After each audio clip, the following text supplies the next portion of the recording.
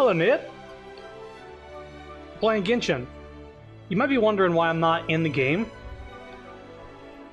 It's because I was doing the event last stream, and off stream I was doing some exploration, getting some stuff, and I got pretty much everything I wanted to get. I was going to go get one more thing, and it started a cutscene, and I alt F4'd, and when I came back to the game, it started a cutscene. So basically, if I want y'all to see this cutscene, I need to. It starts up right after I click. So that's what we're gonna do. I missed my dailies because of this. I was playing Elden Ring with Shoji yesterday, so I couldn't stream this.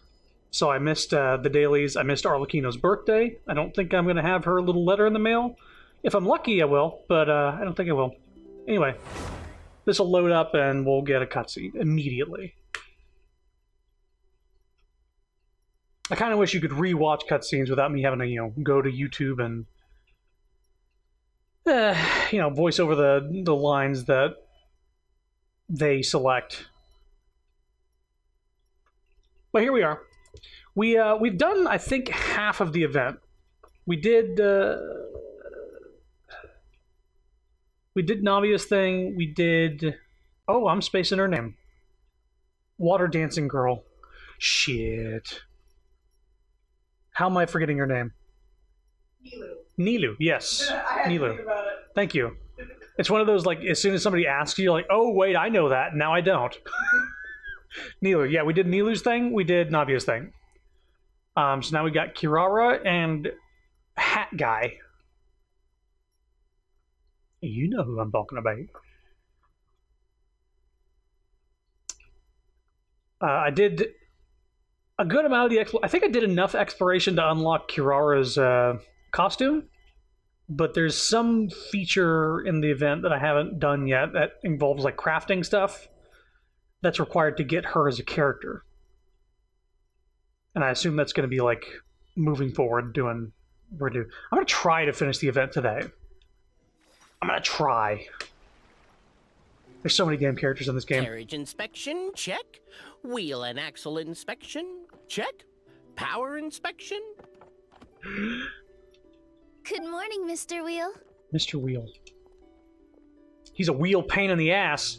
Oh, good morning, heroes of Simulanka. Hey, our old friend Wheel is the driver again. That already puts Paimon at ease. Are you certain you don't want us to accompany you, Your Majesty? I am. You can leave the dragon slaying to us. My partner's a pro. She does it all the time. Oh, there's an extra space in between she does. That's weird. Navia is a queen, though. They're all queens. But she's especially a queen. I really want that crown to just be a alt outfit. I know she has a big, poofy, cool hat, but I like the crown as well. Give her the mustache, too. You flatter me. I've only fought, like, true 2 or 3. What remarkable friends Her Majesty has. With such great heroes by your side, I'm sure you'll best the dragon with ease. We won't keep you any longer. All right, then. Look after the city for me while I'm gone. Yes, Your Majesty. Just leave it to us. I think we're all set. Time to depart. Next stop, the end of the world! So it doesn't seem like this cutscene was super consequential other than setting up the next chapter, but, hey, it's fine. Let me check the mail, though. Did I get it? No. I missed it. I missed Arlecchino's birthday letter. That's fine. You know what I'm going to do? Instead, I'm going to actually pull up her birthday letter on a wiki and read it right now.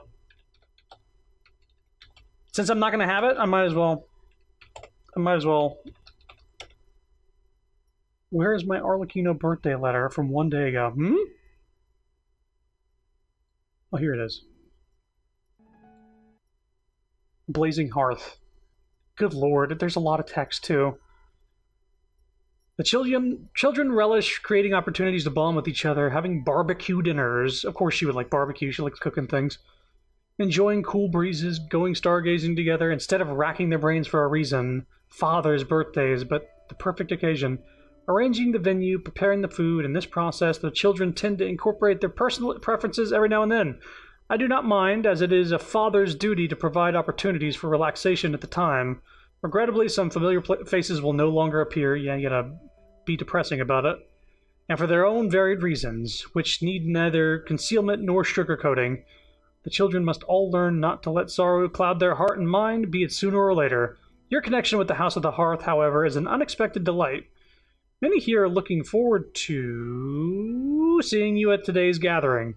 If it is convenient for you, please do not let their expectations go unmet. The hearth at the house is blazing, and the children will be at the door to welcome you. Sorry, I was playing Elden Ring.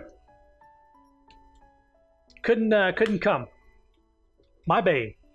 My bae. I was using my Exploration Kazuha party to jump around the city. The reason I came over here is because I heard that there was a thing to collect near the benches at this station. I got baited into a cutscene. Off we go to the nation of Pyro. Cheer for the Sacred Flame pilgrimage to receive 3 new weapons. Hmm? And I know.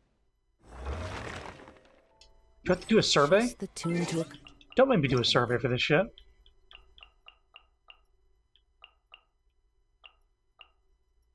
$20,000 more, 30,000. Ooh, 30,000 more. Be still, my beating heart. Oh,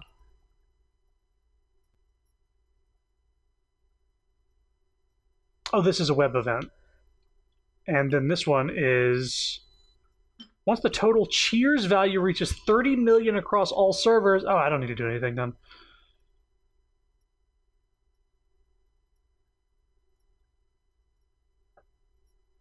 Uh-huh. So they're just going to give us weapons and then the Ascension materials? View the Natland display page to get 40 Primo Gems. Oh, wow. Is it my birthday? Is it Christmas? 40 Primo Gems? Okay, I don't have to do anything. I'll get the weapon in the mail just by being a part of the game. Alright, where's the bench? Here it is. You fucking... This is what I came here for. Who says there aren't benefits? That is my final treasure. I hope you enjoy finding it, you fucker. Next, I'd like to go to the end of the world, down by the sea. Maybe there'll be somewhere deeper there to hide my treasure. Well, oh, Yelan's hurting. What the fuck happened to her? I think I took fall damage and didn't realize it. Give me a sec.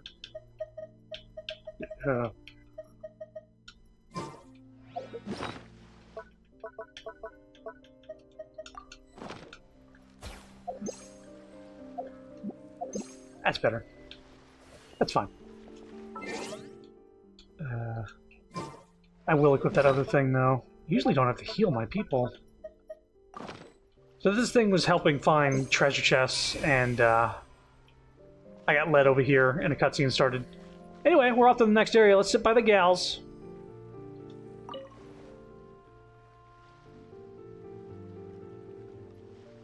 That is not how we start this, I think.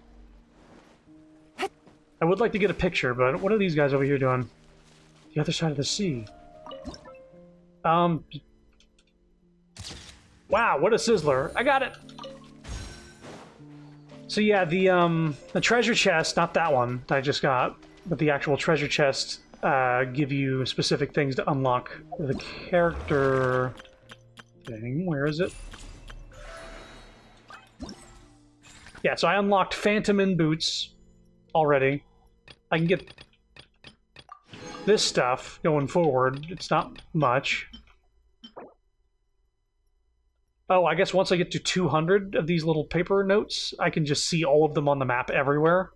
I don't see the point, but I guess I get primos from chests, so I guess that is the point. Whatever this is, fabricate figurines. I need to do this in order to unlock her as a character for free. Weirdly, I don't have her.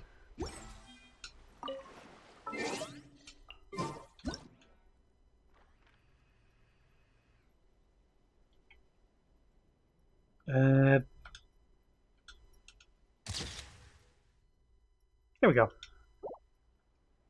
Maybe I should tap Lumine? Do I have a Lumine party? I don't think I do. Main. Oh, right. Main team, exploration.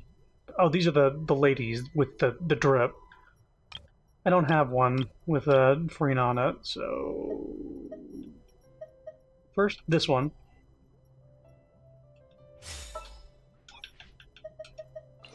Just what will we come across this time? I did level up and build a Traveler, even though she sucks.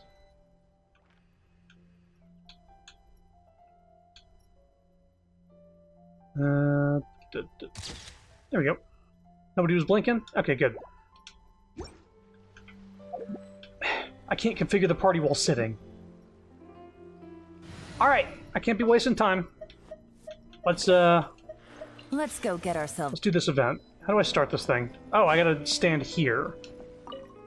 Let's go. Wahoo!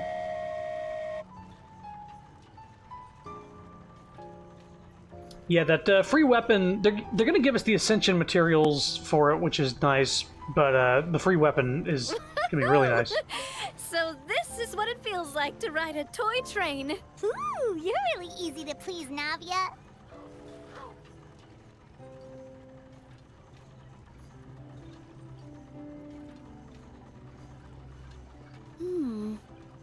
Looks like the fog ahead is getting thicker.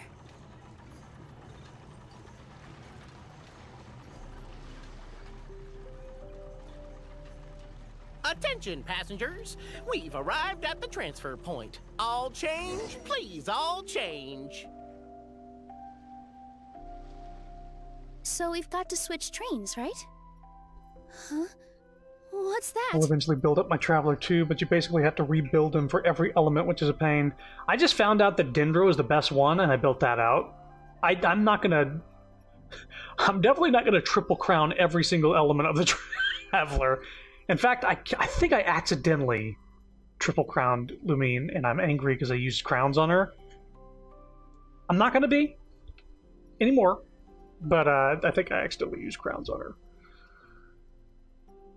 But yeah, I'm definitely not going to do that for any more elements. It's going to suck when I find out that Pyro is like the best element. Or Cryo. Or fucking Void or whatever she ends up getting post-game. Oh, Hilichurls. It looks like Hilichurls. They've taken over that platform. Huh?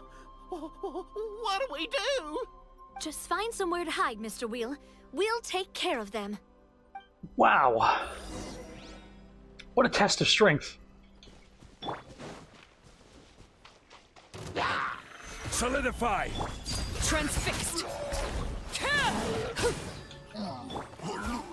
Oh, he dodged. He got disintegrated. He's like, no, I don't want to get a shot with a bow. I want to get stabbed. Whip that. I think I need to hook them together here. Yeah?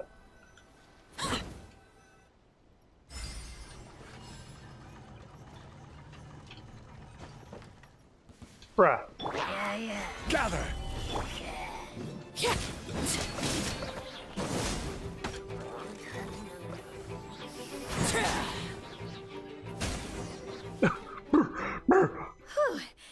That's all of them.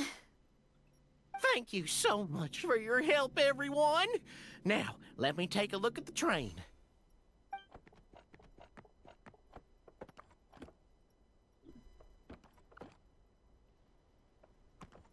Well? The carriage is a little scratched up, but there doesn't seem to be any real damage. And the engine's still operating normally, so I think we're good to go. Wonderful. Let's keep going then. I don't think I've used any crowns on anyone. I'm so bad at spending limited resources. I know that how that is, because I don't... Am I... You know what? Have I actually... Okay, here's who I've triple crowned. I've triple crowned... Yelan, Arlecchino, not Bennett. I actually could triple crown him, but I haven't. I'm hoping that I don't have to. I'm hoping that the Archon for Natlan is going to be a replacement for Bennett. I've triple crowned Zhongli. I triple crowned Kazuha. I triple crowned Jean. Surprise, surprise. Apparently she's really good with Farina. I triple crowned Raiden. I triple crowned Nahida. I accidentally put a crown into Lumine. That's what happened. I used a crown on accident. Oops. I did not triple crown Farina because her attack is useless. I didn't feel like spending a crown on something that actually I wasn't going to use.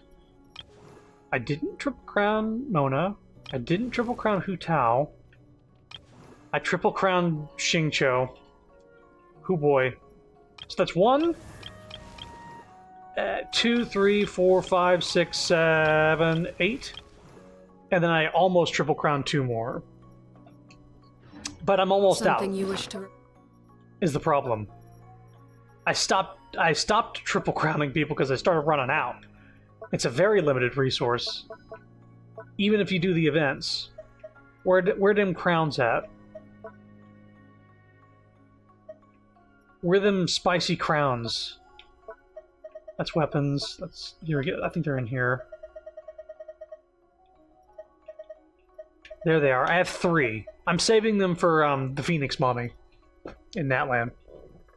I'm going to assume that she's going to be good, and I'm going to assume that she's going to be a replacement for Bennett and going to be a great Arlecchino team member. And I'm going to triple crown her. She's the only character I'm looking forward to at the moment. You have my undivided attention. Well, there's a lot of characters that are nice, but she's the one I'm like pretty sure I'm going to pull for. Pretty sure. Just get that exclamation point off my screen, please. Thank you. Thank you. Thank you.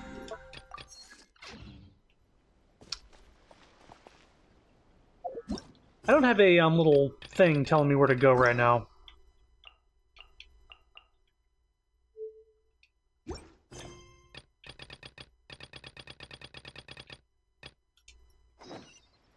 There we go. Let's go.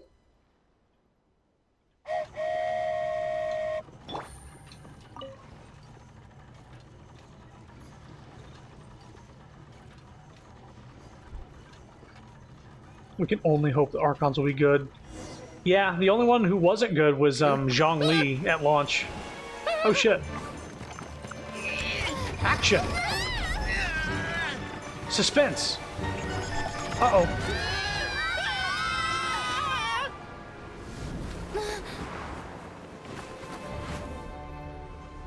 Whoa.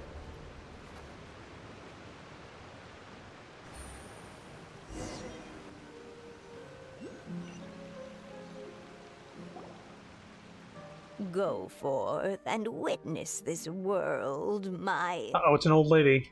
Make sure to be nice to everyone. I leave it to you. Are you okay, Miss Nilu?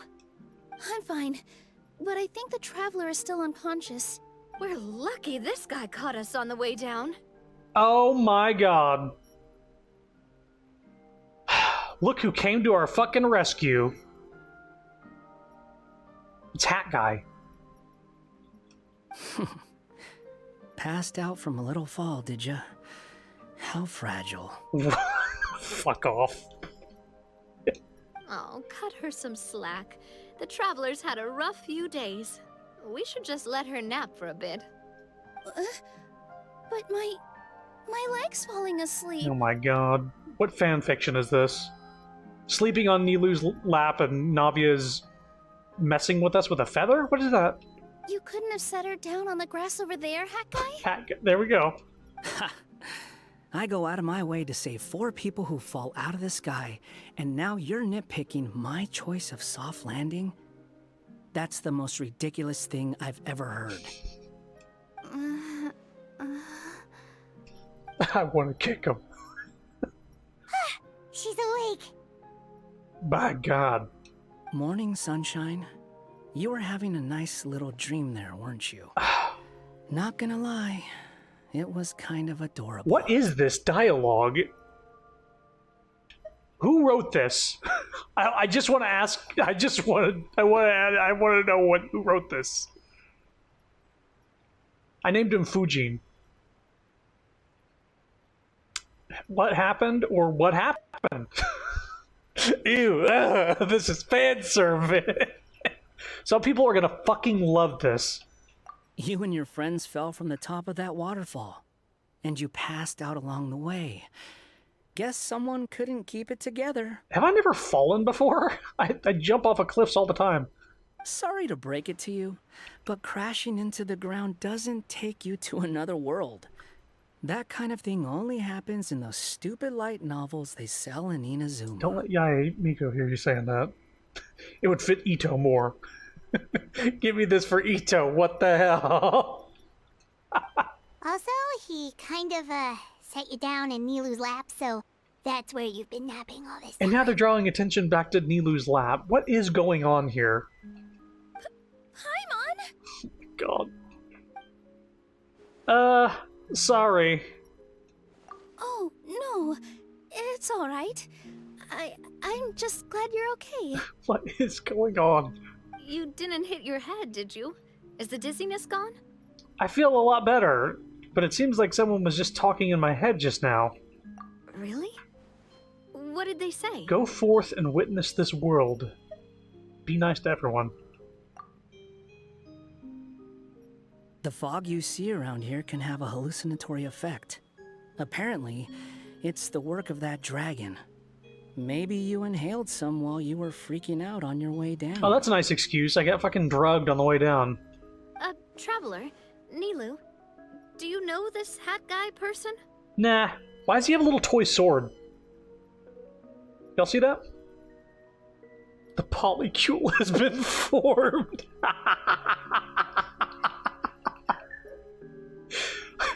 I am in a polycule, but I'm not with anybody. I'm just living rent-free here. I'm waiting for somebody to ask me who I'm dating. And I'm gonna sweat and say, oh... Ted? I think their name is Ted. Oh, yeah. He's a student at the academia. We met during the last Interdarshan Championship. He was representing the Vahumana Darshan. Oh, they're talking about that event. That was another timed event that they're referencing where where Kaveh was like the main character. They were going after that crown that had like some old dude spirit in it, and he was like so fucking negative that anybody who wore the crown would like view his negative view of the world, which was technically information, so Nahida kept it. But Kaveh broke it because he said like, I don't want a fucked up view of the world, and also give all the money I want away. He was such a fucking good guy. Anybody remember that? They're referencing that. Well then, hello there, friend. I'm Navia, the president of Spina di Rosula. It's very nice to meet you. So, should I just call you Hat Guy as well? Seems like that's what everyone's calling Hat you. guy, no. Sword man. Sure. Whatever. Wait, Hat Guy. What's that sword around your waist? An unwelcome encumbrance, that's what. I've had it ever since I woke up here. Tried to toss it, but no matter what I do, it always reappears. Such a pain. Nilu got a fucking new outfit. So did Kirara. Navia got a fucking crown and a mustache that she took off. Bring it back. And he got a little toy sword that he can't get rid of. Anyway, if any of you want the hero sword, you can have it. I'll take it. Wait, it's called what? The hero sword. Meant to be wielded by the hero. I know. Me of all people, right? The irony. What? You're the hero of this I world? mean, he did save all of us just now, right? Will you calm down? It's just a dumb title. People, fucking Scaramouche fans are eating good right now. Oh, it's just that this entire time, we thought we were the heroes of the prophecy. I've now been playing the game long enough that I'm knowing the references to past events. Yes! But it's unfortunate for the people who haven't. But if you don't know what I'm talking about, I did stream it at some point, and that's available. So I couldn't tell you which part it is, though. You'd have to scrub through 100+ videos. Well, if it means that much to you, you're welcome to claim the title. You'd be doing me a favor. I'm good, actually. That's not the point! The real question is, if you're the hero, then where the heck have you been all this time? Looking for a way out. I heard there's a boat in this area that can bring you to another world. So I came to investigate. His subtitle, Hero of Simulanka. But look at the state of things around here. The lighthouse collapsed. The boat won't budge. I say we try to find a different way out. Huh. Paimon's guessing a voice told you what you were supposed to do here. That's what happened with Navia and Nilu, at least. You expect me to take orders from some disembodied voice? Maybe. Hey, wait, where are you going? To find the so-called source of this world's misfortune. The dragon responsible for this whole mess. I see a chest in the distance. Wait, we came here to fight the dragon as well.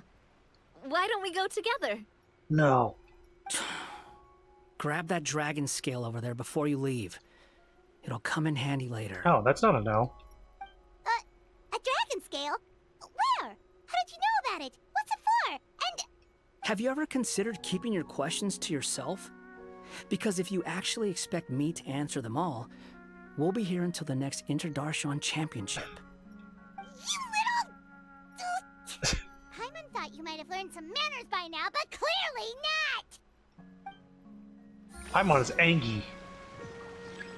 New Mosaic of Moments gameplay content has been unlocked. Oh, goody! We automatically got this here. Okay, where's this dragon scale he's talking about? Oh, let's use that right off the rip. Tell me where the treasure is. I think I need to keep this guy company. That's this puzzle. Hello there, would you like a piece of wood? Mom always said life is like a bowl of wood chips. Oh my god, Forrest Gump. You never know what flavor you're gonna get next. You're a fast fella. Wish I could be too. Oh no. I got short legs. I just kept running. But that day I ran into the monsters. And everyone shouted, "Run, Damon, run!" Oh my god. How long are they taking it? And that's what I did. I just kept running. I ran clear from the forest of blessings. Clear across Constellation Metropole. I ran clear to the Titanium Mines. And then I got company. Because there was this dragon who done... Oh, Mom always said, always be on the lookout for new adventures, rather than dwell on the path that's already behind you. I think that's what my running is all about. Want to keep adventuring? Thanks for listening to me. See you around, traveler. We had to sit here and listen to a Forrest Gump reference to get this treasure chest. Easy money. I gotta say, that was not on my bingo card.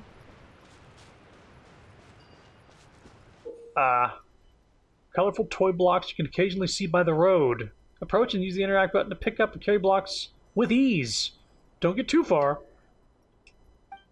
And then put them where they need to go. Gotcha.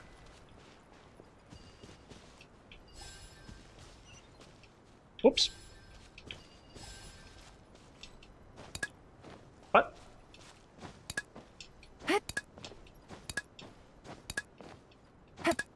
Hmm?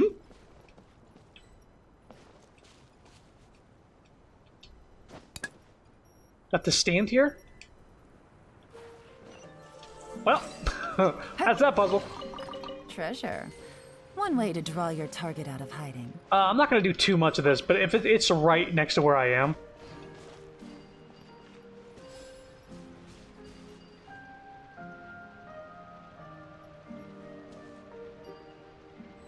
Get rid of this one.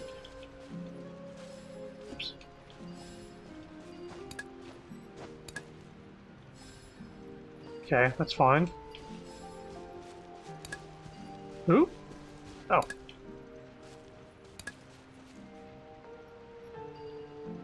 That didn't seem right.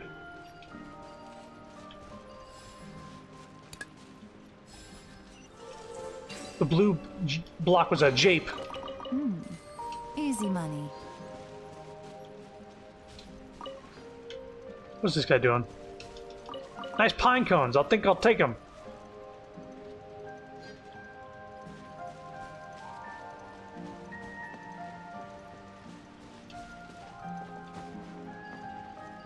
A lot of these little Oh. Oh, we playing Jenga? Uh-oh, can Bennett get in there?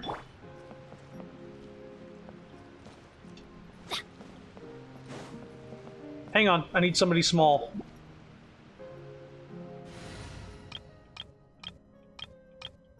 Oh, we have a party with Chi-Chi in it. The friendship grind. Oh, is she not small enough? Hang on. Do I have somebody who's small enough? Alright, where are all the small characters at? I'm just gonna try everyone. Okay, Diona. We already tried Chi-Chi. Sayu. Dory. Yao Yao? Nahida. Let's try Nahida instead of... Oh my god! That's fine. Bang bang. Wahoo. Hurry up. Okay. And I got to actually use that party. Baby squad. Checks watch. Okay. Nahida's shorter than Chi-Chi, confirmed. What about Diona? Diona's not shorter. Sayu, not shorter. Dory, not shorter. Nahida's small.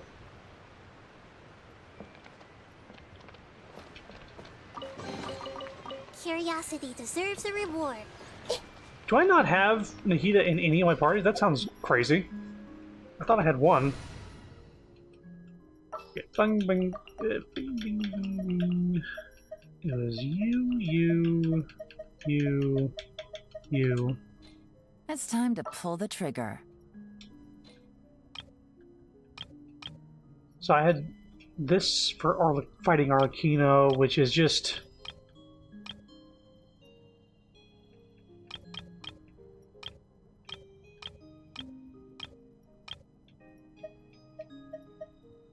I'm not gonna worry about it right now.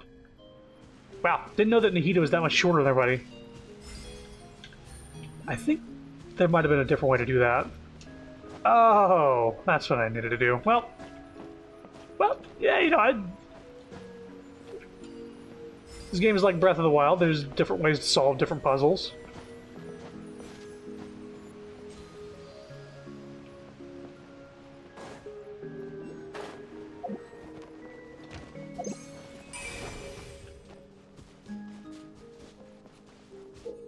Giant block with immense elasticity. Landing on or jumping up from an elastic surface will let you fly up to higher position. You'll say. I got the thing I was looking for. Sweet! I hear a strange voice. From the well? I'm going down.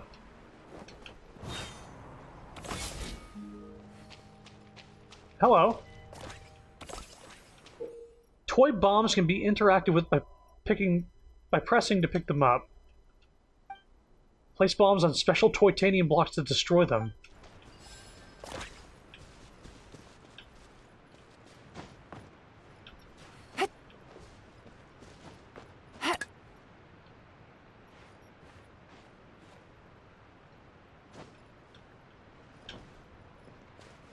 I can aim.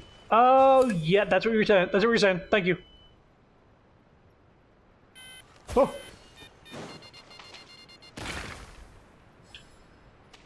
Thank you. I think I wouldn't figure that out for a bit.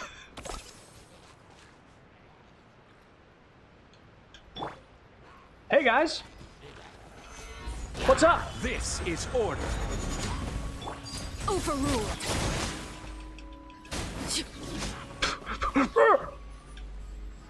You alright? Thank you. My god, there's fire everywhere. This is our home. Please take this. Oh. Thanks. For spotting this chest underneath my feet.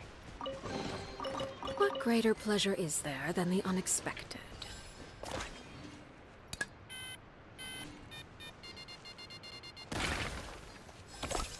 Toitanium. I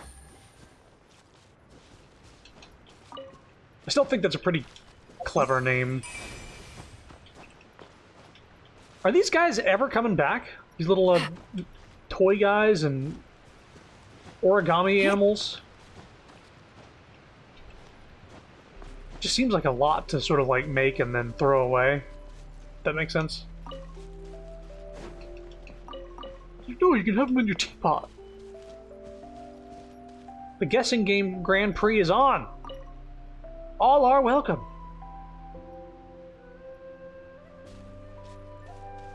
It's a rabbit with a carrot. And, like, a fox with chicken? That was way too hard. Is that a rabbit dressed in blue clothes? Correct, well done. There's a fox in a green clothes? Super giant squirrel? Fox wearing green.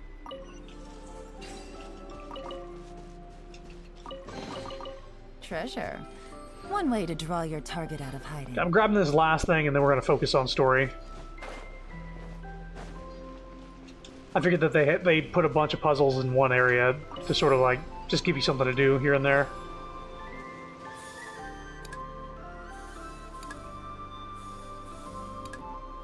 Yeah, it needs to go on the top.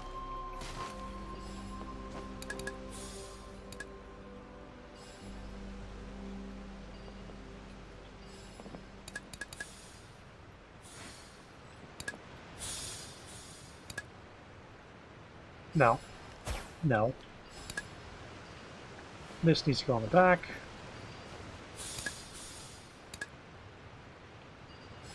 Okay. This needs to go...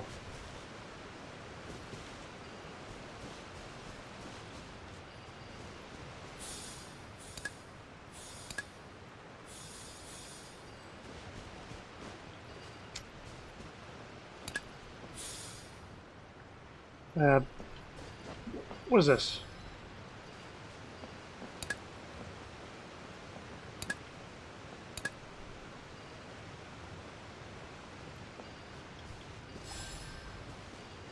Do you have a reference to use? To look at?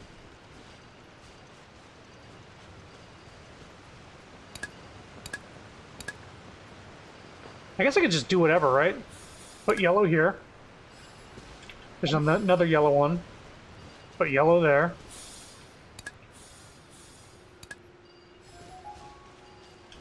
Put a purple here.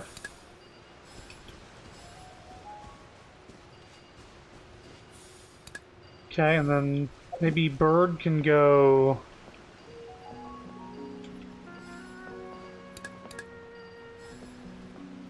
How should we decorate? Maybe bird can be perched on this.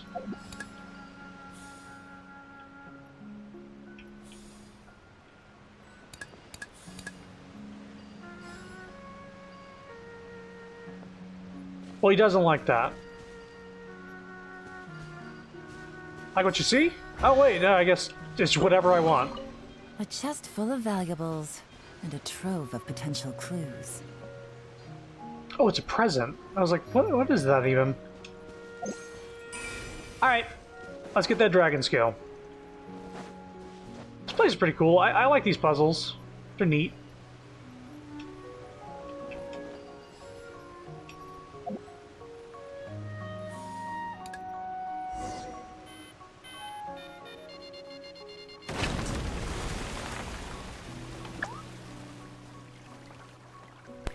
Hope that was okay. My god. It's a titanium shard. Oh, it's dragon scale. should do it, right? Wow, this scale is amazing. It turns everything it touches into something hard, almost like a toy block. It doesn't seem to work on us, though. Oh, it's like the Midas touch. Everything he turned into gold, except it turns everything into toys. It spews out poison and transmutes everything it touches. Huh. No wonder they call it the evil dragon. Your Majesty, Madam Very Brave Hero! Oh, Your Majesty! Did you meet Forrest Gump yet? What are you looking at me for? He's obviously talking to you. Mr. Wheel, you didn't get hurt when we fell, did you? Oh, right. Y'all forgot about me. Oh, not at all. Thankfully, the young man in the hat was kind enough to lend me a hand. You even saved the toy man. Thanks for mentioning it. There seems to be a village over here. Some of the residents used to work in the Titanium mines, and some came to fight the dragon, then got stuck here. I see. I'm glad they're all safe and sound. I can try to use my magic to fold a boat to bring everyone back. Oh, I'll help too. Still, I think we need to take care of the dragon first. We don't want it to start causing trouble when we're trying to load people onto the ship. Apparently, the villagers often see the dragon fly into a space behind the waterfall. They think that's the location of its lair. Then we should look around and try to find a way in. I'll wait here for your triumphant return. Your Majesty, brave heroes, please be careful. Toys are greater than gold. Yes.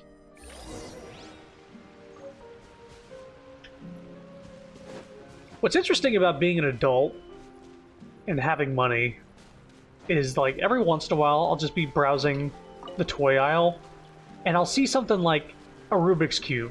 And I'm like, I'll grab one of those. And then I learn how to do a Rubik's Cube over the next, like, couple days or a week or so.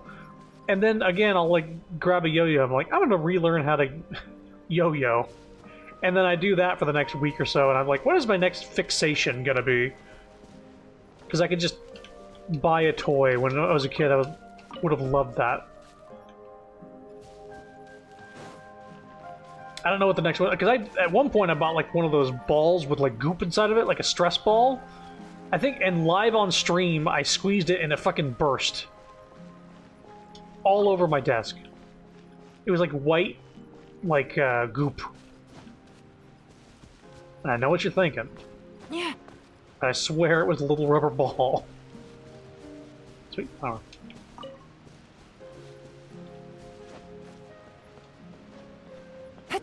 I think Sapphire clipped the moment I can't remember which stream it was on, but... And I muted the mic when it happened, because I was like, what the fuck? I had to clean it up. Protect the village! Oh, we gotta go this way. Okay.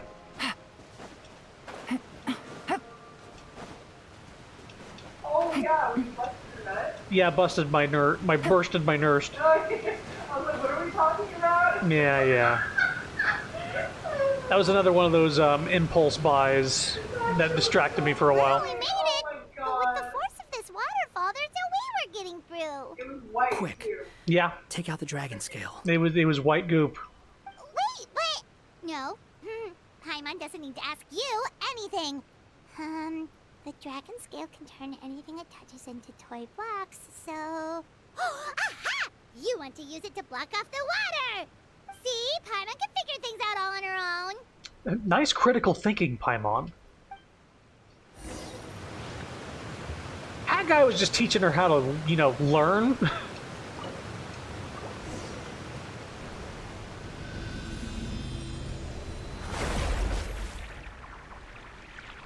That doesn't make sense. You turn the water into blocks, but the blocks aren't, like, falling, they're just disappearing. Doesn't even listen to its own rules. How can I take anything seriously in this world of toys and papier-mâché animals?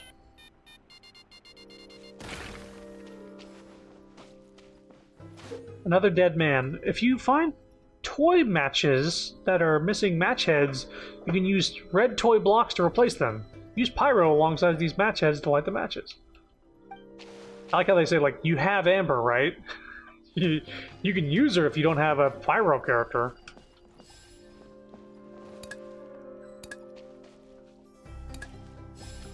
That's fine. Let's light it up! Whew, back from the brink. Thank you. Please take these. I wanted to put the fire out just to Treasure. One way kill to him. draw your target out of hiding.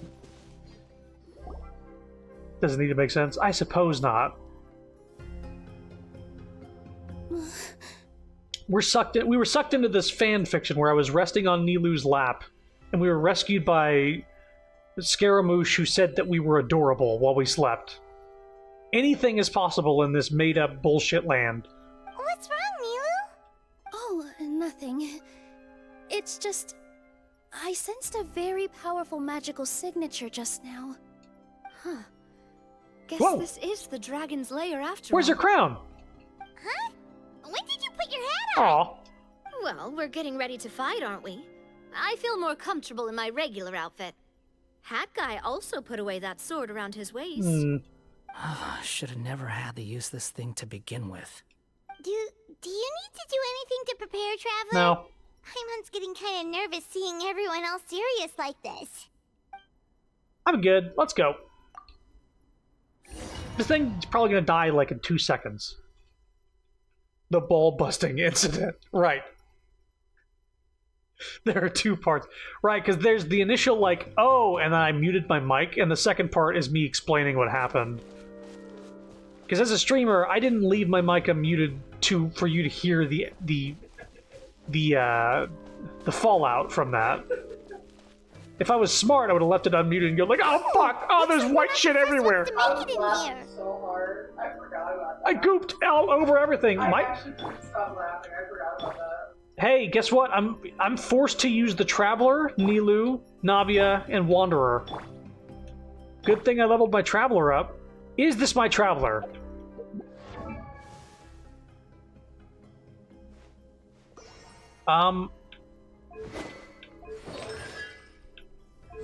It is my Traveler. I was gonna say, usually when they give you the Traveler, they buff her attack immensely, but that's only if she's solo party. Like, you see how, like, Navia's DPS, she's got, like, 2400 attack? Or my Arlecchino, how she's got, like... She actually has 3000 attack when she's in the party with Bennett.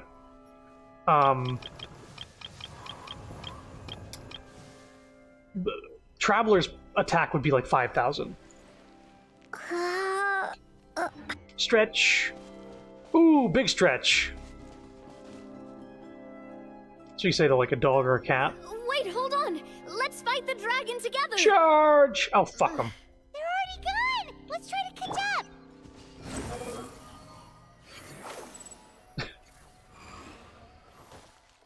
Yeah, Wonder's pretty cool. Ooh,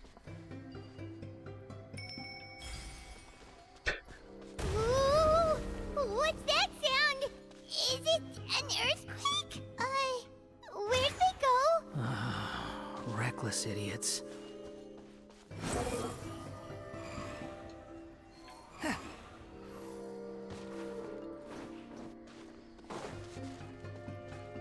Behold! Behold! I can fucking fly a little bit. Except I can't... Oh, this is a domain. You can't climb on stuff. Okay. Keep that in mind. Don't think that you're gonna latch to a... What? What's that? Who's a what?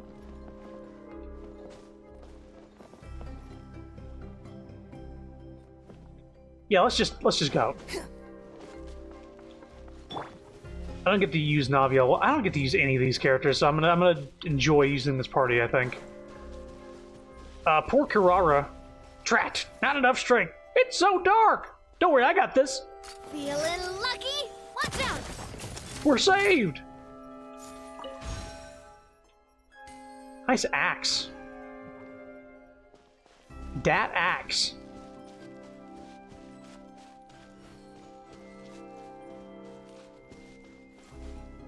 Navi is not going to be bringing a lot to the table. Gonna be honest. She's more for a Dendro party. And we don't have any Dendro characters. Oh, actually, I forgot that my character is Dendro right now. Never mind. She really shines in like when you have like multiple Hydro and multiple Dendro. All right.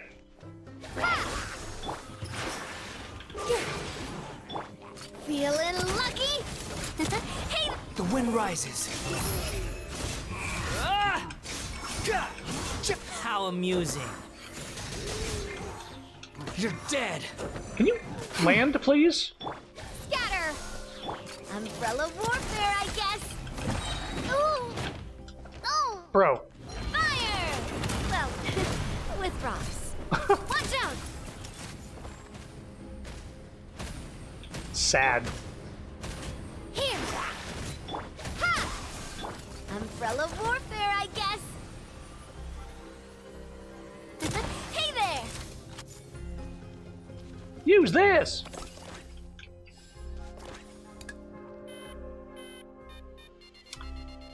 This party does not work well together. I hope they don't throw any really tough enemies.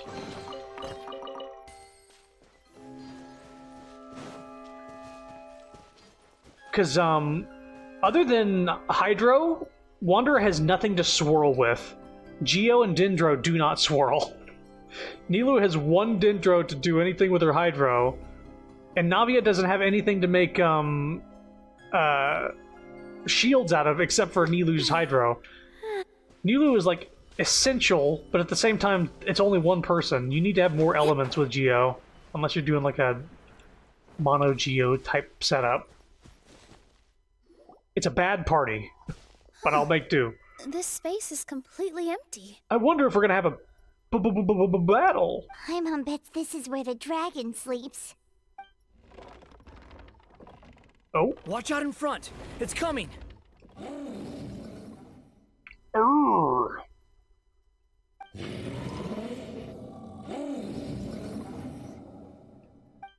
Get him.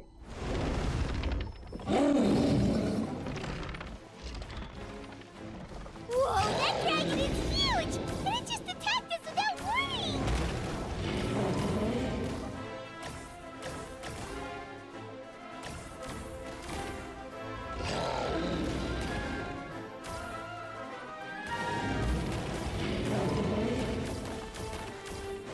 Ow.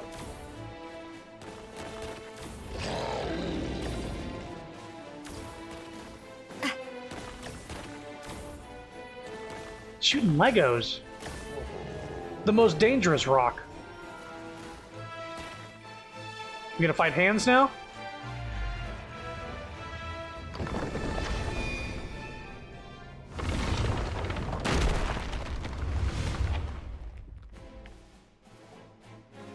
As the ground beneath your feet crumbles away, you feel a sense of weightlessness as you fall into the black mist below.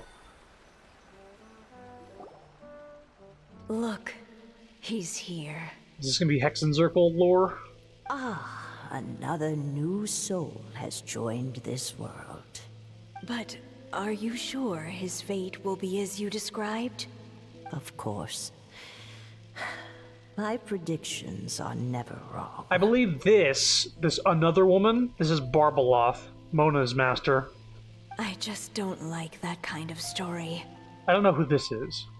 Then you need only do as you said, and let him find his own story within your fairy tale. You're right. Then listen closely, my child. Your name is...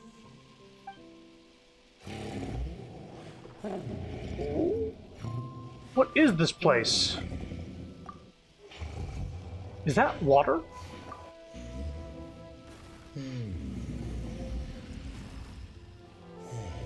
Did this dragon get sucked into the world too, and it's just a victim of circumstance?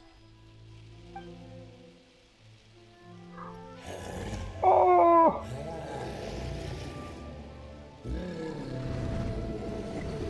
Whee!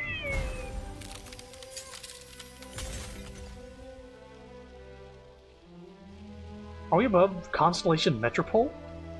It's the dragon! The dragon that destroyed the titanium mines! Help! Soldiers, pick up your weapons! Destroy that monster!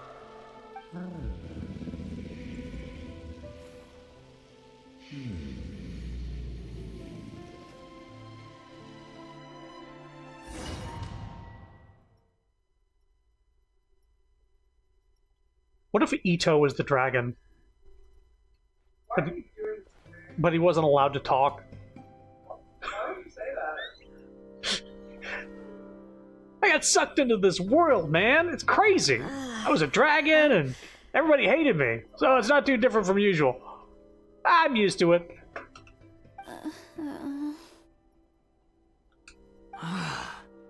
How many times am I going to have to save you? Well, at least 2. We know that. Thank you, Hat Guy. Paimon still feels dizzy. Hey, did any of you also see something strange? It was like we were witnessing... The dragon's memories. Sounds like we all saw the same thing just now. Well, we definitely saw a different side to the story. Watching it all unfold, Paimon couldn't help but feel bad for the dragon. This world might be a lot more complicated than we thought. The next time we encounter the dragon, how about we try talking to him instead of fighting? That sounds like a good plan. But maybe we should figure out where we ended up first. Huh. If the world above is a fairy tale realm, then maybe we've fallen into the next page of the book. Just keep walking and don't fall behind. Or fall again, in general. Hey, wait for us! Yeah, there's also no healing in this party, but thankfully they gave us a heal. Navia got hit and they healed me up pretty nice.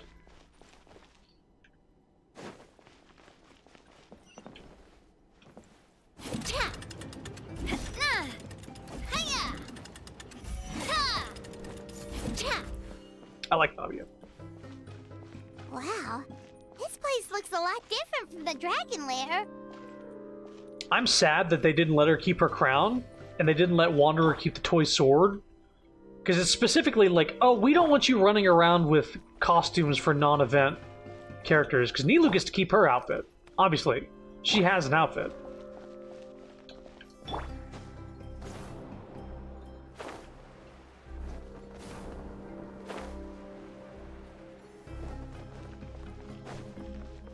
But that just, like, that cements that we're never going to get, like, tiny changes to character outfits. Even though they are in-game, in-engine stuff going on.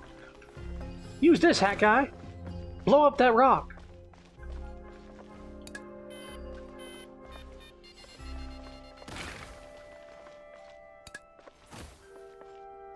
Then you do that.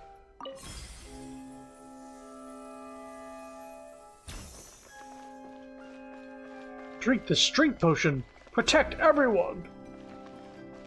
That day, the giant dragon brought us here.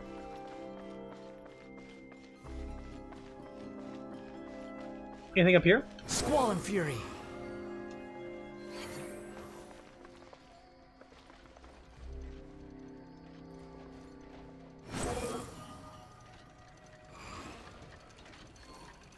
Whoops. Well, there's nothing up here. Let's not worry about it. There is a chest here, though. I think I might have missed the chest if that's what that bell indicated. This seems to... Sorry, I've been japed a little bit too much recently in Elden Ring. I knew it! With all my strength!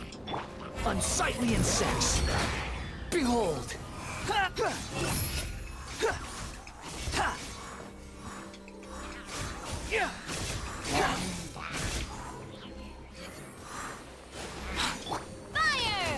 Well, with Ross.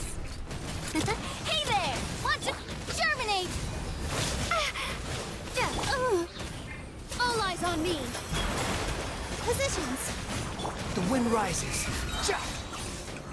Thanks for creating something to swirl with, enemy.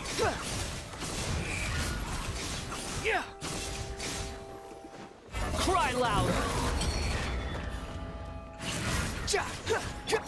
Feeling lucky? A proper send-off from Messina with love. This one's got your name on it. This is sad. Fury. That's taking so much to kill one of those guys. This party is severely underpowered.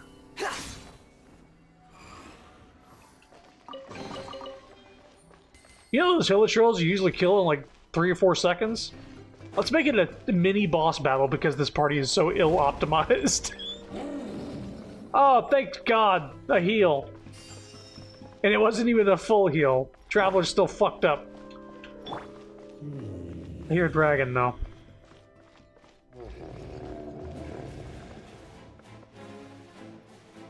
Oh, the bell is when my skill is ready? The wind rises. Like this skill?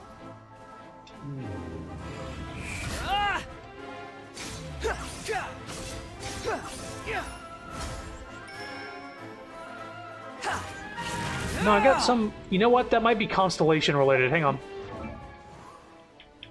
This is definitely related to him.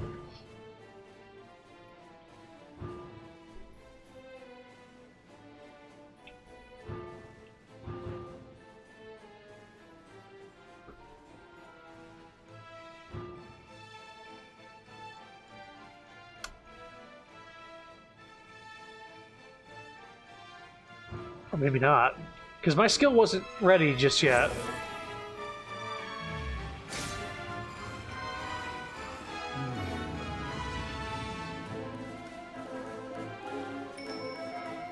It rings right before it's ready. Does that make sense?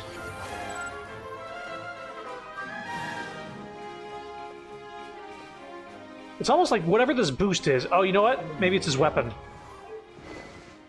It's his weapon.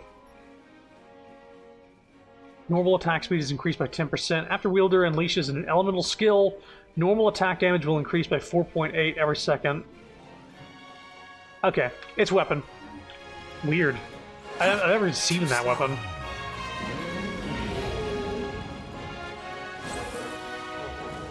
He seems angry. We just want to talk to you.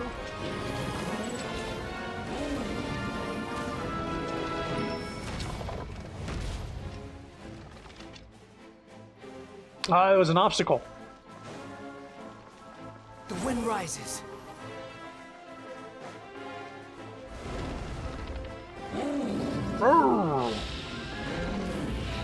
Squall Fury.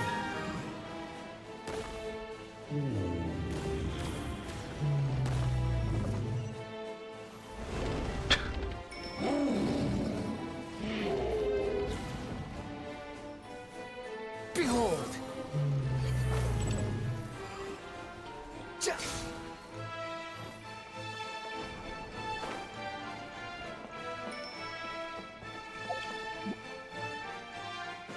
Boing.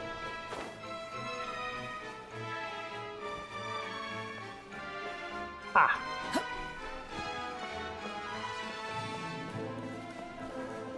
Anything to say?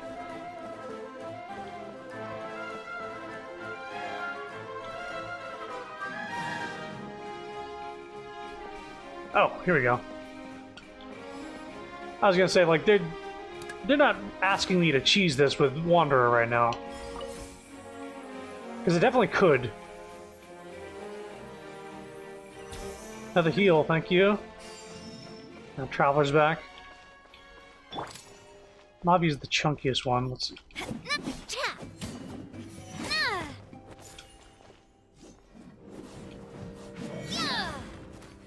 Dragon's just up ahead. Stay sharp!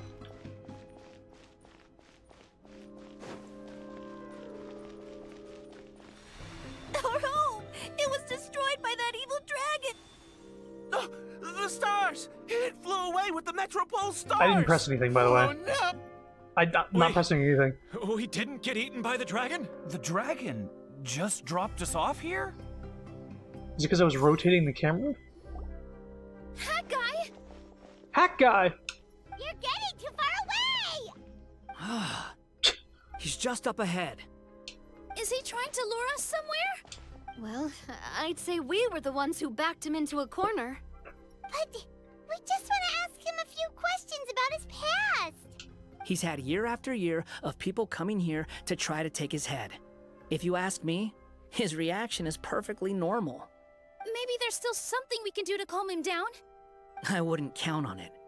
Maybe his earlier attacks were just a warning. But now, he's actually getting serious. Prepare for a final battle. Sometimes, it takes a little force for someone to finally wake up. Speaking from experience? Hack guy? We must defeat the evil dragon this time!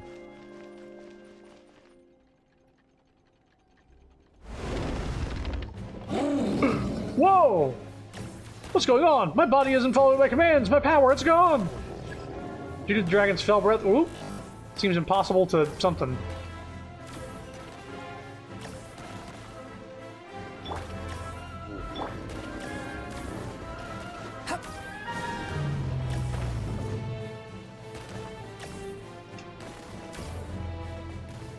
Oh, I can't use my elemental skills. I think they even said that due to his powers. We're good. Oh, stubborn beast. You really want to get beat up that bad? Come on.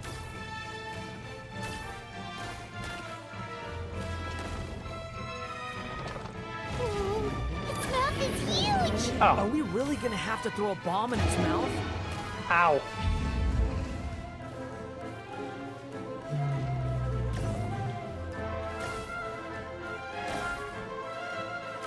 Watch out! If you fall, you're on your own this time. I'm not saving you.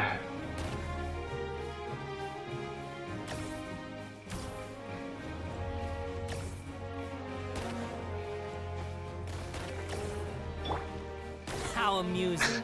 Ow, amusing.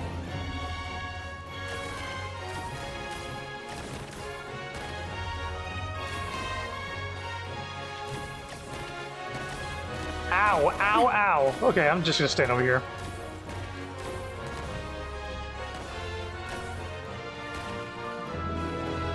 I realized it was a safe space a little too late.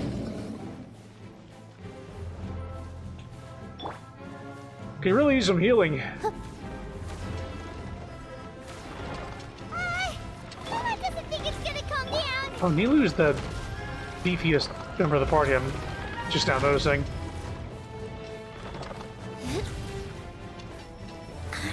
Charge! Ah!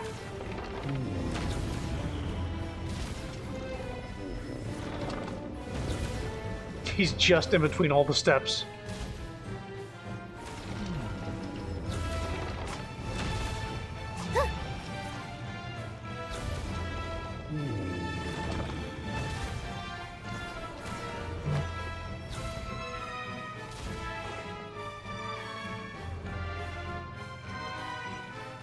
Give her the healing. Cheap. You know what?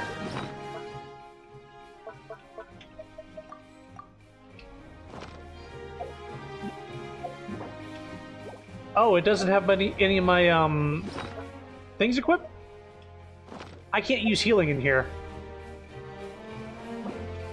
Oops.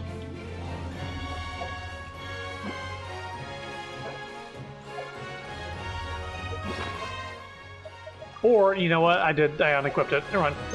I can absolutely use healing in here. Alright. I lied.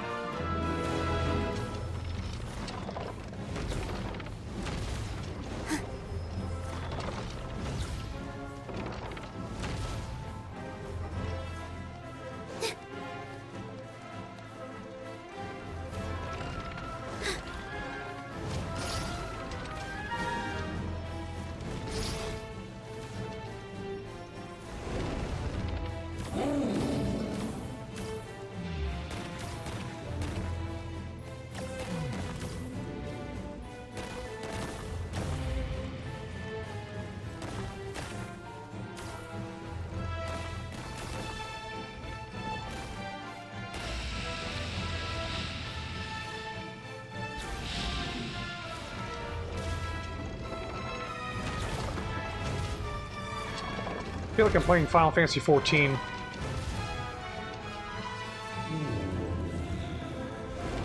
Where did those two come from? He's getting serious. Don't get hit!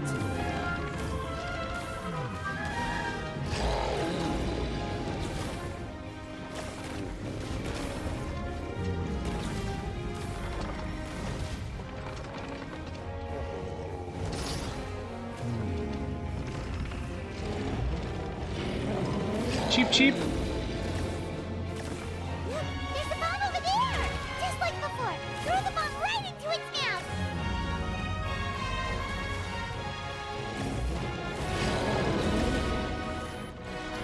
Bye.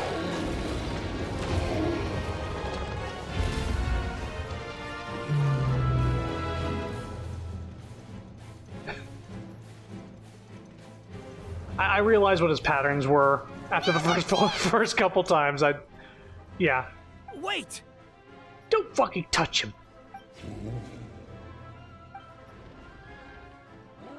Oh. Huh?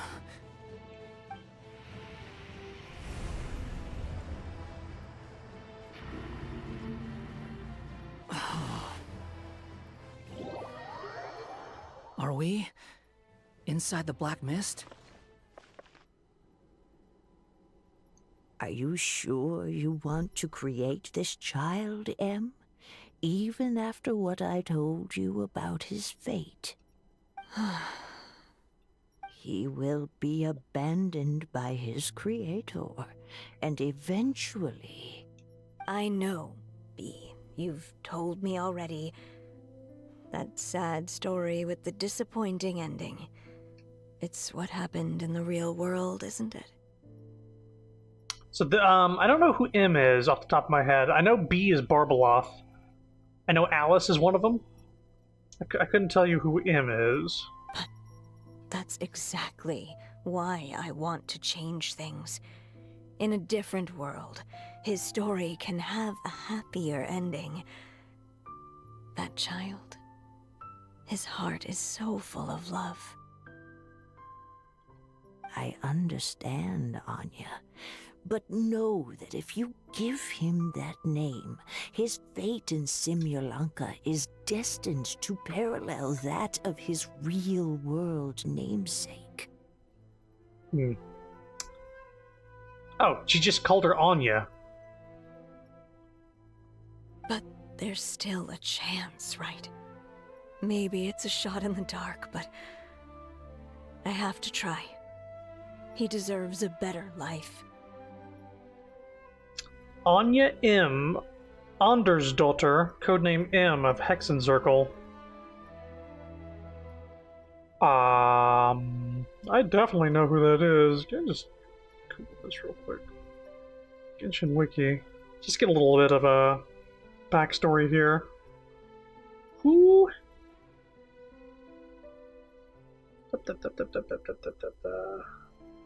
She's just one of the Hexencircle, I think. We don't have any info on her. Okay. Although, he might need the help of others when the time comes. All right, my dear. The choice is yours. Since you're so persistent, let me tell you a secret. More boring fate talk.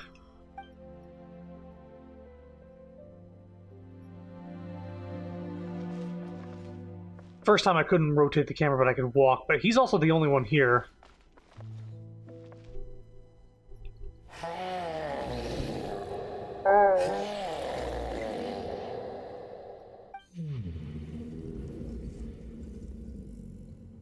I'm sorry, my child. Unlike my friends, I don't have a long time to live. All said and done, the story of my life will be shorter than the fairy tales in this book. So I will have to leave your side, I'm afraid. It's okay. It's okay. Once I'm gone, I will become a star in Simulanka and watch over you from above. If you ever feel lonely, Just look up towards the sky.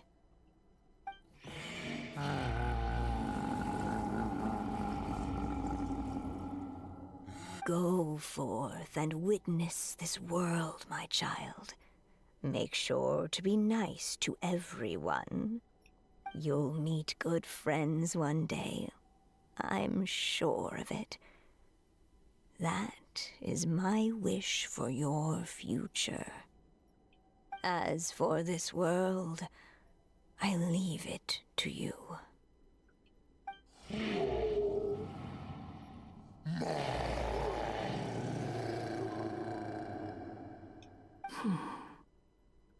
So in the end, you were betrayed too. Wow. Betrayed by his friend dying. That's how he sees it. Hey, Mr. Dragon! He brought you some food. You must be hungry.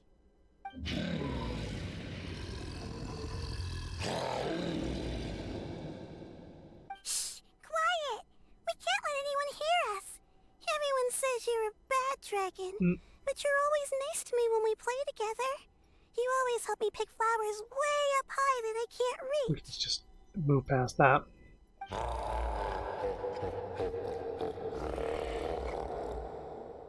It's okay. Just keep hiding here, and tomorrow I'll... Oh no, my child! Help! Somebody help me! Save my child! The dragon's trying to kidnap her! Save me, child! No, Mom! It's not like that! Listen to me!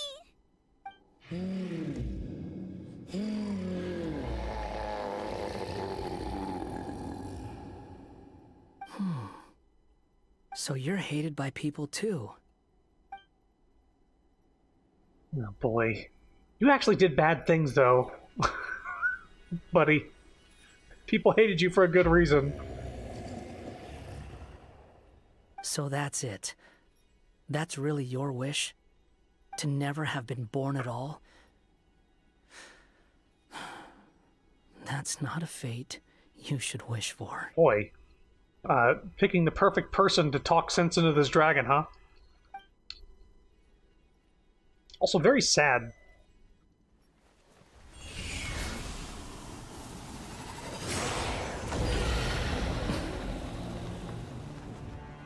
Nobody can define who you are. Or deny the true feelings of your heart. Now remember your name. Durin. Durin?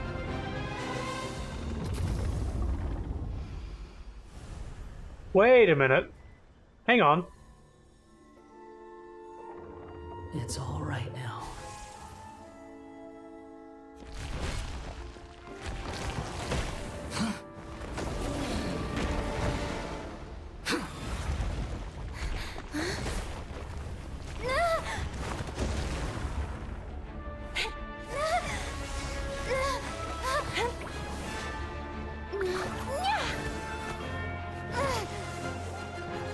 They just keep falling. Watch out! What do you step on the edge again?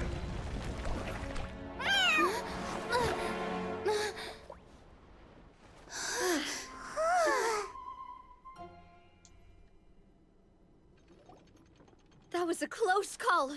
Are you guys all right? Am I mistaken? I think we've heard... Okay, aside from Lord of the Rings, because I've been on, like... I read the books recently, and Durin is like a dwarf thing, like Durin's folk, Durin's Day, the dwarves. But I think it is something in this game that we've heard before. Pretty sure that it's been mentioned before. Is it not the name of the dragon that died on Dragonspine?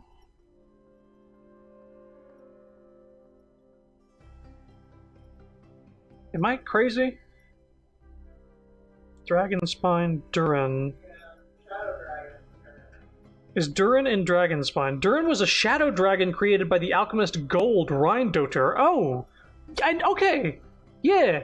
Yeah. This was another timed event that had huge backstory for Albedo. basically finding out that he was like a homunculus, possibly, and not like a real person, created by Gold, who I think is another part of the Hexen Circle, which we are now finding out is maybe, Anya. Yeesh. Yeah, 500 years ago during the Cataclysm, he invaded Mondstadt and was slain by the might of Dvalin. His corpse fell over the mountain of Vindagner, therefore leading the mountain to become known as Dragonspine. So, I don't know if that was explained explicitly, but I do remember Dragonspine being related to Durin, and because at some point we like find the heart of a shadow dragon in Dragonspine, and we hear like about Durin. Also, yeah, Karara's here. Yep, all thanks to Karara. She saved me with the tails, and then she jumped on me. Back in Constellation Metropole, I heard people saying you'd gone to fight the dragon, so I followed you here. Right when I managed to catch up, I saw you fall through that hole.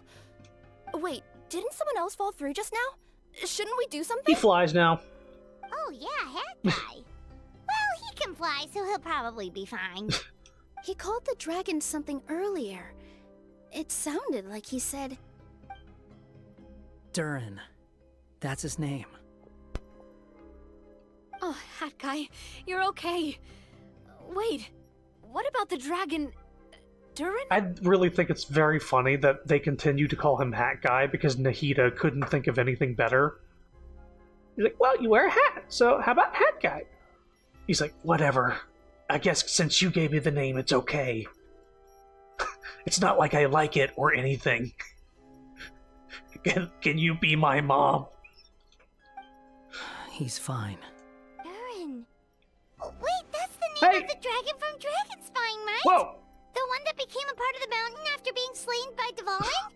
If Paimon remembers correctly, it was created by... Gold. Rheindotir. Well, I guess they're explaining everything. Thank you, game. Right! It was created by Rheindotter! Created, you say? Huh. So, what exactly happened down there? You've been acting weird ever since the end of the fight. Fujin tells you about what he saw in the mist. So that's the truth about Simulanka's evil dragon. What we saw in the mist weren't hallucinations, but the dragon's memories. Everything I heard during my fall must have been things said to Durin in the past. Huh. I thought it was strange. The people around the Broken Sea are clearly stranded, but I never heard any stories about the dragon attacking the village. The people we met along the way are probably workers from the Toitanium mines, or guards who came here to claim the dragon's head. Durin probably allowed them to live here because there was nowhere else for them to go. When I first came to this world, a voice spoke to me and said, "You are the hero of this world. Now go forth and save the dragon." Who is the person behind this voice anyway? And why did they bring us all here? Come with me. The answer to all this can be found below.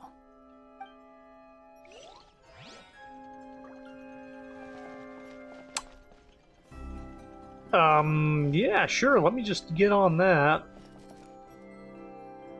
Just jump? Yeah, just jump.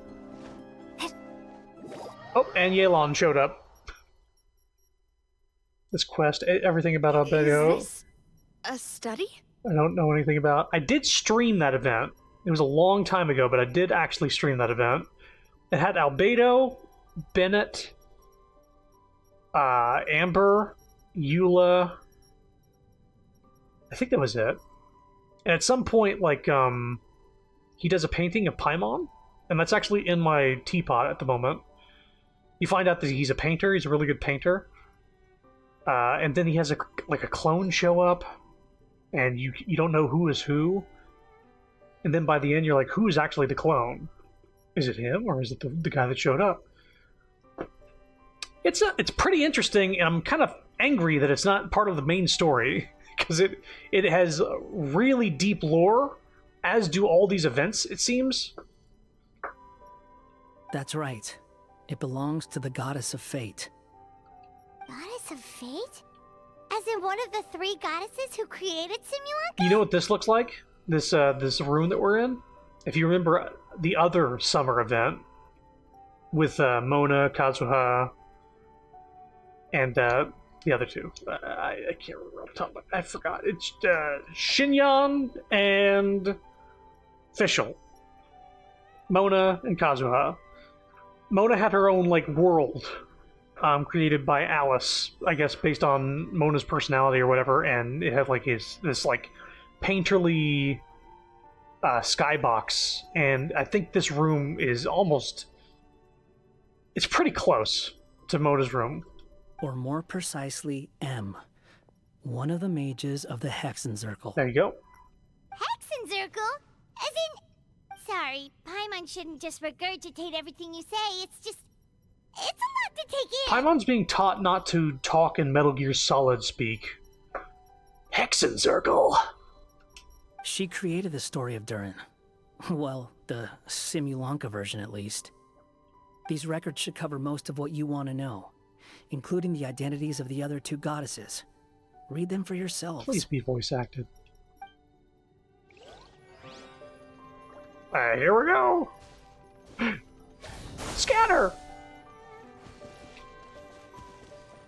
Old journal. By all rights, I should have been A, since A is the first and last letter of my name. But Alice overruled me on the basis of seniority and said I should be M instead because of my middle name. She really knows how to push my buttons. I was actually going to ask why her name is an A, but there's already an A. God damn it. Yeah, that sucks. Still, her magic never fails to amaze me. I still can't believe she got one of my origami frogs to start talking. Alice has got to be a character at some point. She's like so omnipotent and like has built so much shit that we've interacted with. There's no way she's not gonna be. She's like the creator of every single summer event alternate universe that we've been inside of, and also like a new mainstay in the story. There's like this storybook, bring several teams in and do some, it's like late game, post game type, like, hey, you have several parties built out? Here's something for you to do with it. And you can unlock emotes and like particles behind your person while they're running. And it's like stuff to unlock with late game shit. And it's another thing crafted by Alice. So she's got to be added to the game at some point. I'm probably gonna get her if she ever gets added, though. I hope so. Why don't I write a story with origami animals as the main characters? Let's see. Once upon a time, in a magical forest, there lived a group of animals made of paper. She's the god of the star we saw. Barbie loves looking into the future, so she used her powers to map out the fates of all living things in Simulanka. But knowing the ending in advance takes all the fun out of the story. She called Barbaloth Barbie. I think I'll make a bet with her. I believe that one day the people of Simulanka will decide to carve their own destiny. Mona usually calls Barbaloth the old hag. Apparently, she wants to build a statue of herself in the capital city. Always looking to add some pizzazz. We saw that statue. Yellowed letter. My dear sisters, I fear my pen shall soon run dry. Even now, as I write this letter to you, my dexterity is all but failing me. Thank you for enjoying my stories and for creating this world for me. The time we spent together was the most wonderful youth I could have asked for. I always feel so young when we're together. A says that even after I'm gone, the goddess of fate in Simulanka will continue to exist and carry on granting people's wishes. It makes me glad. If you ever want to chat, feel free to pay a visit to the goddess statue. Just don't wish for anything weird. I want to sleep on Nilu's lap. Okay, what did I just say? But I guess I'll do it. It's...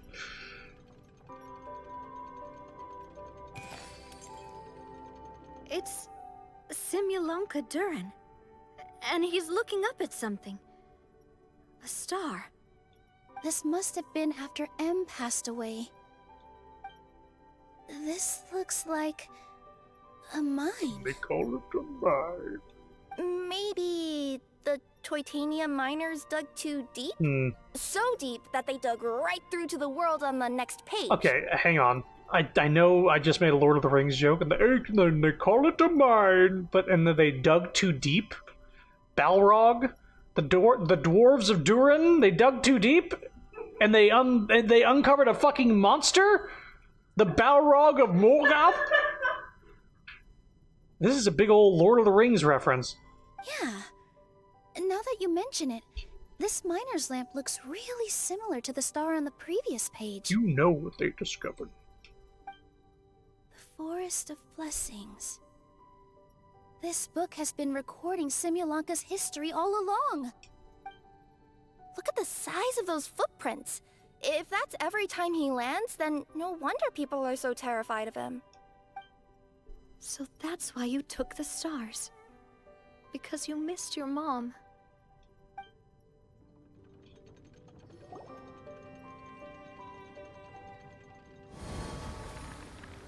Kinda sucks that nobody told the world and its citizens that the dragon was... Huh. Okay. That statue looks different from the one in the Metropole. It's a different goddess. This one is the goddess of fate. Ooh.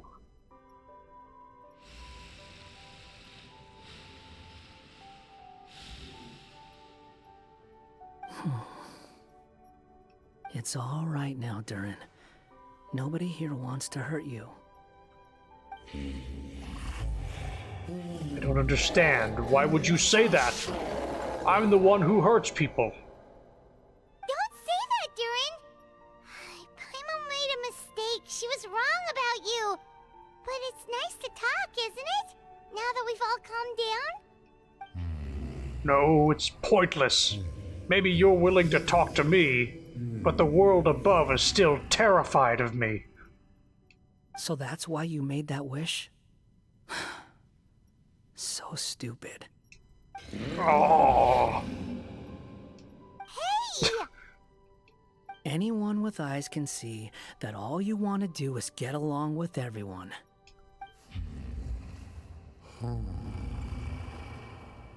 You just want to make friends, people to play with, to talk to, people who accept you, or at least accept your apology. That may be true, but I'm not sure the people of Simulanka are prepared for such a gigantic next-door neighbor. Oh, you've never hurt anyone. Heck, the idea never even crossed your mind. Sure, you scared a bunch of people half to death, but that's only because they had no idea what kind of dragon you really are. Yeah.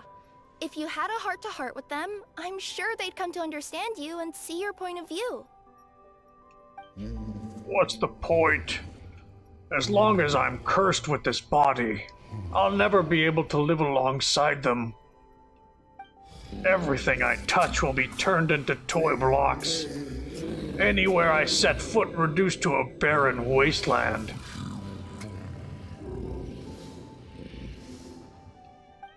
Is there no way for them to coexist, even if they come to an understanding? Nice same pose. The curse. Huh? Milu? Is it your true wish to live side by side with the people of Simulanka?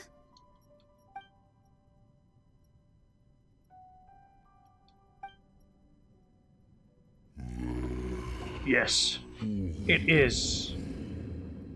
Then close your eyes and make a wish to the Goddess of Fate. We will help make your wish come true. Huh? But how? Just trust me.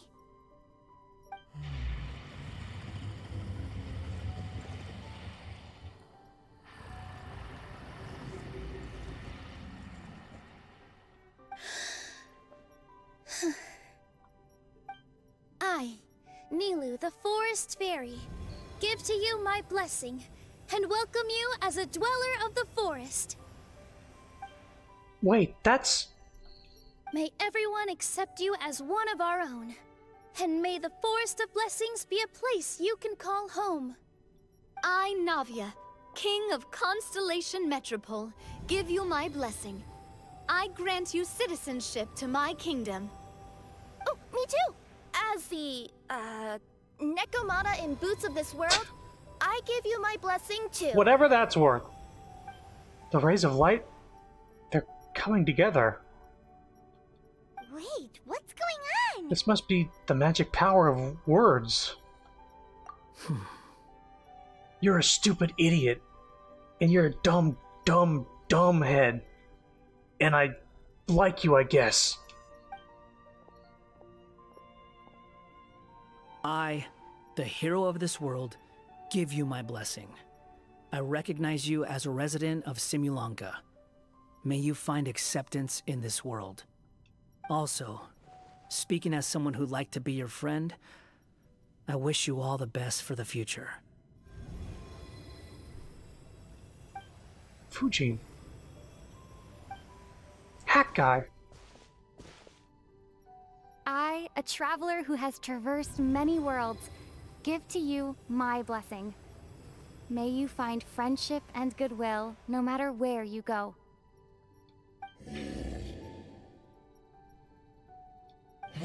Mom.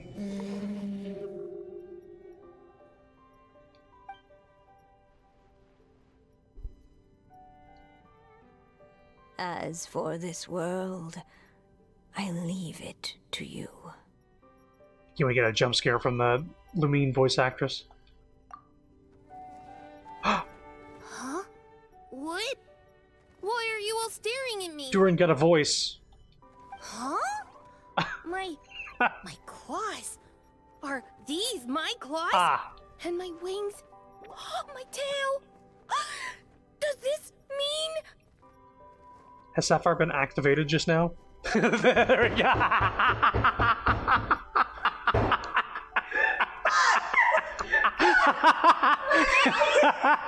And secondly, you said that. Anyway. The baby. He's so cute. I knew it. The second I saw him. Seconds after I said that, I typed that, you said that. Yeah. Anyway. Wow, you look so cute. Quite a radical transformation. Not that there was anything wrong with the way you looked before, of course. It's just, you get what I mean. How do you feel? Are you happy with your new appearance? Does anyone have a flower with them? Or even just some water or paper from this world? Oh, he wants to test his toy touch. Oh, I do actually. Here you go.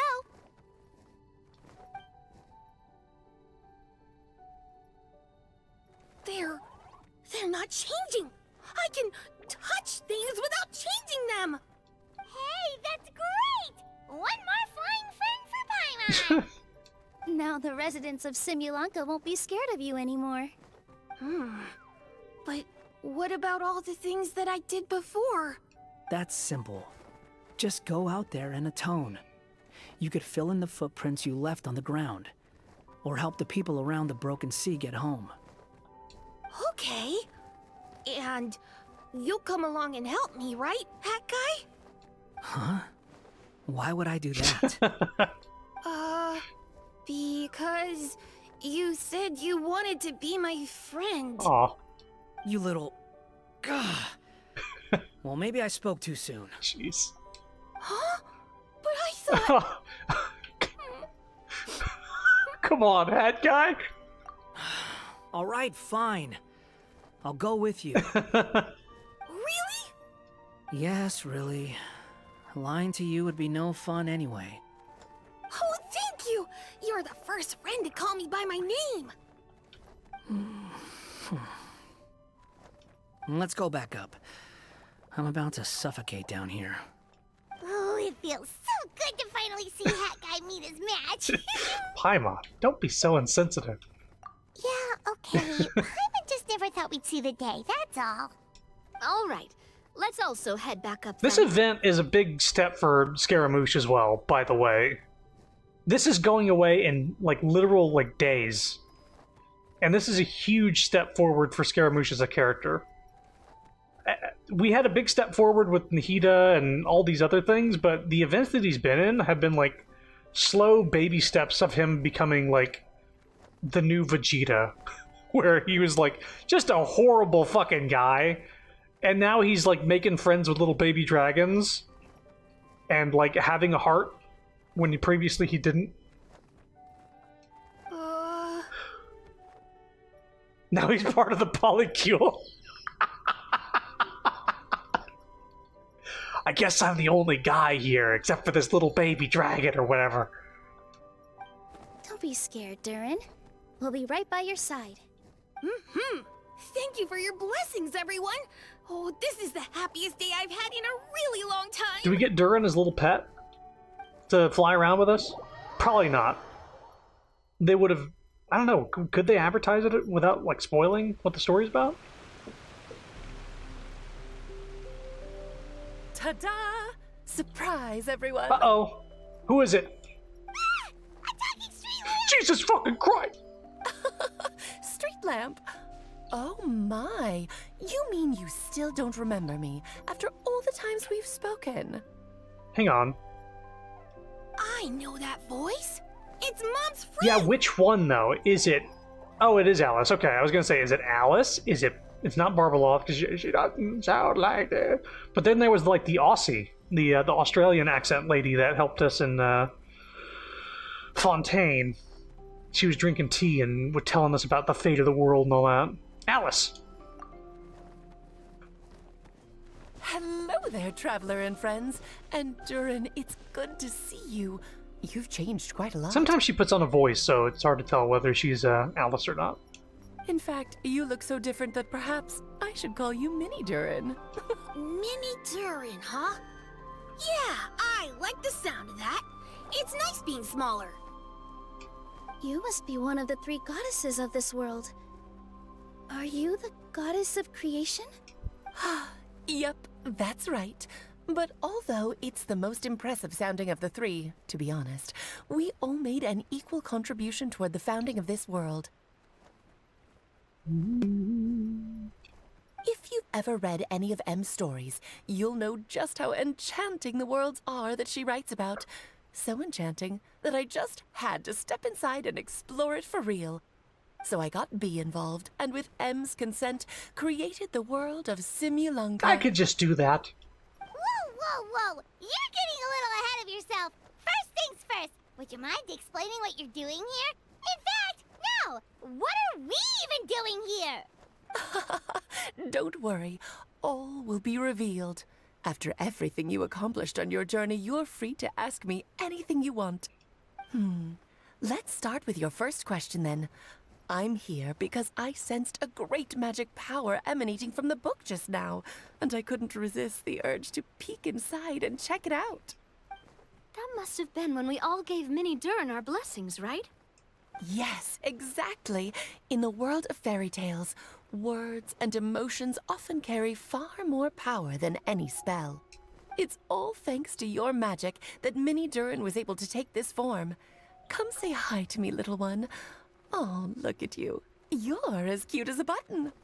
So, what about us? Was it always part of the plan that we'd come here?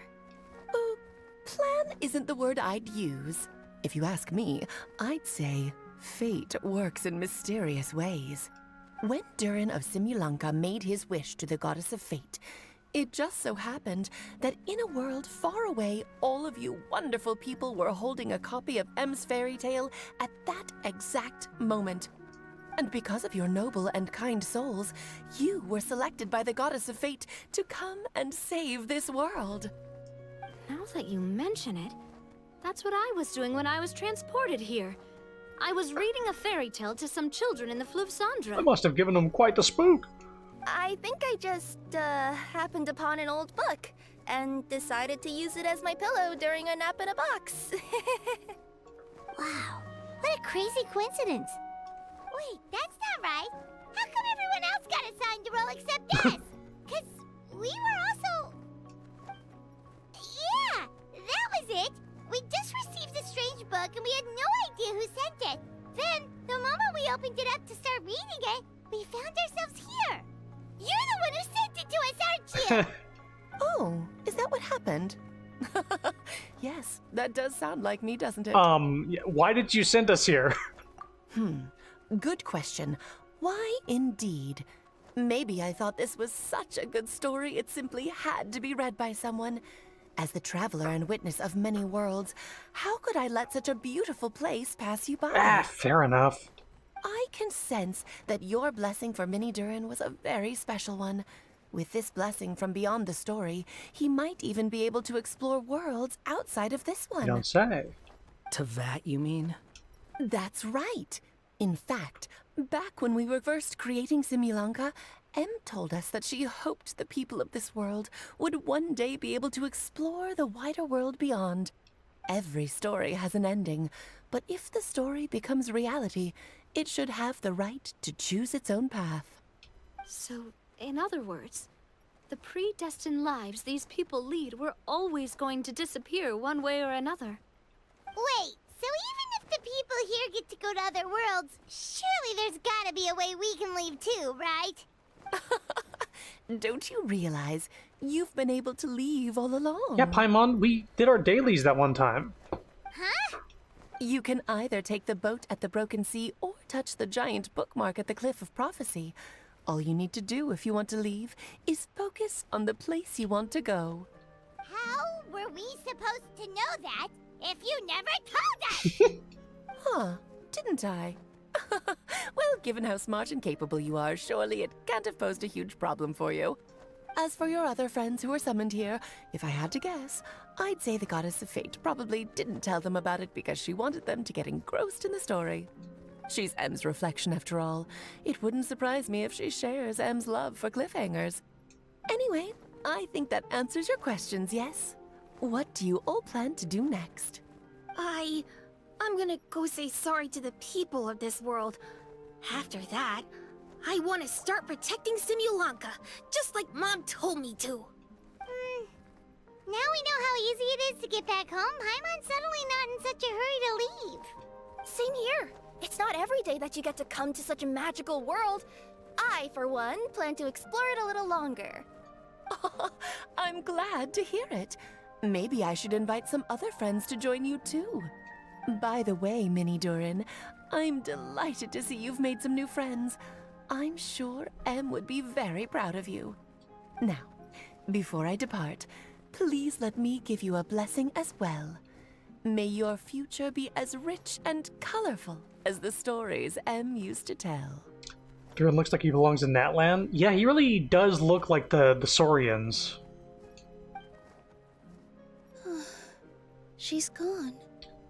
Maybe just because he's a small dragon-looking thing, and that's just... But I feel like the design itself, whoever designed the Saurians, I think also designed Mini Durin. Probably a furry. Guess this is where the hero's journey comes to an end, huh? Ah, but it's also where a new journey begins. The adventures of Mini Durin and friends. Huh? An adventure for me? You bet. For starters, I'd love to introduce you to my other friends in the forest. Even though there have been some misunderstandings in the past, I'm sure they'll welcome the new you with open arms. Huh? Ugh, stop looking at me. I already said I'll come with you. Whoa! Look over there! Look at distraction. Wow. The stars are beautiful. Huh. I'll bet that's a gift to Minnie Durin from the 3 goddesses of this world. Oh. Thank you, Mom.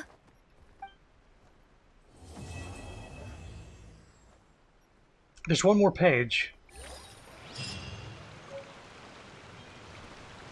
Oh, we got the book.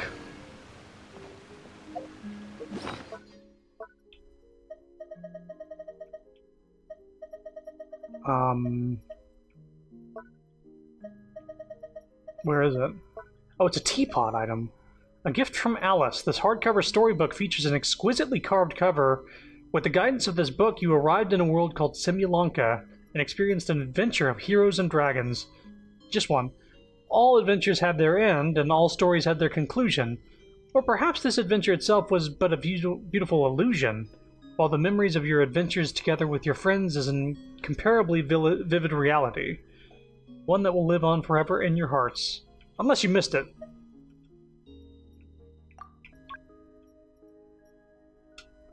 In which case you didn't. Wait until 2 days later. Ah, joy! I used a healing item. I didn't mean to do that. It's fine. It's fine with me.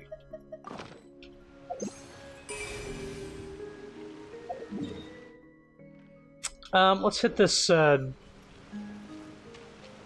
over here. Just gonna explore for a little bit.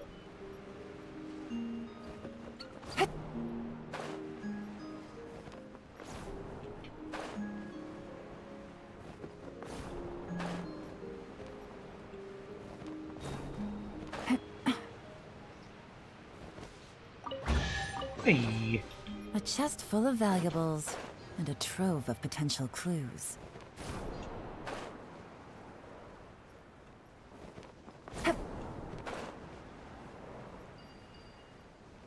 Hello. Yeah? No, I need this. Wait. You have a triangle somewhere? There you are.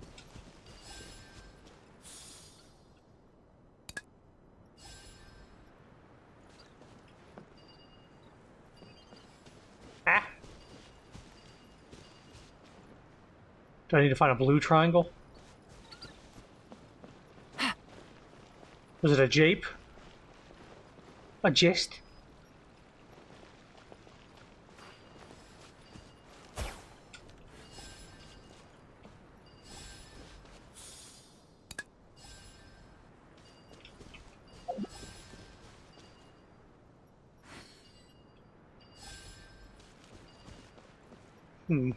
Oh, there you are. Literally saying below. How did I was like, where's a blue triangle out? Below. One way below. to draw your target out of hiding. Below. Look below. Please, God.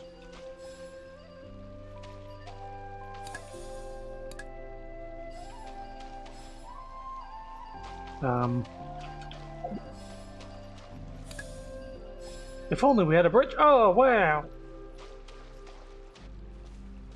Dig it up. Thank you. Please take these. Treasure. One way to draw your target out of hiding.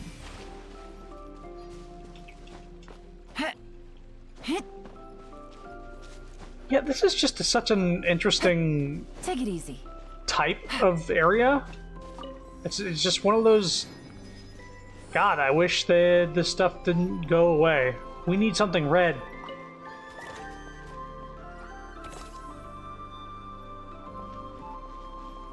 Oh, hello. Not this one. Ah, thank you. Thank you for the bomb.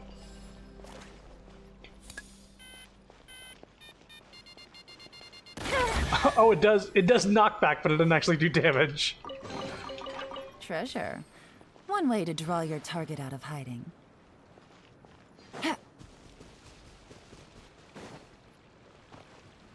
Well, everyone's gone. Oh, where's everyone gone?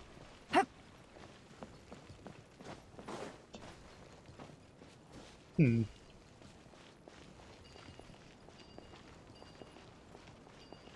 Must stack these higher than him. Let me help you out.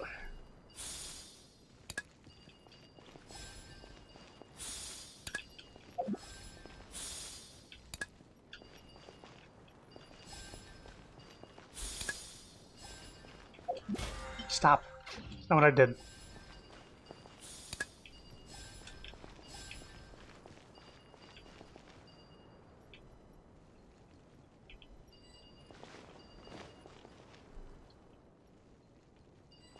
Need to be a little higher up, please.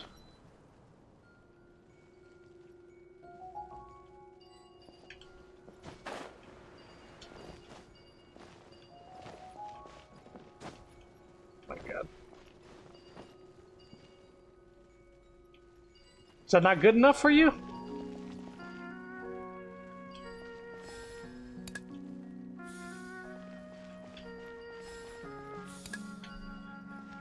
I think that's what I need to do.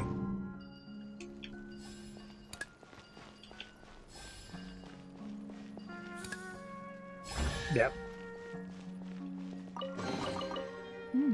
I was just trying to go as high as possible.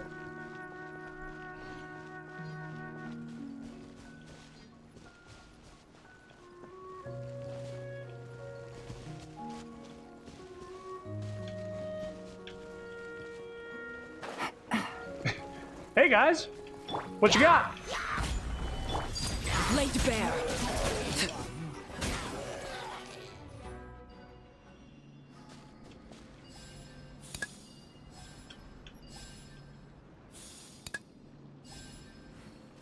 Um.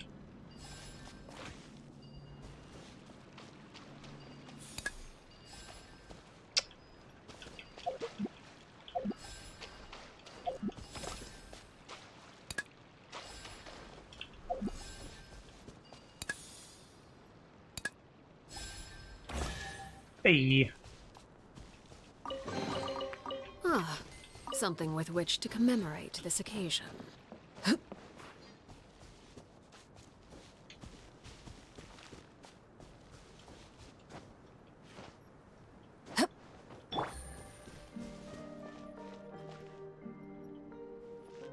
Rotate. Let the magic tonic flow. Taking your fruit though.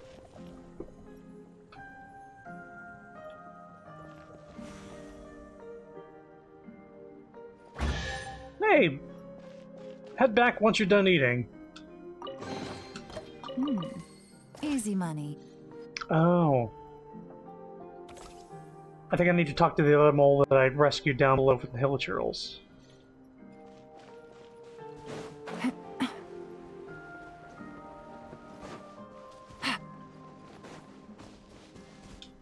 They were trying to cook this toy block fish in one of their little hot pots.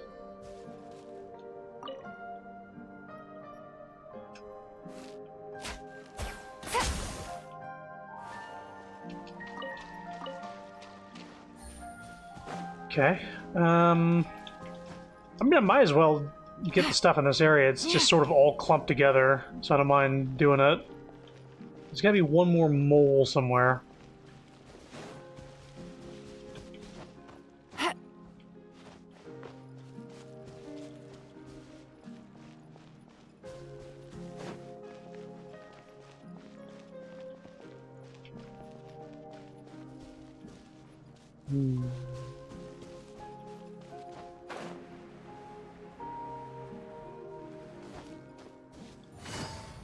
Take it easy. Oh, hey, a thing. Crumble! Crumble! Quake! Right!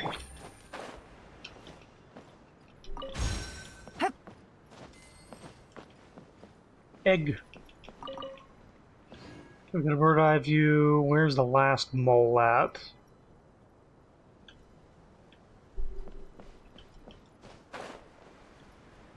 Hello. Oh. I guess it worked.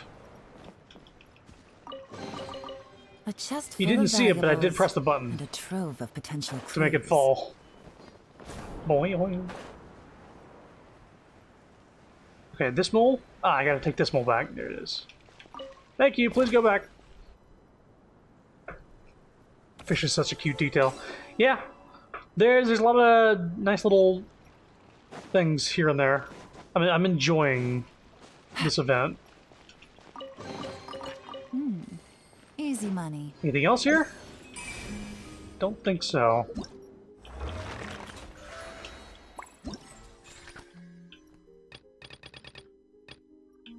I need 200 to get the last treasure compass.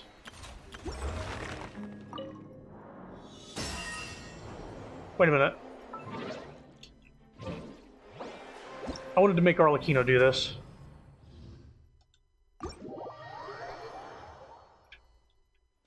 Make her float around like a magical girl. Star Fox style.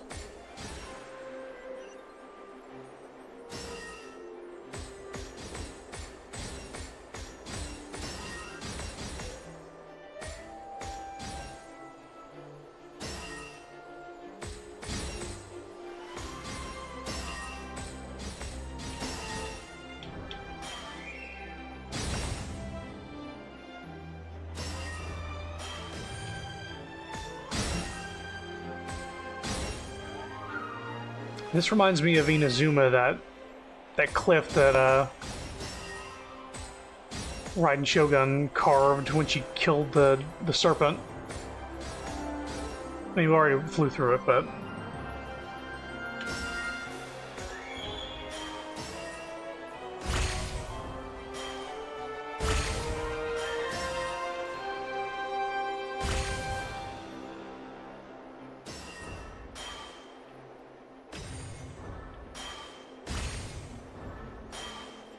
can you lock on, please? Thank you.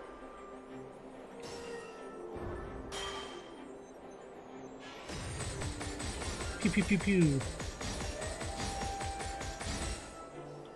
We're doing the gummy ship levels from Kingdom Hearts.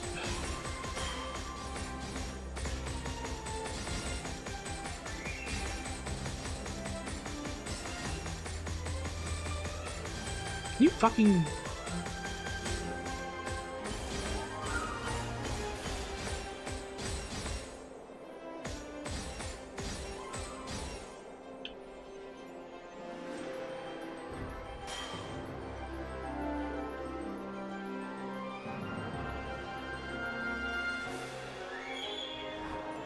Nice. I believe I did all of them. No, I did one of them off stream. It wasn't too different. Don't worry about it. Someone's singing. Wait, did we ever resolve what's going on down here?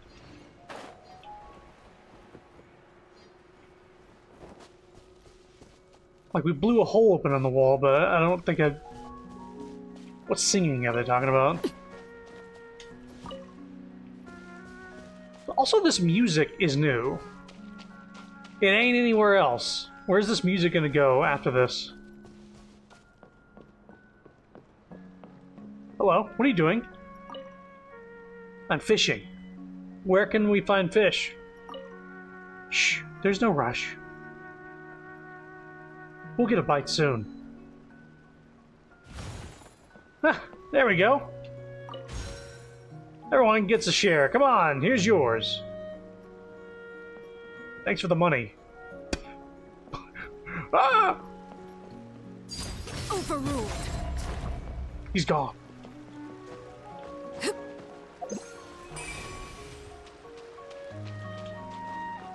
That's why a treasure chest wasn't popping up on the map, because it wasn't a true chest with event materials and primos and stuff like that. I think that's all there is here.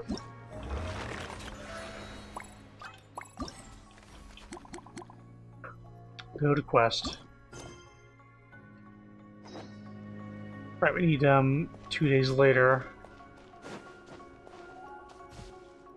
Oops! Everlasting as the moon. I've got Elden Ring brain. I'm sorry, I pressed Y instead of B to collect that. I'm gonna fucking annihilate this flower. Christ. Jump scared myself. I got here first. Oh, I'm next. Can anyone give me a push? Oh, I did this earlier to a guy. What? Don't worry about it.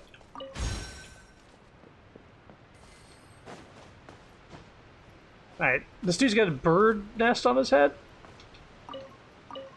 Is your load lighter? Alright, let's wait till 2 days later. We done our exploring. Oh, it's not, panning up. Like it usually does when we do the wait. You actually get to see Arlecchino wait in real time here.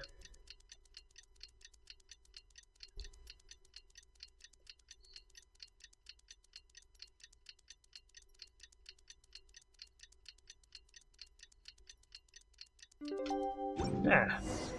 It's been a while since our last adventure. Oh, Paimon wonders how Mini Durin is getting along in Simbulanka. Let's go to the Forest of Blessings and take a look. It's just glitching out in a very creepy way while Paimon's like, let's go back and talk to the cute things that's going on. Use the interaction button to bring a toy flower to your side or install it. Toy flowers will create powerful wind currents. Oh. Whee! Uh-oh.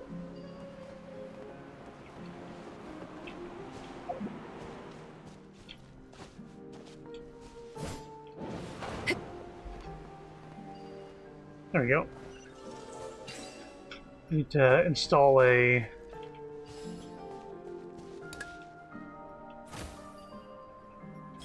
Nice. Ah, something with which to commemorate this occasion.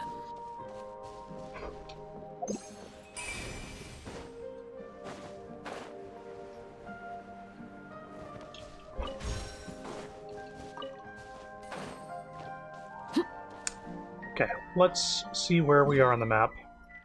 Oh, there's a couple of... That's a side quest. There's a couple of islands I haven't been to here. The one that I literally, like, flew through earlier.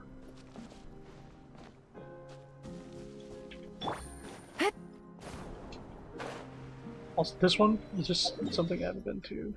There's a side quest to get here.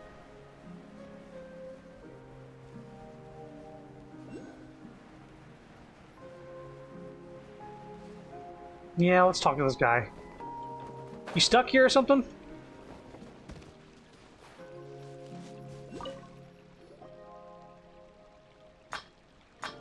Lighthouse, lighthouse, I've got to haul you up so my friends can find the way home.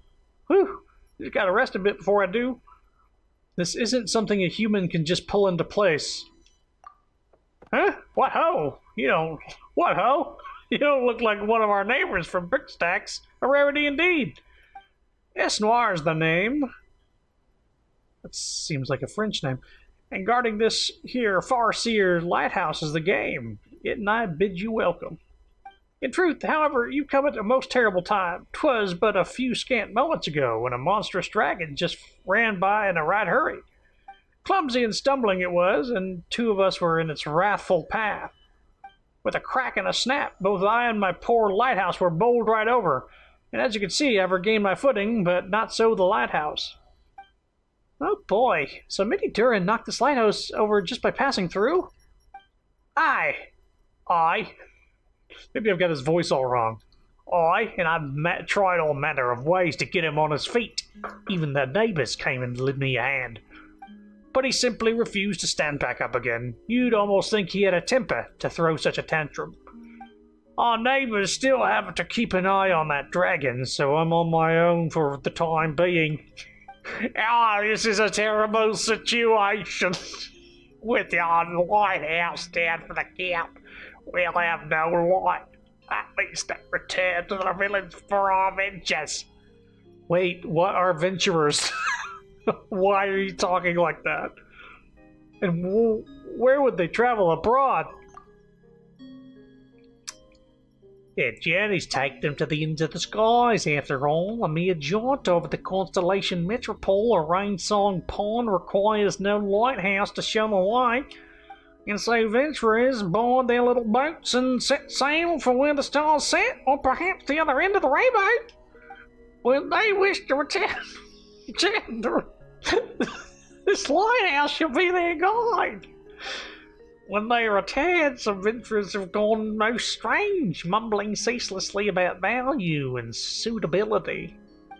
But that doesn't stop their luggage from containing many pretty stones, beautiful art, and seeds. Wait, and what if they don't wish to return? Why, that is their prerogative, but no matter what, the radiance of the brick-stacked lighthouse shall shine upon the distant places where the stars fall.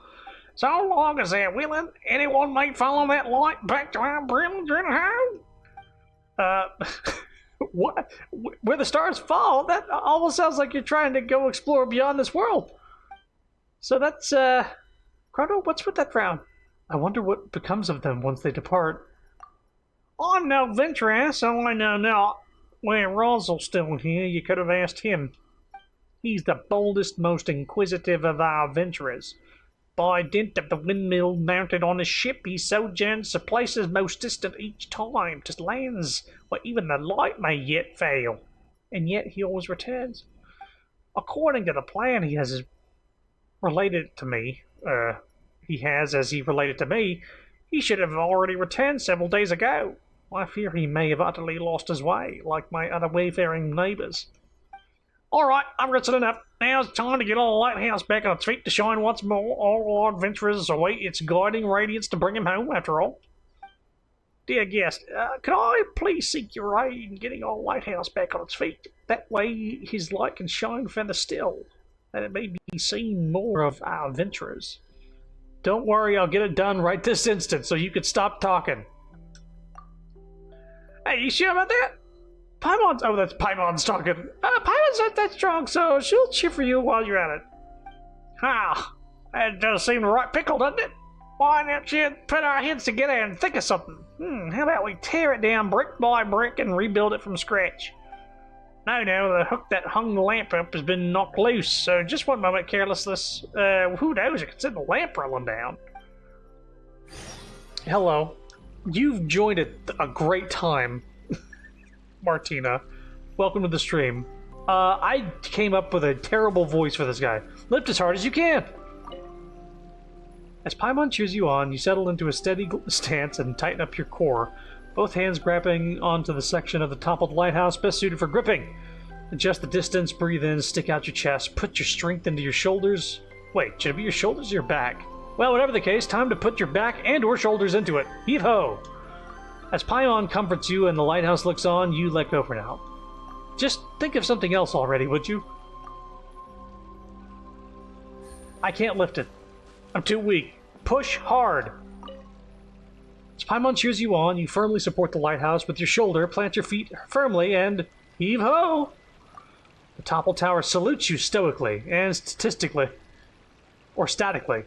with its weighty body. If nothing else, you courageously confronted this challenge. Heave-ho, up! The lighthouse lies resolutely on the ground, silently extended its beneficence to you. Heave-ho, ah! A dull crack sounds from near your hip, and you fall to the floor. It is only after lengthy and gentle ministrations on Paimon's part that you are able to again to rise. Best you think of some other way to do this. My back. My bike! Try touching... Oop. Whoa, the lamp really came off. It isn't broken now, is it? Calm down, Paimon. It's still glowing. Here, Paimon, catch! Wait! Foisting it on Paimon won't stop us from both getting scolded. Oh, what do we do now? Huh. Wait a minute. Why is this lamp still shining even after being removed? So the reason the lighthouse shone so brightly is that there was a super bright light hanging in the lighthouse. That said, aren't light sources usually super complex mechanisms? That's not important. Since this one can be removed normally, that works for us. Esnoir mentioned earlier that he needs to get the lighthouse standing back up again because he wants to put the light somewhere high so people can see it. In that case, let's just hang it up somewhere high right now. That's what Paimon was thinking too. You know, wouldn't everyone be able to see it if we could hang it up in the sky? If only there were hooks in the sky to hang it on. Perhaps if we had a high-altitude floating island. That's not a bad idea at all! Oh, hey there, Esnoir. We didn't break anything, did we? Look, the lamp's still glowing. It doesn't look broken. Well, I certainly, if it glows still, it fits the bill. And indeed, you spoke true earlier as well. If we could find a place higher than the lighthouse upon which to mount this lamp, and its light would be all the clearer to see from farther away.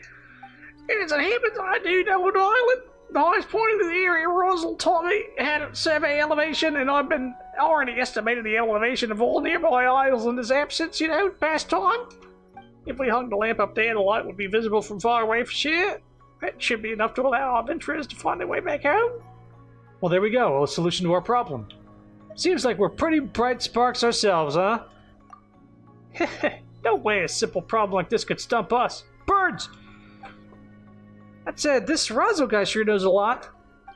Of course, Razzle is the bravest, most inquisitive adventurer we have. Not only has he traveled the length of the breadth of the world, but he's traveled still further beyond, on his windmill ship.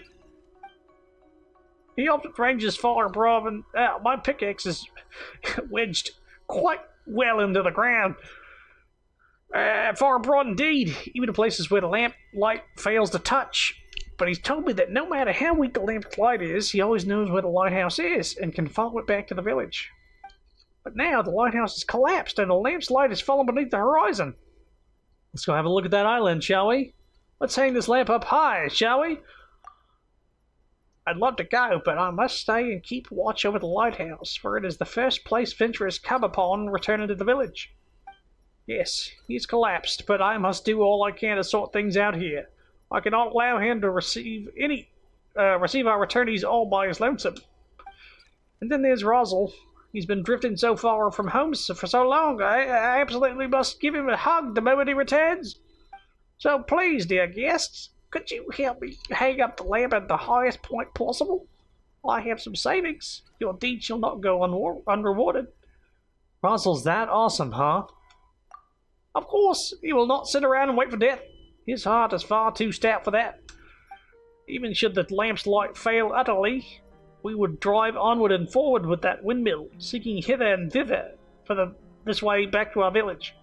So please help me, dear guests, and Razzle too. Well, at this point, we're not going to say no. Thank you, thank you. My gratitude on behalf of my lighthouse and Razzle too. I shall be waiting here for him and for you. Alright, well, I'm not going to do that right now. I'm going to go to continue the main story quest with voice acting that's not ear-wrenching whatever I was doing.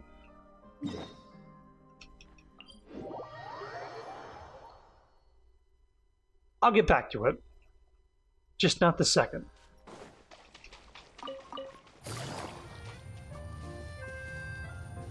Wait a minute. Did I see... I thought I saw Jean and Kaya. Holy shit. Here's your 2 magic tonics. Why, thank you, young lady. And might I add that you're looking quite lovely today. My god. Jean, come on. Take a seat and let's have a drink. I ordered one for you as well. Kaya's such a flirt. He would flirt even with a paper mache or origami alpaca. But is this really appropriate? I mean... Still worried about Klee? Relax. Albedo's with her. She'll be fine. Kaya and Master Jean! What are you two doing here? Oh, look who it is. The Traveler and Paimon. You must be the pleasant surprise that Miss Alice told us about. Greetings to you both. This is one place I didn't expect to run into you two. The locals here have been talking non-stop about some brave heroes who saved the world. Let me guess. You two have been up to your old tricks. Well, not just us. We only played a small part. You could say we were 2 members of the Heroes Adventure Team. Still sounds mighty impressive to me. As ever, our honorary knight is making us proud wherever they roam. Did I hear you talking about Alice and Klee? That's right. We received a letter of invitation from Miss Alice, proposing that we take Klee for a vacation in Fairyland when work dies down. I wasn't sure what she meant by Fairyland at first, but if my eyes are not deceiving me, she was being quite literal. Klee ran off excitedly as soon as we arrived. I'm a little worried about her, but Albedo insisted he would look after her while we do our own thing. I wasn't expecting Klee and other Mondstadt people to show up at this event. We could hardly say no to such a considerate offer, so I took it upon myself to bring Jean to the nearest tavern we could find. Any excuse for a drink, huh? Well, we are on vacation. It's only fair that we get to indulge ourselves a little. Drink? More like ink. You're right. I should make an effort to relax and unwind. It's what Miss Alice would want, after all. Oh, wait, Kaya? What exactly did you order from the bar? The house special, of course. Best way to get a taste of the local culture. Is Paimon gonna warn him?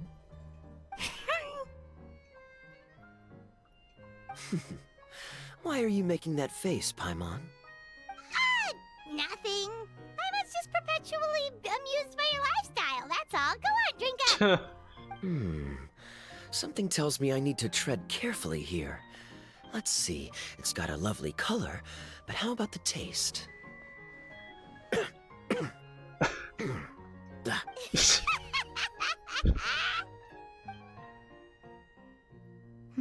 I think maybe I'll pass. But it's such a shame to waste it. All right, Paimon. Well played. Well, Paimon got burned too, if it's any consolation. It's nothing personal. Oh, by the way, we weren't the only ones who got invited here. I saw Kale earlier. She didn't see me, though. She was making a beeline for that big tree. So we got Kale, Albedo, Klee, Jean, and Kaya. The Kingdom of Breezes and Bells, you mean? Oh, this is turning into a huge reunion! Maybe we should go say hi to her! I was not expecting any of this. All right. Well, give her my regards. Thank you. Enjoy your time here, too. So the magic tonic here is just writing ink? What a weird and wonderful world. Ah, Miss Citrus, do you happen to serve any beverages here that don't contain magic tonic? Of course we do. What flavor would you like? Sunsetia. Jean, you want in? Sure, I'll have the same, please. Sounds good. 2 Sunsetia drinks coming right up. So the... Okay. Miss... Of course we do. Sounds good. Get a drink. Okay, so we heard that Kale's headed this way.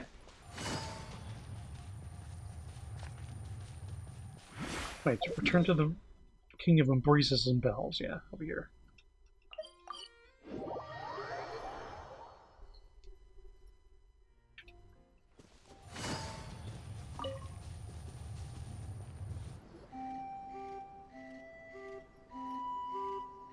The structure of the tree houses here is nothing short of amazing. I have to write it down, so I can tell Master Tainari all about it later. Hey, Kale! You scared me. Traveler and Paimon? You got invited here too? Yep. Well, they sort of skipped the invitation part, but anyway, what you doing out here? Something caught your eye? Oh, yeah. I'm trying to observe and summarize the structures of the trees here, and also the animals that live here. Well, the residents, I guess? I still can't get over the fact that they're all someone's origami handiwork. Once a forest ranger, always a forest ranger, huh? Not sure you'll be able to apply much of what you learn here back home, though, with this being a magical world and everything. What? Over there, by the giant footprint, have those houses always been there? Oh, those? The local flying squirrels told me that they were built by a small dragon and some guy wearing a hat. Oh, that must have been Mini Durin and Hat Guy. supposedly, after building the houses, they went to somewhere called, Constellation Metropole? Did I say that right? I hope so. I've been saying it that way. Yep, you got it. Oh, also, when the locals mentioned the dragon, did they seem at all, did they say how they felt about him at all? Now that you mention it, the atmosphere changed a little when they talked about him. Oh no. They mentioned some stuff along the lines of past misunderstandings and welcoming new members. I only just got here, so I know very little about what has happened in the past. They seemed genuinely grateful for the houses, though, and said they were going to plan a welcome party. Oh, thank goodness. Whew. Sounds like the forest has begun to accept him. It's a step in the right direction. Are you looking for that small dragon? Yeah, he's a new friend we made after we arrived here. No way! Really? I'm getting more and more interested in your story. No. I've got to save it for next time. For now, I've got to make the most out of my time in this wonderful world. Oh, there's no rush. Just take it slow and enjoy yourself. Like Kaya. Oh, he sends his regards, by the way. Oh, Mr. Kaya is here too? Then I've got to go say hi to him. Well, right now he's at the tavern and he probably won't be leaving until he's drunk. Not that he'll ever reach that point because his alcohol tolerance is so high. Basically, it's Kaya. You know where to find him. You make a good point, Paimon. Then I'll focus on exploring for now, and go catch up with him later. Shall we go pay a visit to the Metropole Traveler? Maybe Minnie, Durin, and Hatkai are still there. Oh, right. By the way, something pretty interesting has been happening in Sumeru recently. Master Trinari has been working really hard on it, so if you have time, definitely go and check it out. Sounds good. We'll find some time in our schedule. Take it easy, Kale. Enjoy your field trip. Of course. See you later. So do you think after this event, Hat Guy is going to be, like, palling around with the little mini dragon?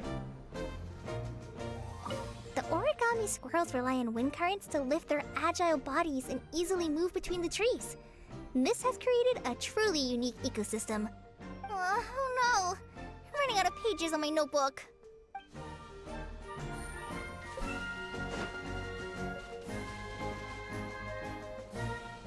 So there was houses next to the footprint. What houses were they talking about? I see 2 hilichurls.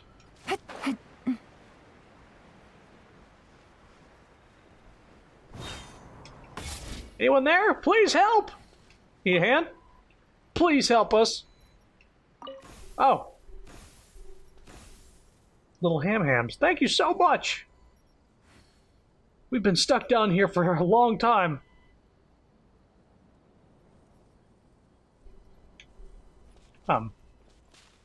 Oh, thanks. The giant shadow suddenly fell upon us. It was so terrifying. And they're gone. They would have been down there forever if we hadn't shown up. What houses were they talking about? They pointed the camera this way, but I don't see no damn houses.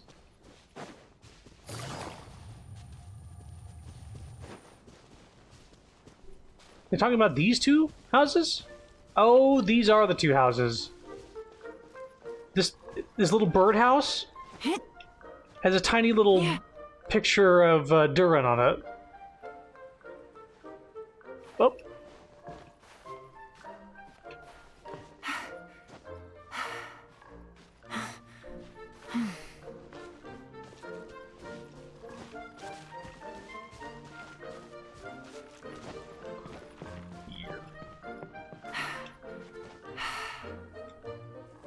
So does this one have a picture of Hat Guy somewhere on it? I guess not.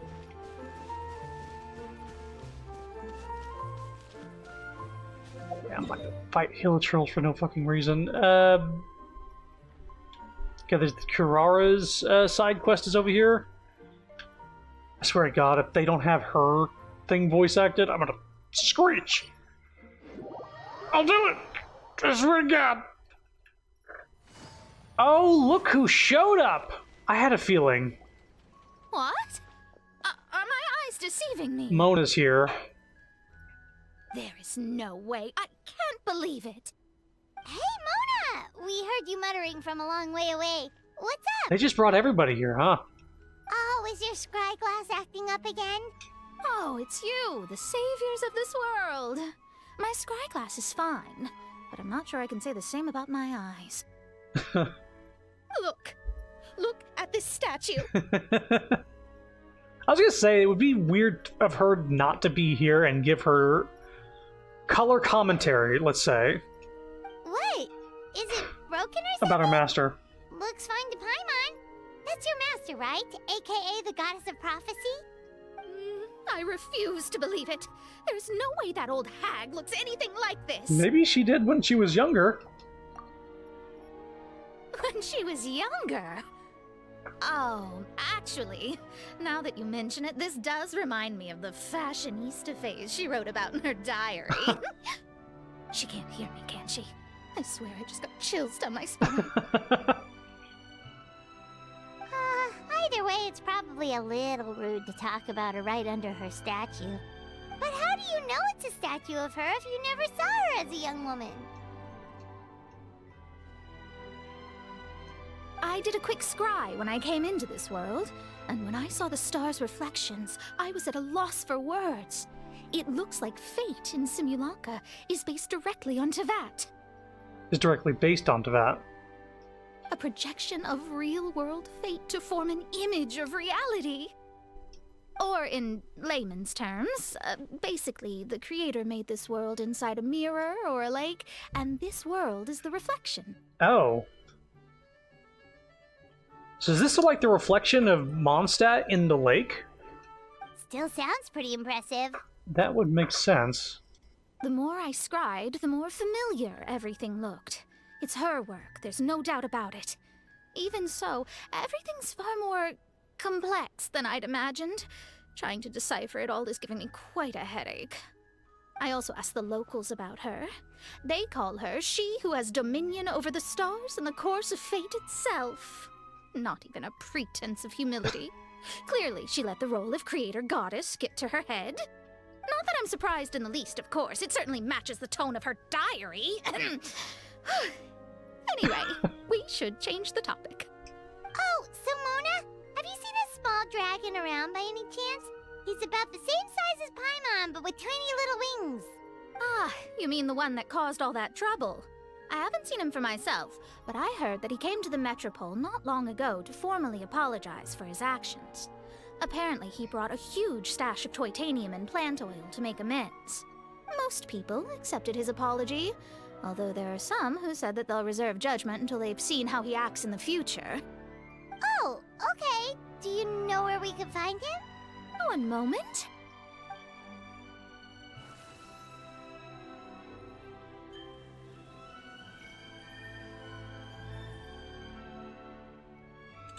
I wonder if it's always a clover.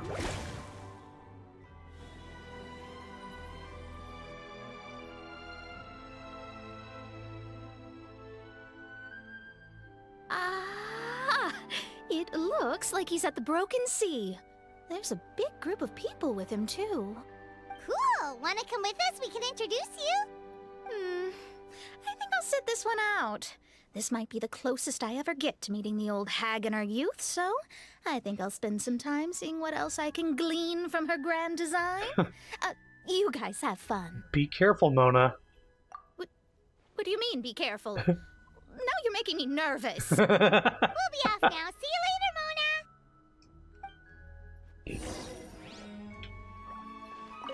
Creating a whole world starscape is no easy task. Old hag, I guess you do deserve the title of Trismegistus after all.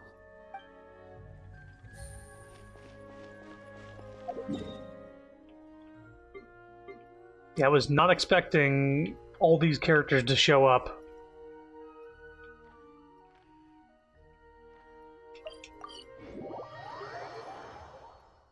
Klee's gotta be here, right? With Albedo? Oh, there's Hat Guy and Duran. Oh, thank God.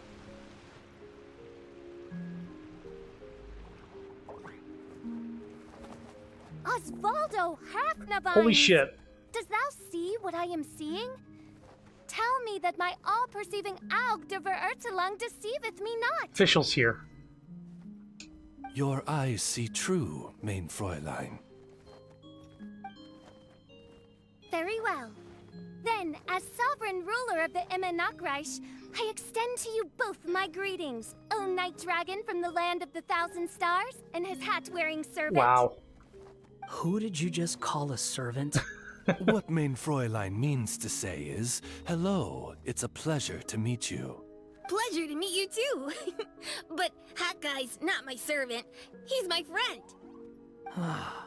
Now you're over-explaining. Hat Guy, Mini Durin! Found you at last.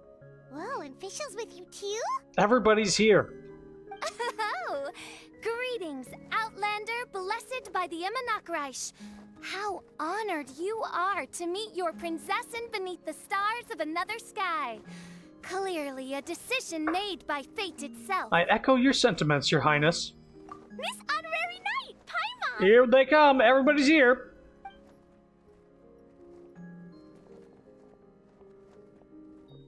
Greetings. You both look well. Hey there, Klee! Have you been having fun here? Yet another event where there's so much going on. Yup! Loads and loads of fun! There are so many cute animals! And a magic train that was really long! And a huge, huge castle! And a king lives there and everything! I've been taking Klee to see all the sights. It's been a very enriching experience. Alice's magic is truly outstanding. Yeah, Mom's amazing! Klee wants to build a great big house now, too! So, your mom and my mom were friends? Mm-hmm. Our moms were friends, which makes you my big brother. My mom used to read your mom's stories to me all the time. They were great! That logic actually makes sense why she calls Albedo her brother, because their moms were friends. Albedo's mom, technically, is Durin's mom. Technically. Big brother? You're part of the family now. Wow. Thank you, Klee. Can I go play with Klee, Hat Guy? Why are you asking me? Suit yourself. Albedo, can I? Go on. Just don't go too far away. I'll come pick you up later. Yay! Come on, Mini Durin. Do you want to come play with us too, Fischl? Your prinzessin accepts your invitation. Rejoice! Though you may be concealed by fog, still you shall have the good fortune to witness the true might of the Aug de Verurtelang. What mein Fräulein means to say is, perhaps we can all play hide and seek together. Mein Fräulein is it. Hooray! I love hide and seek! Oh, me too! To return to our previous discussion, Mr. Hat Guy, you were telling me about a prophecy? I heard B talking to M. What she said was... Since you're so persistent, let me tell you a secret. Our child will one day rise from the dead. Who is R? Is she saying that Dragon Spine Durin will come back to life? I'm shocked. Shocked! Well, not that shocked. I only heard it in a memory, so don't hold me to it. Okay, Rheindotter.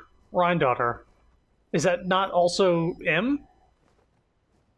Oh wait, maybe Rheindotter and M aren't the same people. Same person. Oops, fell asleep for a nap.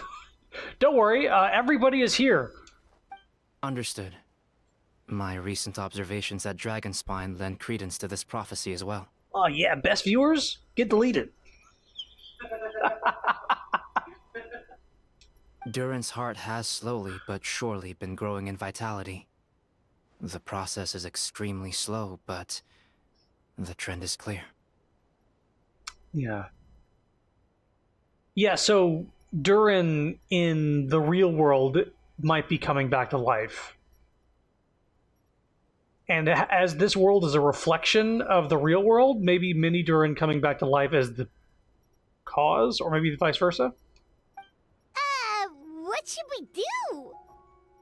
To start with, plan for every potential scenario, including, of course, the worst case scenario. I am well aware of Durin's past, and I sincerely hope that things never escalate to that point. Still, we need to be prepared for every possibility. If the prophecy is true, and Durin's heart will one day beat again, I'd like to hope that whatever rises from the dead is no evil dragon. If you understand what I mean. You mean like Durin here? Kind of? But not really. And so, when the time comes, Mr. Hat Guy, will you and Similanka's Durin be willing to lend us a hand in our hour of need? Oh my god, they're teasing future events, or maybe future story that is tied directly to timed events. Huh? What's this got to do with me? You saved the Durin of this world. I don't see that as a mere coincidence. If there is any meaning to be read into the actions of the three goddesses, beyond fairy tale whimsy alone, I can only boldly speculate that the fate of this reflected world may have a reciprocal effect upon our own world. Oh, it's the thing I said.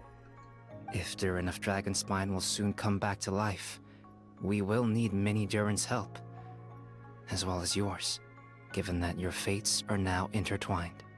Well, that's a nuisance. To be sure, it certainly won't be easy. Albedo! There's a flying paper ship over there! Can we go see it together, please? Sure. 2 seconds, I'll be right with you. Please give my suggestion some thought, Mr. Hat Guy. Hat Guy, I'm back! Huh? What were you guys talking about? Nothing. Huh. Okay then. Let's go join the others. Everyone's going to check out the new origami ship. All right. I'll be right there. Fujin. Are you worried about Durin? Why would I be? Do I strike you as someone who cares about other people's issues? You do now. Now that he saved Similanka's Durin, maybe he'll be sympathetic to the Durin of our world? Quit trying to guess what I'm thinking. I'm leaving. Remember when we tried to read his mind with Nahida, and he was like, "You think you can read my mind? You silly bitch." He said that. He said those exact words. They canceled him immediately after that. The event ended almost like they didn't test it before sending it out to people. It was crazy. Live on stream. It got deleted. And it came back and said, "I never said anything like that, you silly bitch." And then it got deleted again. Crazy shit happened. And that's what you get when you don't do the timed events. Oh, it's a boat with little Durin. Aww, what a lovely little boat! She's got stars in her eyes. The forest fairy helped us make it. It looks like me. Paimon just realized there's a lot fewer people around the Broken Sea now. Guess most of them have made their way back to the Metropole. Does this boat have a name? I can't see one anywhere. Huh? A name? The SS Durin. Every boat has a name. At least, all the ones I've seen before. They're usually symbolic names that represent something aspirational.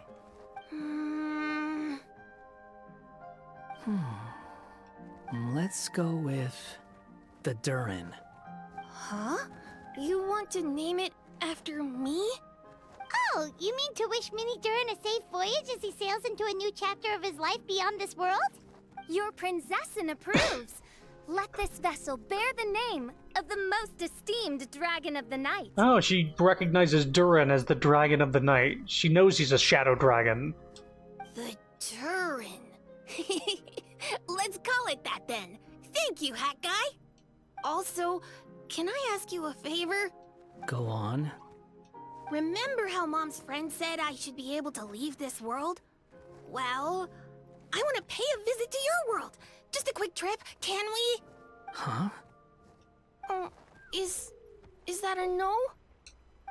thinks that's a great idea. If the people of Simulanka are allowed to go to Teyvat, then what's the problem with taking Mini Durin there for a visit? I'm assuming I'll have to be your bodyguard while we're there. I can protect myself. And I'll do what you say. I won't fly off on my own, I promise. Please, can I go? Oh boy, he's talking to him like he's his father. It'll be up to you to stick close. Please. If you disappear on me, don't expect me to come looking. Got it! I'll stick close! Why don't you take the Durin? Now you've given it a name, it'll be a maiden voyage for the boat and a brand new journey for you. Are you leaving, Mini Durin? Okay. Well, make sure you come visit me in Mondstadt so we can play together again. Klee will draw you a map to show you the way. Though our time together has been as fleeting as a ray of light in the depths of the long night, the Immonokreich will welcome you with the grandest of music ceremonies on the occasion of our next reunion. As surely as the stars in the sky watch over us, we shall meet again. What Main Fräulein means is that you're always welcome to visit her at home as well. Cool! I have so many new friends now! I'm so happy! Are you done yet? If you want to leave, then get over here. Take care. Thank you, everyone! Thank you so much! The blessings you gave me are more precious than any treasure, and more beautiful than any fairy tale! Next time, it will be my turn to make your wishes come true!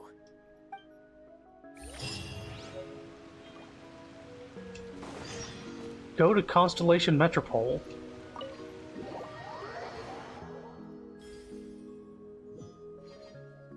Oh. Oh, and you can go back and forth. I still have that pinged. What's the quest saying to do? Oh, there is no quest telling me to do a thing. Fairy Tale Voyage. That's it. Familiar faces have appeared in the world of Simulanka. So there's the side quests. Gameplay tutorials. Yeah. What about this figurine fabrication shit?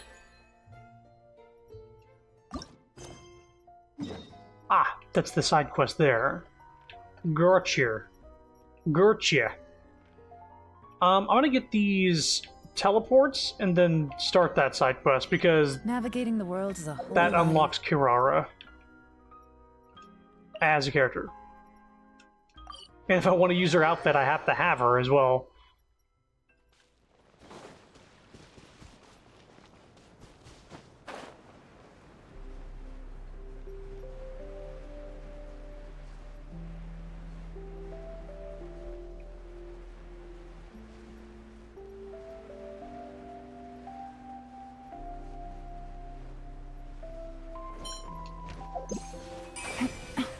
Nothing here.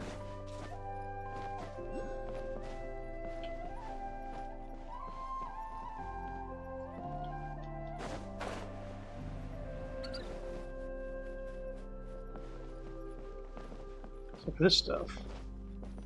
Hey guys, y'all be friendly, right? I won't attack if you don't.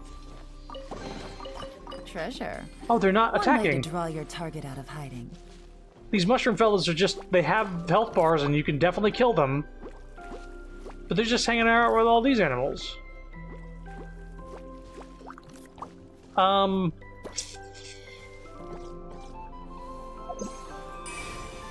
There's no extra treasure chest. I think they're just friendly. I'm gonna leave them. I'm just gonna leave them.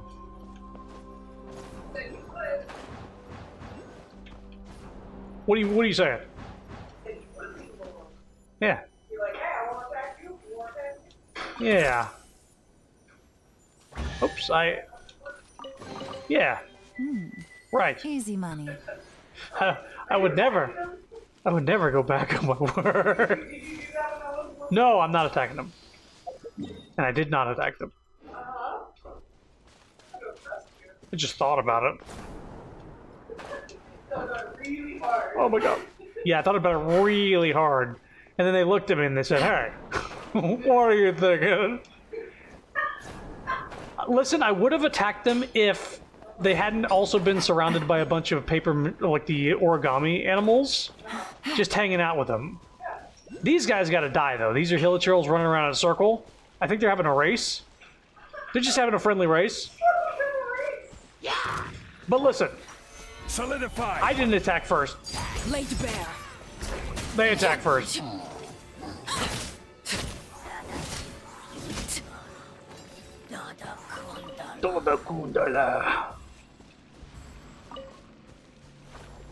You think I understand that?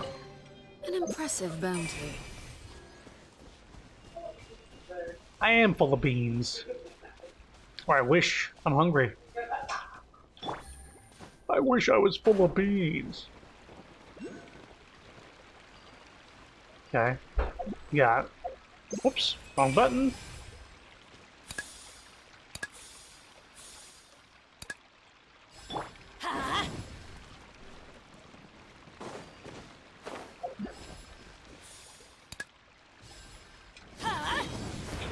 Adventure time. There's two. Oh, and then one of these. I see.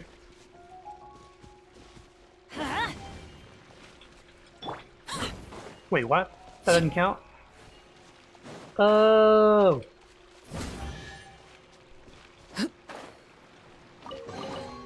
What greater pleasure is there than the unexpected? Pretty sure Arlecchino's fire attacks don't run out unless they actually do damage to somebody. So she's got like infinite pyro application in exploration stuff. Which is pretty neat. She's so damn cool. What? Why is she so damn cool? Oh, my head hurts. I'll give you a good old pat. Oh.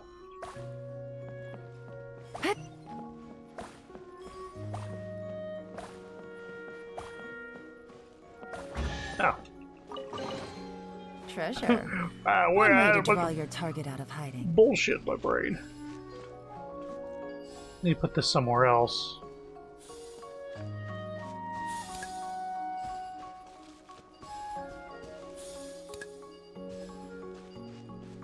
Where'd that blue block go? Where'd that blue block go?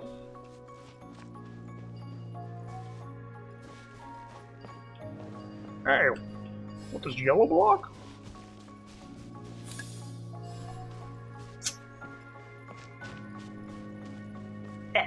Oh, there it is. I forgot. It's up there.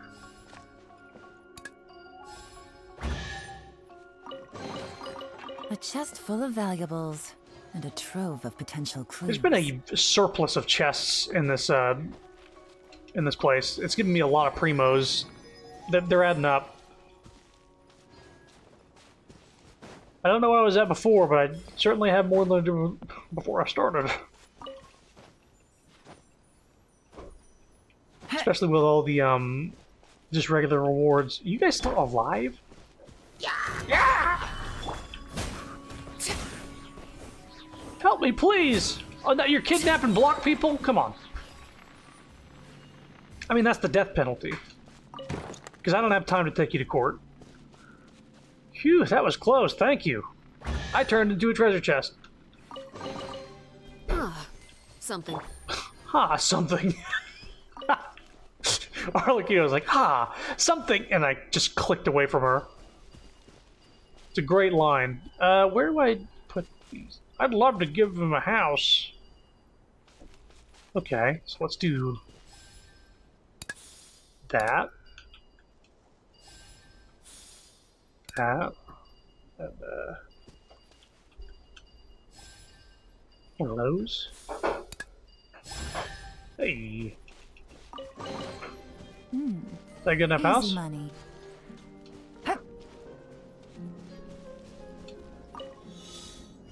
Oh, we got this. Except that it got me locked up.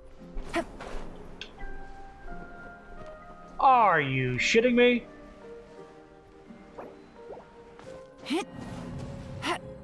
I got japed.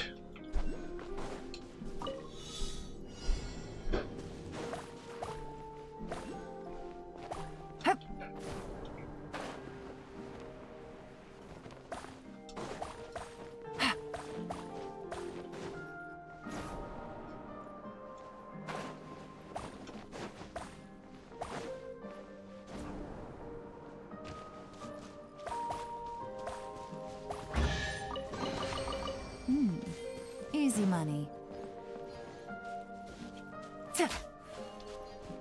Okay.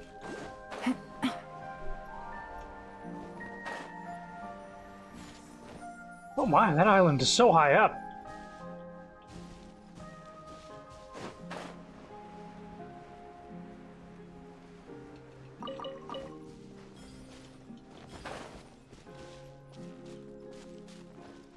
Can someone give me a push?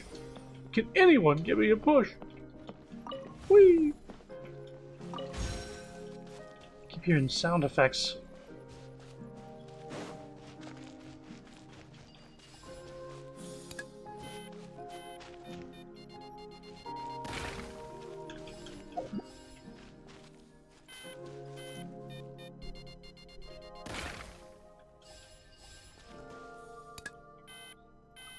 The children yearn for the mines.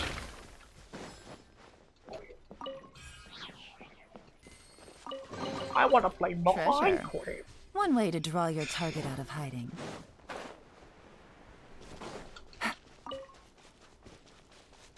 Feels like we're missing something. The position's correct? Okay. Blue house with green, and red house with a yellow roof. Okay. Do I need a green thing here? Put that there. And there. And then I need yellow to finish this one.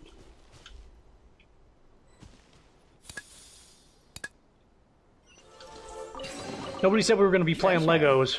One way to draw your target out of hiding. There's more stuff below. Oh.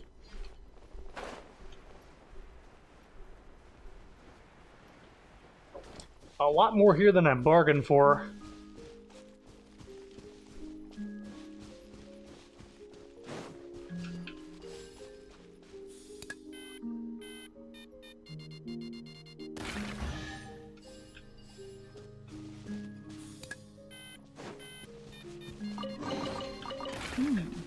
Easy money.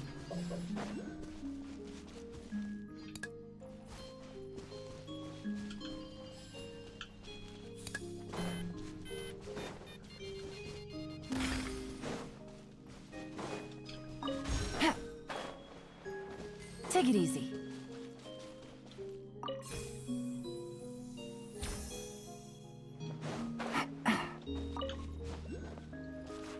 Stop.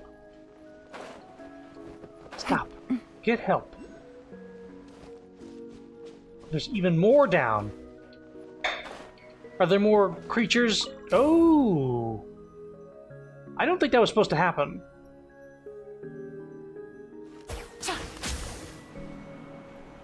Yeah, I definitely was not. I was like pixel perfect on that block. What's this place? Where am I?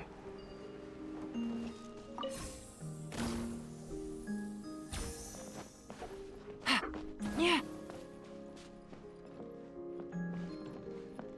Oh, there you are. Hello?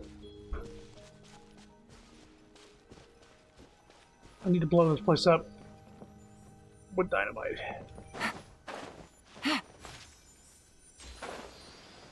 Maybe you can blow it up. No, I gotta get out of here. Chase him down! Don't let him get away.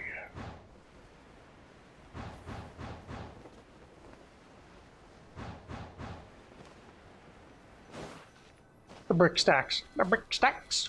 A place that can accept me doesn't exist. Wow. So where should I go?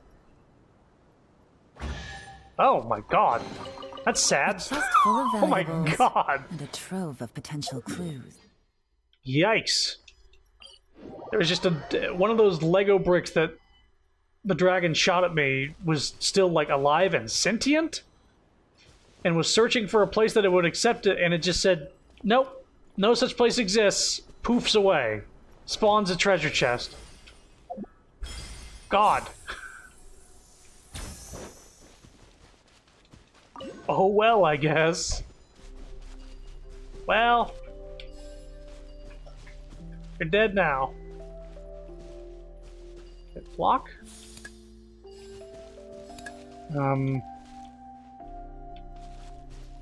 Red blocks, red bricks. Birthday wish. Alright. I lit the candle, blow it out.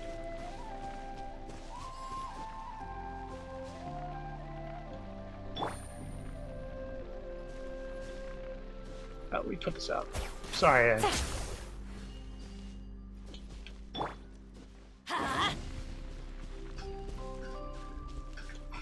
Yeah, okay. Is there a red brick somewhere?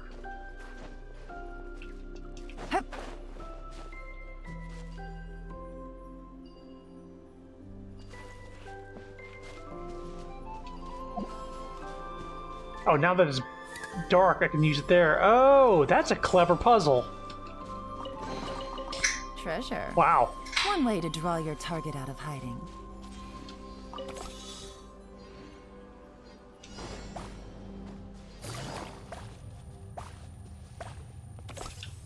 Now, why are we collecting hydro particles, I wonder? Is it just because the blue is pleasing? Hey!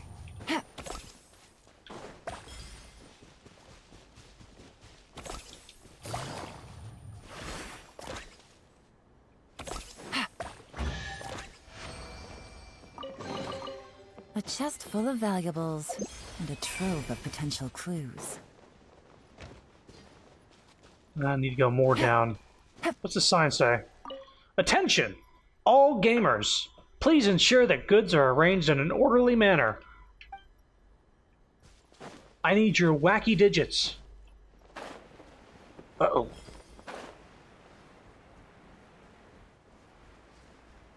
We're good, we're good. There's still the matter of the... Yeah, there's a thing around here. I need to blow that up. Give me...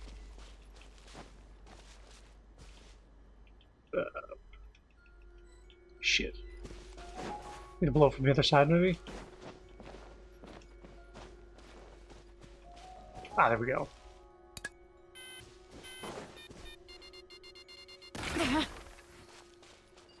My body! Hey, bud. Treasure hiding hobbyist. Is it deep enough here? What are you doing? Ah, my friend, you scared the living daylight out of me. I'm looking for the perfect treasure spot. Hiding stuff back in Constellation Metropole always seemed way too simple. It's fun to give the treasure seeker a bit of a challenge once in a while, no? Oh my god. He really has the children in the mines. Sir, you're going down. You can't get away with this. I want to go home. I'm stuck. The way out. Yeah, these guys are actually like, what happened? After the titanium mines collapsed, we were trapped here. There was nothing but hard titanium all about, surrounding us. We could only dig deeper. I've already blown a path through. You serious? That's amazing. But we may have delved too deep. We cannot get back up. They are coming. If only there was some wind to give us a push. Yeah, give me a sec.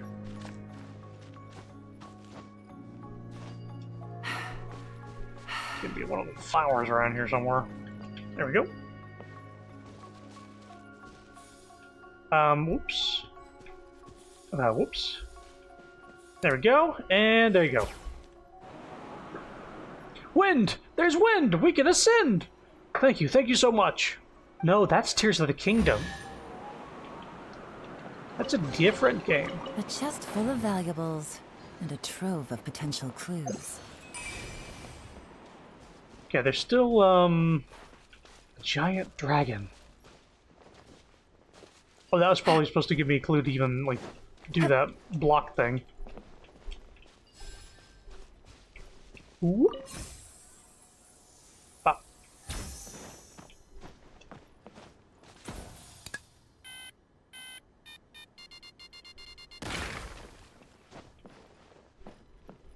Oh, hey. Is this another dragon scale?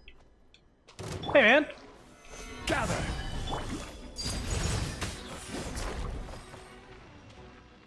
Pull again? Come on, guys.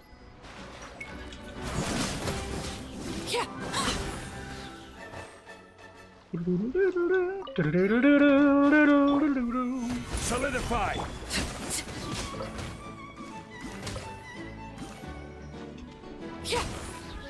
I just like the music is all. Where did all these slimes come from? And this sword can't be pulled out. Let's have a look around. Maybe we'll find some clues. Hello, Mr. Mole. About that sword. Oh. I guess he was the chosen mole. Jesus. This sword? Looks a bit weird. What greater pleasure is there than the unexpected? Thank you?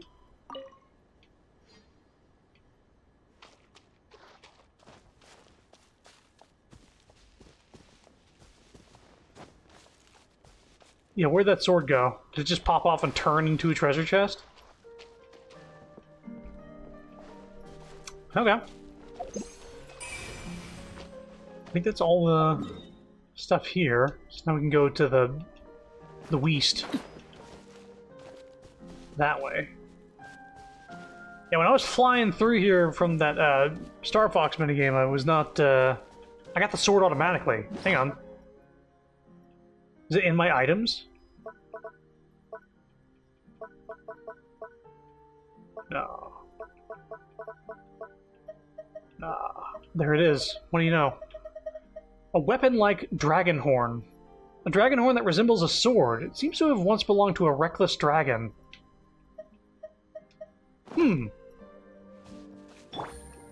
Okay. Maybe I should have brought Kazuha. I'll be fine.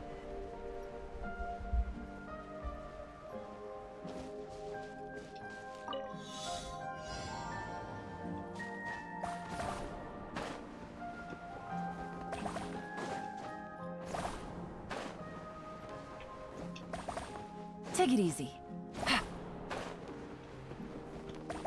Wow, that was fun. Easy money. Yeah, what do I do with that sword is the question.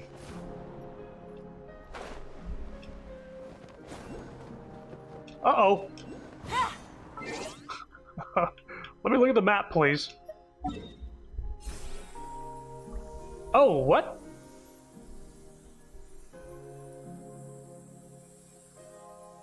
Oh. Huh. I guess you can't take fall. You can't fall off to your death. Cool.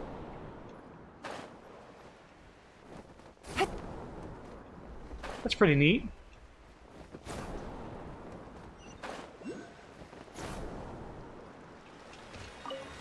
Oh wow. This place looks cool. It's got a bunch of star bits around here. Hey, hey, hey.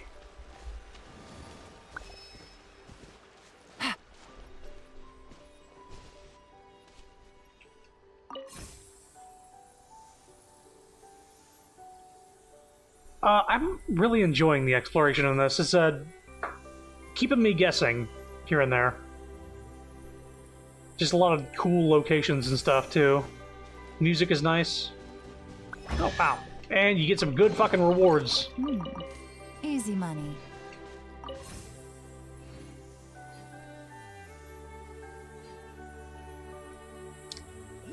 Well, I'm not going to do 100%, I think, like collecting every single chest. I'll pick up the ones that I see on the map. And the ones that are just like easily like you could see it.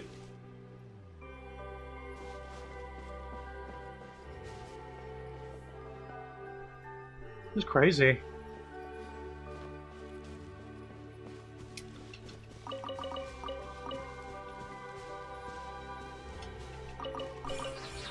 Just leaving a bunch of fucking lore everywhere. Observations. There is a tail. This and below. Okay.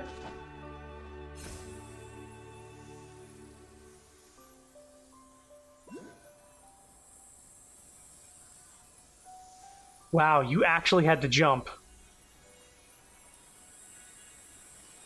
And just let it take you.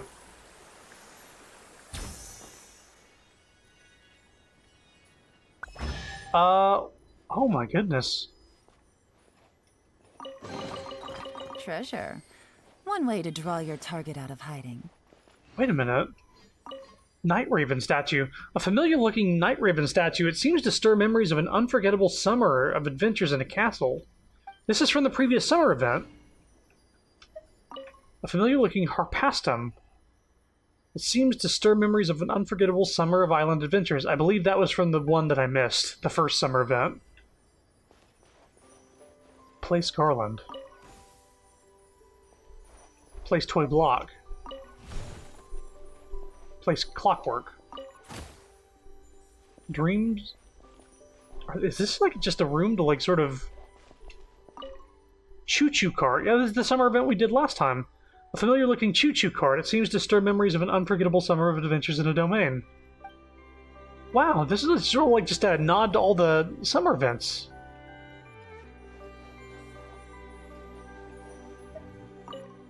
You're not quite sure where this toy came from. Perhaps a resident of the Broken Sea secretly stuffed it into your bag. Oh my god, an incomplete manuscript. Long, long ago, in an era where the mountains were filled with precious treasures, the stars were joined together in long snakes, and the dreams of the night were abounded in color. There was a little white stoat, or a white mouse, or a white rabbit, perhaps? Never mind, that can be decided later. Who lived in a prosperous and tranquil town. All her friends and neighbors called her Snowflake. What was her original name? I'll have to decide that later too. Snowflake had a coat of pure white fur, as white as the melting snow atop a mountain peak. Without a single blemish to be seen, her eyes sparkled with the silent brilliance of the night sky, and her voice was bright and clear, as if a pair of invisible hands were playing upon a fine instrument, or as though someone was pouring a pale golden wine into a glass. All the townspeople wished to see her every day, even if just to say hello. But overwhelmed by the people's adulation, and bedazzled by shining jewels, Snowflake forgot herself, even abandoning her original name. Aha! Problem solved. What about my greeting gift? Said Miss Snowflake, too lazy to open the door fully, with naught but the ruby bracelet on her slender wrist shining brightly through the crack. A troubled look came over the visitor's face, and with a bang, the little door was shut once more. The pure, noble, and highly revered Miss Snowflake returned to her dressing table to await the coming of her next sincere admirer. Her dream was to find herself the perfect husband, but clearly only someone who already possessed the most precious treasure in the world could possibly be deserving of her hand in marriage.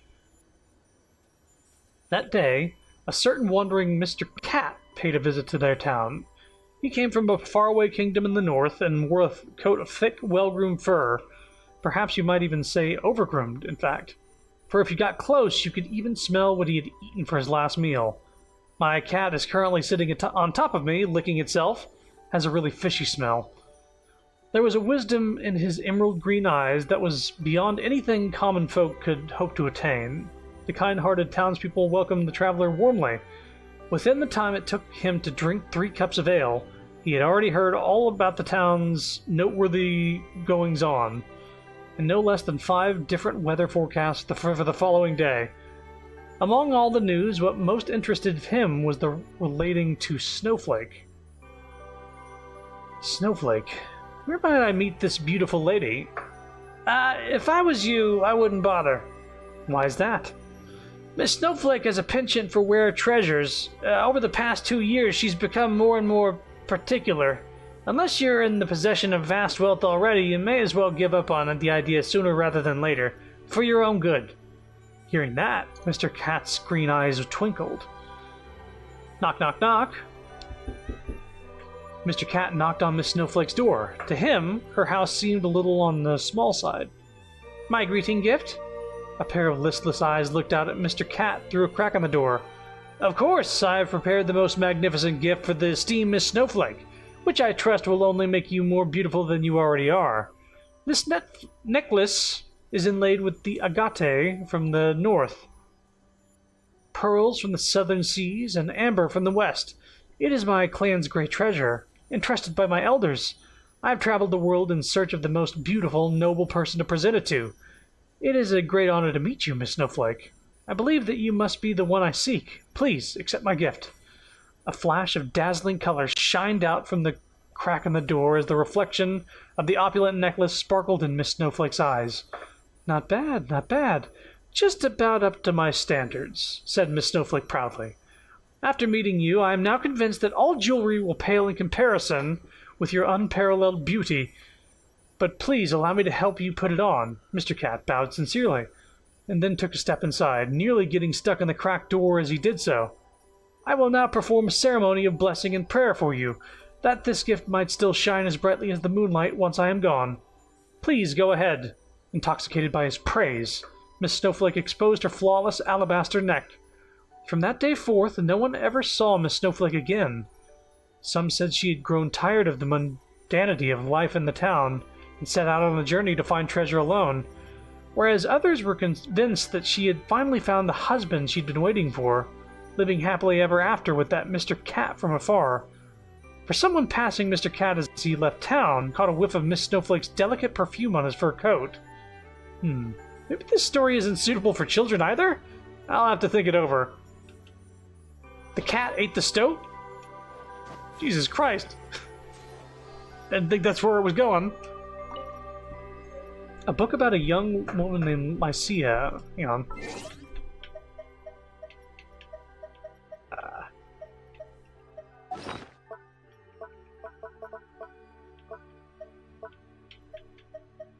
Oh, that's the Fell Dragon's picture book. Oh, we get to see the little pictures of the dragon that popped up. Hey, this is a nice addition. Let us see the art in the form of books that you earned from the event.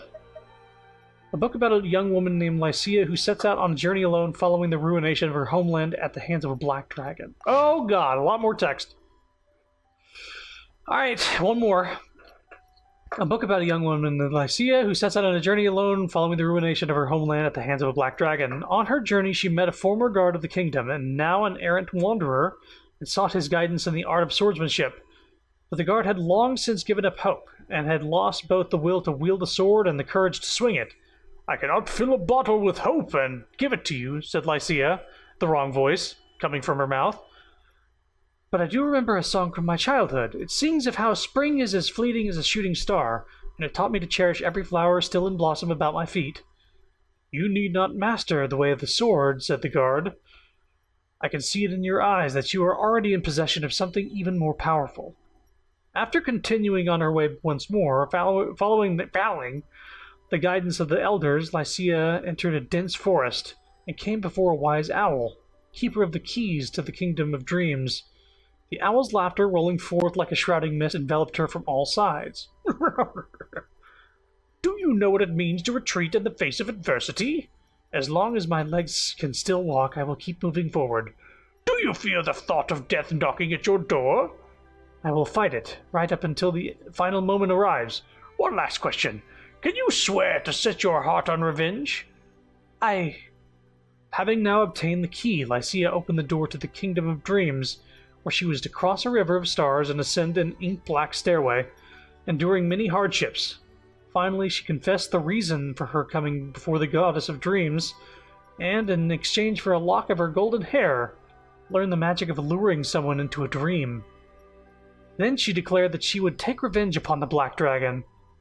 In the beginning, the Black Dragon knew only black and white, but under the magic spell, it dreamed of 1,001 different worlds, each far more vibrant and vivid than fire and brimstone. "If worlds like these strike your fancy as well," said Lycia, "I will turn back the dial of the night sky, reversing all the stars in their courses, returning things to the day before you arrived in my hometown." At the story's end, Lycia woke from the previous night's dream to familiar sights of her hometown outside the window. The birds were singing and the flowers in bloom, and all was at peace. From the open little door of the wooden cabin there came a gentle knocking. Opening the door, Lycia beheld a black-haired stranger standing outside. "I cannot distinguish the color of your hair," the man said. But I suppose it must be golden, just like the color of the stars in my dream. Note at the back of the book. You really like writing stories about dragons, don't you? Okay. This is story time, apparently. Was there 2 observes at once, or is that just like flashing as I'm stepping? Ah, the clockwork. You're not quite sure where this clockwork key came from. Perhaps a citizen of Constellation Metropole secretly stuffed it in your bag.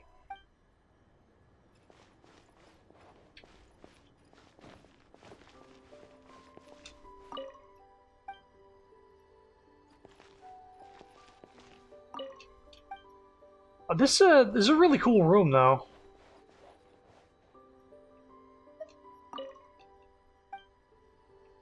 I like that it has all the nods to previous events.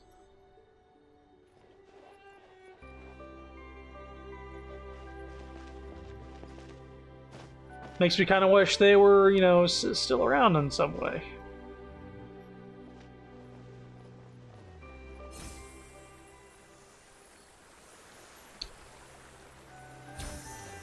Okay, let's follow this little guy. This is the 3rd one. Might have did a little out of order, but I had no idea that... Oh, hello. Gentle statue. Offer here your weapon bright. Dispel the dense days as light does night.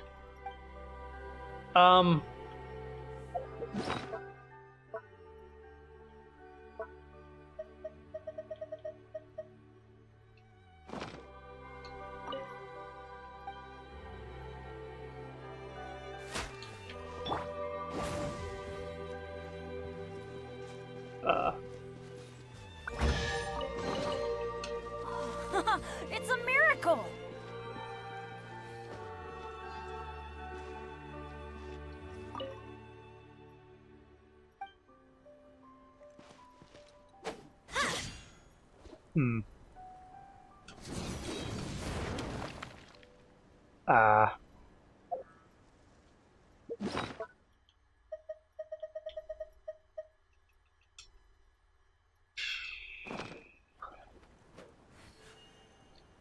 Any ideas?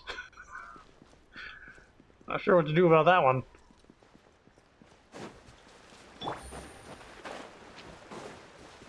Oh. This one has similar thing. Peaceful statue. Present you now your armor strong that guards your heart lest it go wrong. This is the scale? So why can't I Take it easy. put the weapon in the other one? What about this one? Can I put something here? Elegant statue. Here, make the wish you hold so dear, and the reasons for your prayer you must make clear. My guess is to put the lantern here, and then put the weapon there. The sword that we pulled from the stone. Take it easy. I just don't know how to do that. But all the little... we followed all the little star bits, so...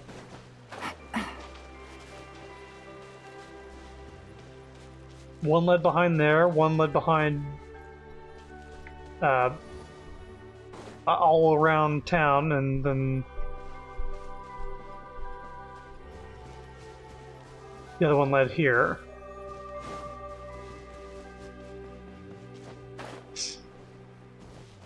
Eh.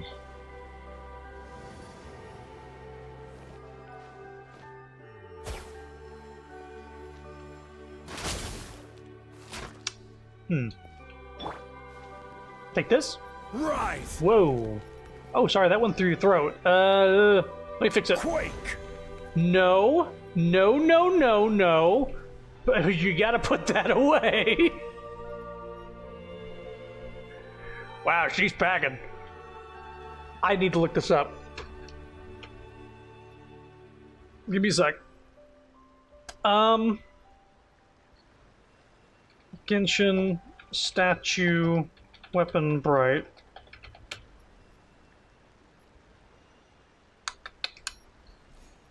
Osmanthus wine tastes the same as... how foolish of me to leave Zhongli on the field. Um, bu- bu- bu- bu- bu-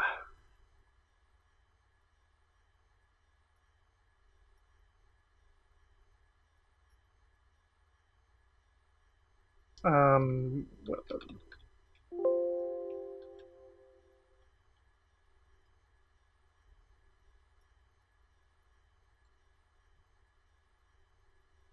yeah.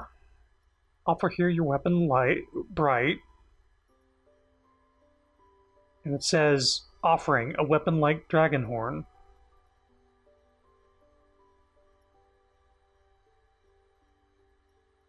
I got the right idea, I just don't know how to... Wait a minute. Do I need to continue the quest in order to do this? I think that's what's going on. I need to do the side quest in order to activate this. Okay, well... Let me glide down to here. Wait, this isn't down? Or up, it's down.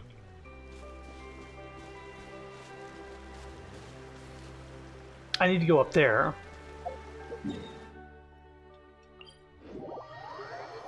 Alright. Well, I had a feeling I had the solution, it's just I'm not allowed to do it yet.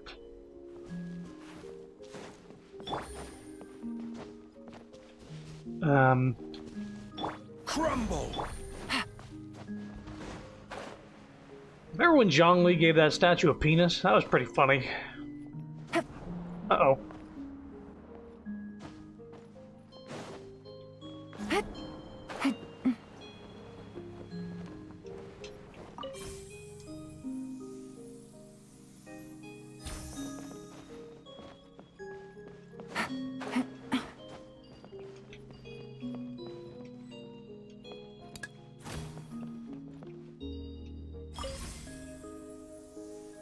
This music reminds me of Mario Galaxy. Not just because I'm running and platforming on these wooden blocks. Easy money. Let's teleport first.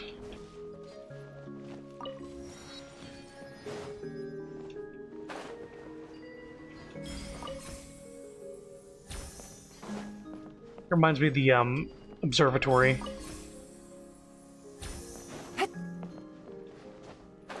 Oi. Yeah, just let me, It's fine. I don't even care.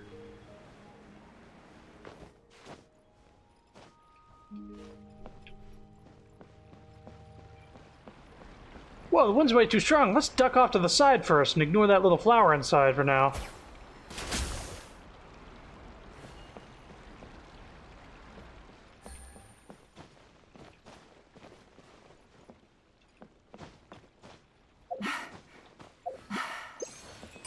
Here's the island S. Noir was talking about. You know, the tree over there looks like it'd be perfect shaping for the lamp. Someone under it, too. Could it be the... well... Hey, let's see if we can, Shavine, why are you still angry? Perhaps you really shouldn't have ventured outside.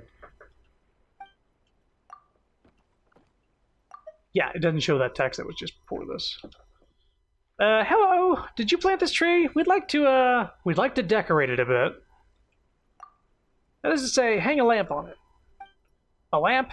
Well, putting one up would be nice. Some warm light might do Shavine's mood some good. Might even put us on speaking terms again. Please do lend us a hand, then. And if I may lend you one in turn, just say the word and it shall be so. Nice! Smooth sailing so far, eh, Chrono? Come on, let's get this lamp hung up.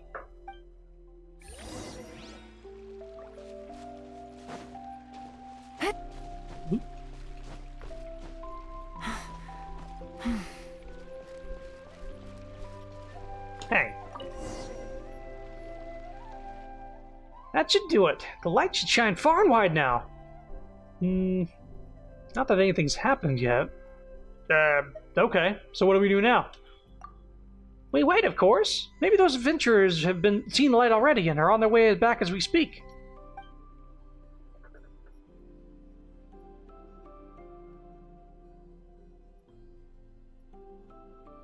Huh. Nothing's happened. Not a person's returned. Hello, you two. Not to disturb you or anything, but what were you intending to do by hanging that light up again? Well, long story short, black screen. You tell them what happened. Out of black screen. I see. I've heard the issue with Esmoir and the lighthouse as well. This idea is a good one. However, perhaps we could hang it up still higher. Paimon, fly that lamp way, way up, would you? And how long is Paimon supposed to stay there, huh? We don't even know what the real ideal elevation is. It's not like we could take measurements every few meters or something. If only there was really a hook in the sky for hanging that lamp on. Hanging the lamp up in the sky, that could perhaps be possible. See, I told you there was a way. Please, let me finish. This idea of mine may not actually work. The Whispering Isle is not far from here. If a gift is offered unto the goddess on that island, she will grant the supplicant their wish. Whoa, that's some island. I wish I could go there. Righto. So let's take this lamp on over there to that Whispering Isle and see what the deal is. That said, I do not know if the goddess still hears our wishes. I've been to that island to offer gifts, but my wishes were not granted. Perhaps something's gone wrong somewhere.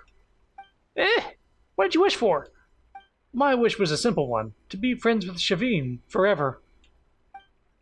We used to live here together, taking care of this tree, drinking tea and chatting. He once set off on a long journey, and when he returned, he was almost unrecognizable. Not that it should have mattered. We were still friends, I thought. We'd understand one another. But he grew stranger and stranger, his days filled with odd mumblings and melancholy. He even rejected all my tea party invitations. I feared that he might no longer want to be my friend, so I made plans to go to the Whispering Isle and make a wish to the goddess. The oldest legend in our village says that originally the goddess greatly favored the brave, so long as a valiant person were to bring her a gift as proof of their courage. She would respond to them. But I feared that she would not bestow her favor upon me, and so I brought a dragon scale with me. Do you know about the giant dragon that suddenly emerged from the Titanium mines? It flattened a great many homes and even mashed that mountain. Now our adventurers can no longer repair their boats or make tools there, and have had to change from whence they embark on their adventures. That mountain is just over there, but nowadays he's as broken as the broken sea itself. We've constantly tried to chase the dragon away and defend our village. Whenever it flew above our village, we would grab chairs, tables, forks, and spoons with which to chase it away. Seems as if you succeeded thus far. We should prepare a few utensils ourselves. Hey, it's not like that dragon's made our bread or butter or anything. Forks and spoons wouldn't do squat to it. Well, whatever the case may be, at least that dragon hasn't come back to set fire to the village or roll it over or anything like that. Minnie Duran's no evil dragon. He just wants to be friends with everyone. Is that so? In that case, his way of showing it is most unexpected. Well, we couldn't understand what he was saying at the time anyway, so all we could do was chase him off. When he left behind a scale. I believed that it could prove my courage, and my neighbors thought so too. When I put the scale before the statue of the goddess, it began to glow with an awesome light. I thought that this meant that the goddess acknowledged my wish and was about to grant it. But Shavine did not change. He still refused to come out of that pot, and he remains as upset as ever. He even advised me to become an adventurer and go on a long journey with him. No way am I doing that. Wait, come out of what, pot now? It almost sounded as if he was some sort of potted flower. That's right, Shavine is presently a flower in a pot. I mean, that's pretty alright, isn't it? He can live next to the tree, and I can take care of him, water him, drink tea, and sing for him. But he always says that no matter where he goes, he must be sure of his place. Something he learned from his venturing, and that pot is his place. Coax and cajole as I might, I can't get him out of that pot. The goddess didn't make my wish come true, and I don't know what the matter is. Sorry for going on like that. Must have taken up a bit of your time there. The Whispering Isle is that way. Perhaps the goddess will be more willing to hear your wish. Friends. Ah, my friend. My dear potted plant friend. How you make friends with something like... I couldn't read that text quick enough. Sorry. Didn't even know there was... Whoa! Text down there. I just saw the stuff on the minimap as I was about to jump off.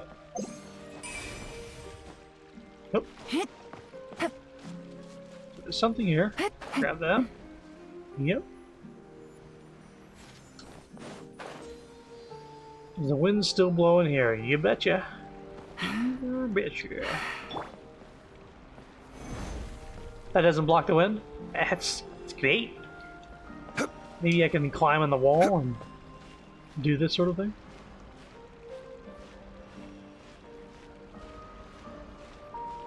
Hey!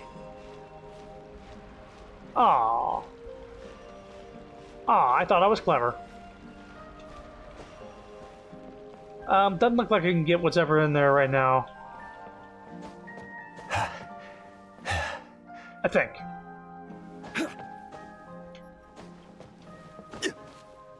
Looks like there's 2 treasure things down there, but let's go to the island first. And when we come back, we can teleport. Well, this should be the Whispering Isle. Guess those statues are meant to represent the goddess then. Now we don't know what kind of offering to give. Let's have a look around first and see what we can find. Already did it. Now we can do it. Offer here your weapon bright. Dispel the dense days as light does night.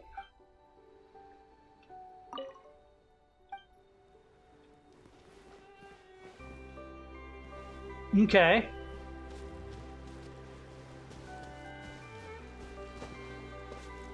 I'm sorry, what am I... What happened to the...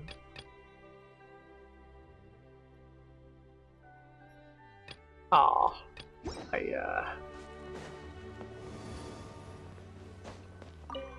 Here, make the wish you hold so dear, and the reasons for your prayer must make clear.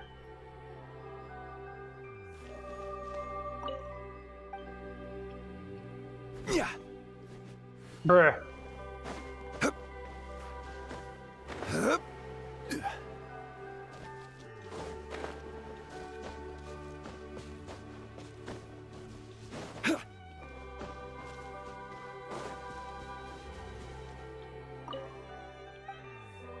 Maybe I have to go down here after getting the quest. Chest was the only one I couldn't get for a while, but I'm sure you'll get it easier than me.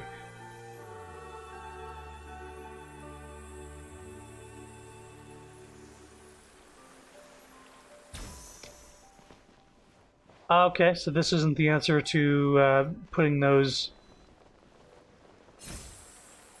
things in.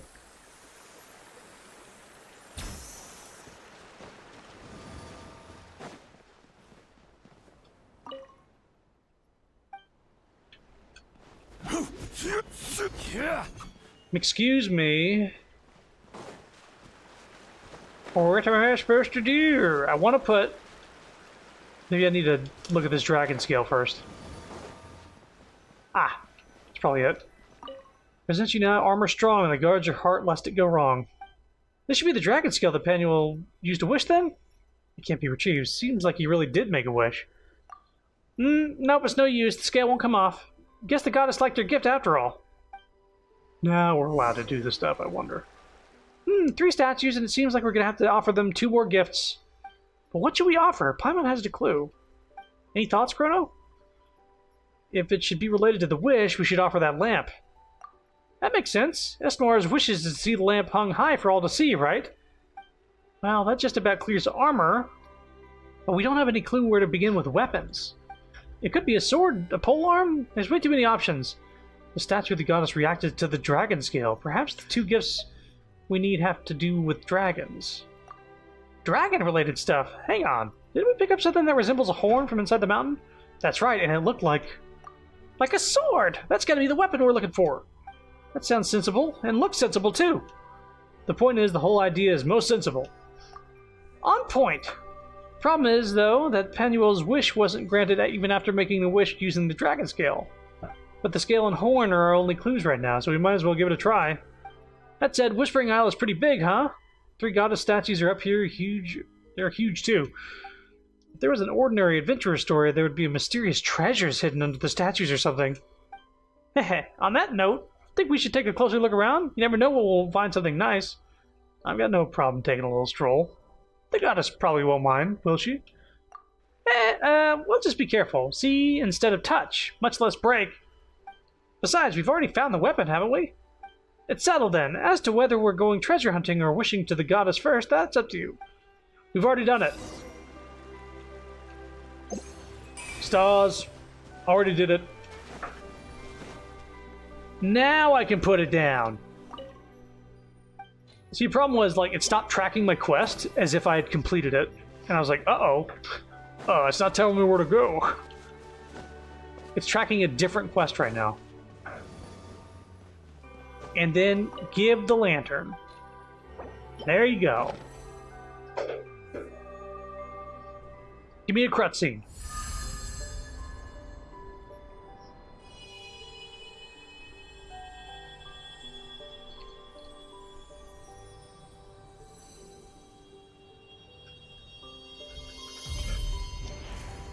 That is bright.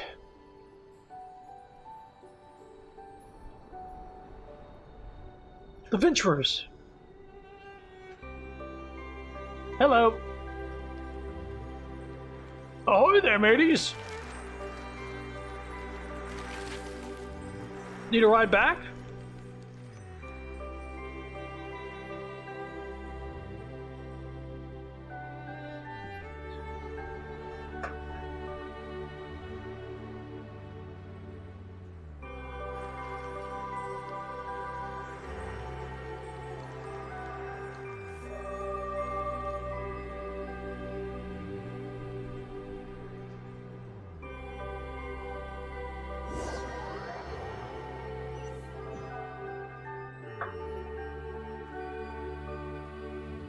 Looks like a moon. Esnoir, oh, it's good to see you. I knew I could trust you, and the light that you shone my way. I gave you my word, dear friend, and now you're back. As for the light, however, you have our two guests to thank. Skies above! That was you then? I thought you had been stranded on that island when I saw you on my return ship, which was why I invited you on board. Words fail to describe how thankful I am to you. Had that radiance not reached my ship, I'm sure I would have been utterly lost at sea. Also, what happened to your lighthouse, Esnoir? What happened to this place? What exactly did I miss? Esnoir gesticulates wildly as he explains the events. Good gods, a dragon crashed into the village, and another into the waterfall behind it? That really is a lot. I'm going to have to ask you to give me all the details when we get the time. Well, I have the time right now. I have time anytime, in fact. I managed to clean up a little area that we can have tea and cakes and enjoy the fragrance of the flowers while we're at it. Really? Well, that would be no problem at all. In fact, I've been looking forward to this. I'll show you the new samples I've collected, too. You will not believe all the different types of flowers and bugs I've encountered. It's just a shame that my bag is so small. I shall bring a larger one next time for sure. Next time you'll leave again, I presume. Do not worry, our time together is lengthy still, Esnoir. The time we have now is more sufficient for me to tell you about all the new things I've seen, I assure you. You going back to venturing? Yes, I am a venturer. To venture is my calling. Don't go, Rosal. Have you not noticed how some of your colleagues become strange when they return? They fret about the value of carpets and hats, but not at all about which is more beautiful and or intricately made. Don't be angry, Esnoir. We can speak about this later. I brought you flower seeds from outside, ones with contours and colors I'm sure you've never seen before. Ah, yes, dear guests, you too should take some time. Some of these marvelous new gifts I've obtained from outside. Consider them a token of my gratitude.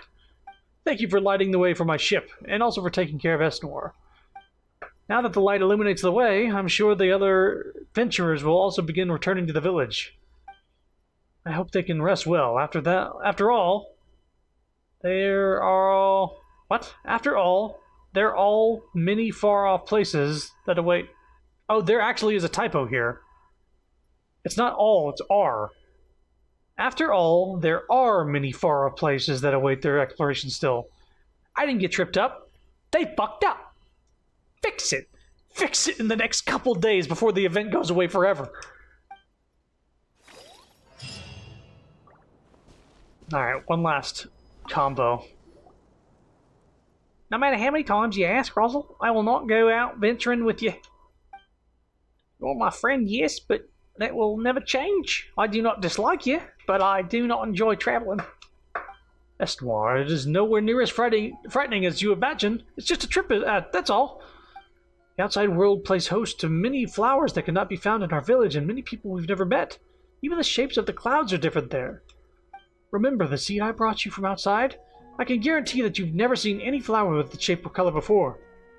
It's still a seed now. I'll plant it and then we'll see. If you're willing to go with me, we might be able to see this flower with our own eyes. Rosal, I'm sorry. I have no wish to travel abroad, nor do I want to become like those venturers. They always fret about the value of carpets and pay no mind to beautiful hats. This is how your travels change you, and it scares me. That is true, but have you noticed the maps, the plant samples, and the travelogues that filled their luggage to bursting?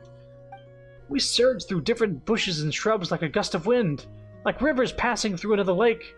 We encounter different things, and we too become different people. This is how travel changes you, and it scares me too, but I'm thankful for those changes as well. I'd compare it to a slice of bread with cream slathered on both sides. You're going to make a mess no matter how carefully you try to hold it. In that case, I'd spread the cream on separately. That way I can even smear on different flavors. Oh wait, in that case I'd spread the cream on separately. That way I can even smear on different flavors. Not a bad call. I'm sure it'd make a filling meal. Not a bad idea. That should keep your hands clean. Oh, it's you? Here at last? Rosal's been telling me how wonderful the outside world is, inviting me along to venture. Yeah, not much about that world. Is it as he says it is? Yes, it is. In the outside world, there's no lack of new things to discover. The world inside isn't too bad. Oh, are we like fucking... No, let him go outside with his friend, I think. Right, there's lots to eat and many fun things to do. You'll even get to encounter many interesting things and awesome people. For example, you'll find those who focus on beautiful essences of all things. You'll bear witness to radiant, unfading ideals. You'll get to meet those who work hard to realize their dream. I think the first one. Focus on the beautiful essence of all things. Really? Dear me, I believe the outside world to be only conscious of value, and not to be full of those who wish to wear hats but dare not. Well, you can think of it like a cake with various chocolates scattered on top. Every bite's a whole new experience. That's way better than having all the chocks taste the same, because that would make for a super ordinary cake, right? Well said, Pieman, well said. You've mastered the local lingo, I see. Well, who wouldn't after listening to it for so long? Is that so? Well, I'll need some more time to think about this, but perhaps just a little venturing couldn't hurt, surely? No need to rush things, Estnoir. There is still much time before my next voyage. Until then, let us consider this issue together. What did we get from him? Did we get, like, random bullshit flower seeds? Also, maybe I can go with you, but I just don't know where to even begin preparing. That's easy. Prepare your jam, bread, and curiosity. Put on some comfortable clothes and bring a spare set as well.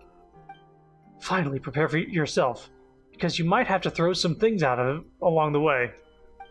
Wow, it all sounds so complicated. I don't want to throw them away just because they're mine. They're precious, and I like them. And you'll discover new things precious after those leave you, my dear Estnoir.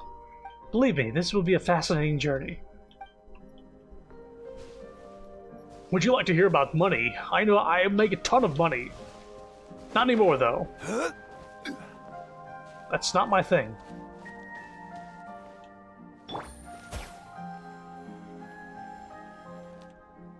Oh, I promised I wouldn't. Okay, so we finished that side quest. This one, you have 4 days left. Jeez, crazy.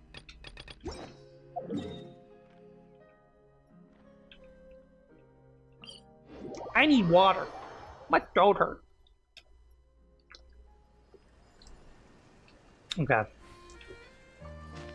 God, this shit looks like it's painted sometimes. Just the art style in this game is fucking great. Hello? Wait, who's blocked the exit? It's so dark. Knock, knock. Oh my god. Whew, we finally made it out. Guys, you have to offer actual treasure chests or I'll miss you. You don't show up on the map. Alright, so this should be the quest that lets me craft the things needed for Kirara's unlock.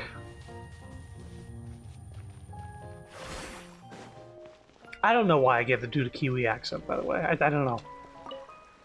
It started off as like a country accent, and then he said something slightly out of character for a country accent, and I was like, oh, fuck it. I'll just do weird things with my voice until I land on something even slightly resembling a real thing. Welcome, honored guests. Welcome to the Forest of Blessings.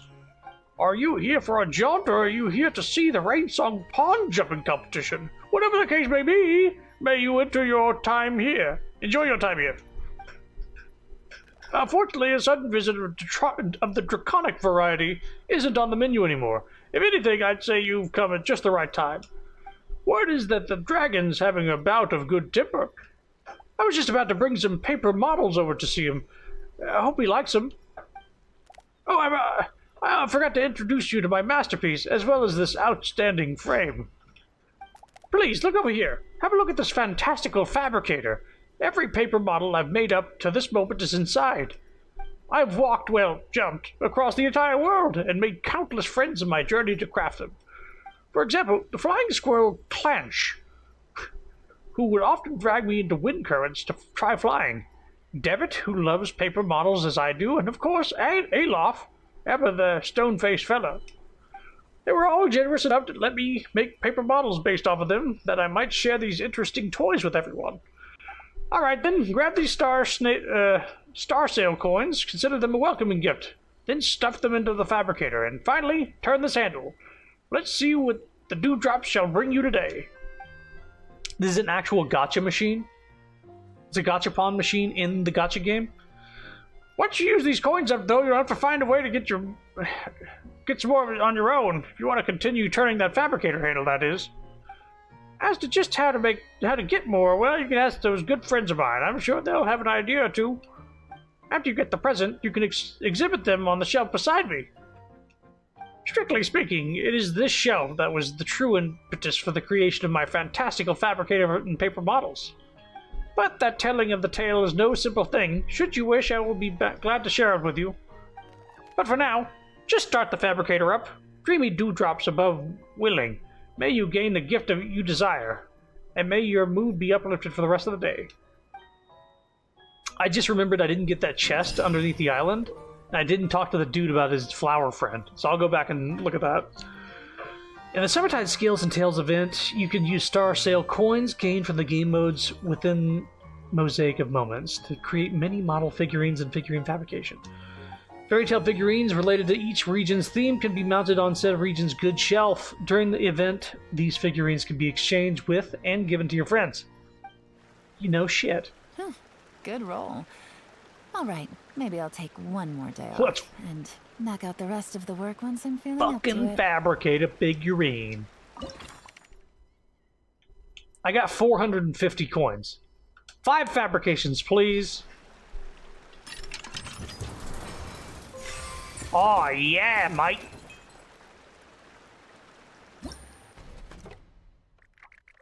Woo! We got the llama. 2 flowers, a finch, and a different flower. 5 more, please. Aw, lame.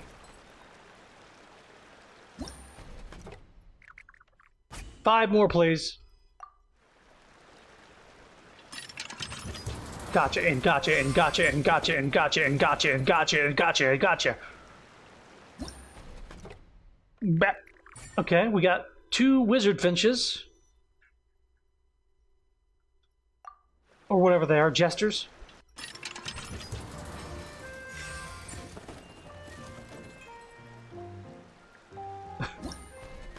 Also, the thing, give me a better reward and I'll notice you. I meant like the little treasure compass doesn't find the guys that give out the Mora pyramids. It only points out ones with treasure chests, so they would have been trapped in there forever if I hadn't just stumbled across. You need to give me more if you want me to save you. Okay, we got a frog and a squirrel. I think that's the queen, the princess squirrel. And that frog is something I bumped into off stream. I can't remember his name, but he's part of some competition, which is a part of a side quest that I guess we'll stumble on in a minute. I know what you meant. It was funny. Yeah. Yeah. Yeah. 5 more. Well, this guy didn't expect me to come here and break the bank on his machine, I think. Wow, we did it. Oh, you can skip animation? Well, it's done. Alright, Zooty. Why, hello to you guests. Come and give this fantastical fabricator a twist. I'm done. About these paper models. Oh, these paper models' designs are based on my friends, who graciously agreed to my requests. See here, the squirrel is modeled after Clanch, who's always nagging me to try flying. And I have. I just, spend more time on the ground than in the air. This toy soldier model is based on Devitt, who loves traveling and making toy models, but loves his hats even more. Last I met him, he was still in Constellation Metropole, tinkering with those hats of his. Ah, and look at these serious, solemn Clockwork Guard. That's based on Alof.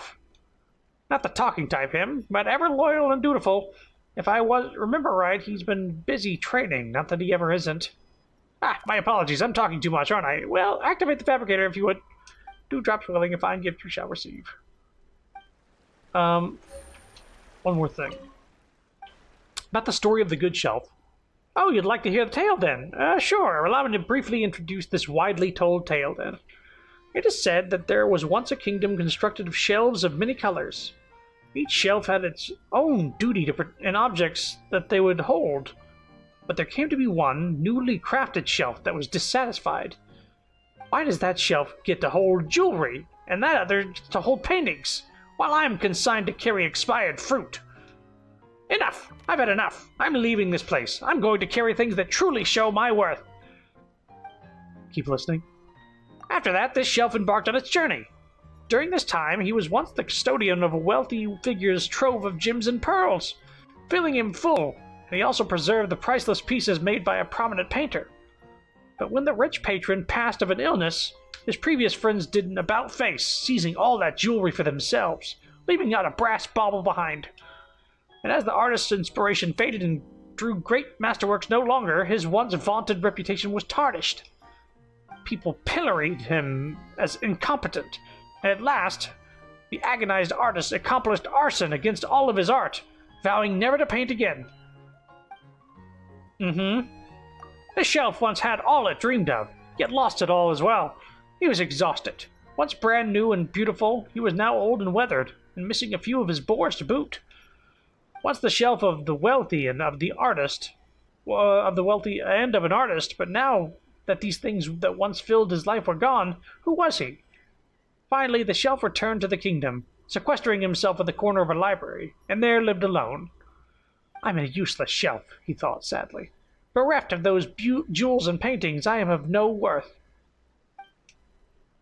But just as the solitude and sorrow were soon to squash his soul, a girl holding books happened by. Oh my, an empty shelf. What a lifesaver! So she cried happily. Dear shelf, could I place these books in your care? Of course you may. Yet I am a worthless shelf. I do not know if I could even be of help to you, Shelf said sorrowfully. But your frame is large and your boards flat and sturdy, the girl continued, surprised. No matter how you look at it, you're a good shelf, and you can hold a whole bunch of books. And so the shelf told the girl his story, of how he had once been a guardian of wealth and glory, but that loss and betrayal, too, had come to fill him. And now he had nothing. He was a valuable shelf no longer. Dear shelf, why does this matter trouble you so? The girl laughed. You've always done your duty, neatly carrying all the things given to you. Those things are lost, broken, changed, but that has nothing to do with you. You've always been a good shelf. taking good care of things taking good care of those things is where your value lies. How could the things you kept define whether you are good or bad? So please, I ask you to do your duty again. Help me take care of these books. I'll come and sort them every day, and we can discuss the topic more then. From that day onward, all the shelves of the kingdom heard that in a certain library there was a smart, steady, incomparably sound shelf. He would never be happy or anxious because of the value of the things he carried. He would never be happy or anxious because of the value of the things he carried, treasuring everything earnestly. Newly made shelves would visit him and ask him all manner of questions. And when mentioning him, the new shelves would never fail to address him so. Ah, you mean that good shelf?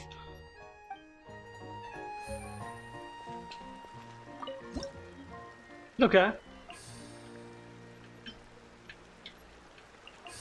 Okay, upper level 1, I'll put frog.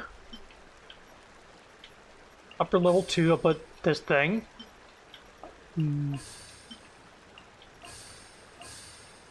Put you. You. You. You. You. You. Okay, I need to play favorites. I want Princess Flying Squirrel up here with the blue frog. Put Finch here. I'm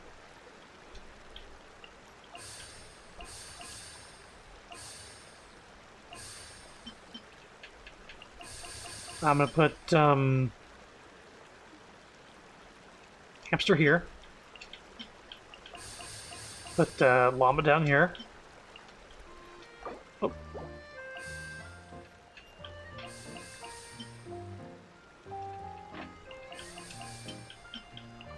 And I'll put this thing here. There we go. Save. Not bad. Anything to say about this? Goodbye. Goodbye.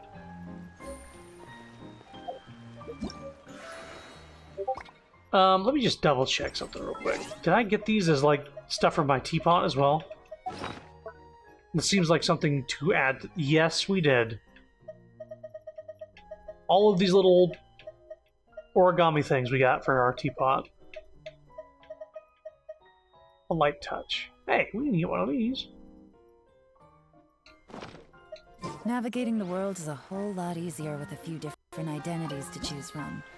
Need me to come up with some for you? Yeah, there we go.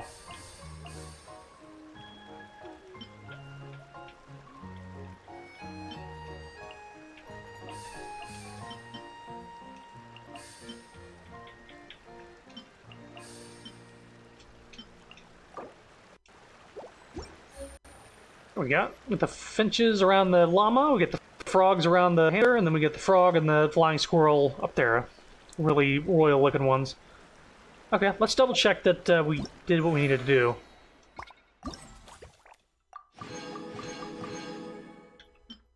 We got... Ooh, we have actually got a place to put our figurines for the teapot. We actually got 3 of them. 6 apiece, and we got 30 figurines. Well, I guess, yeah, we have one put on every... You can put every single one up.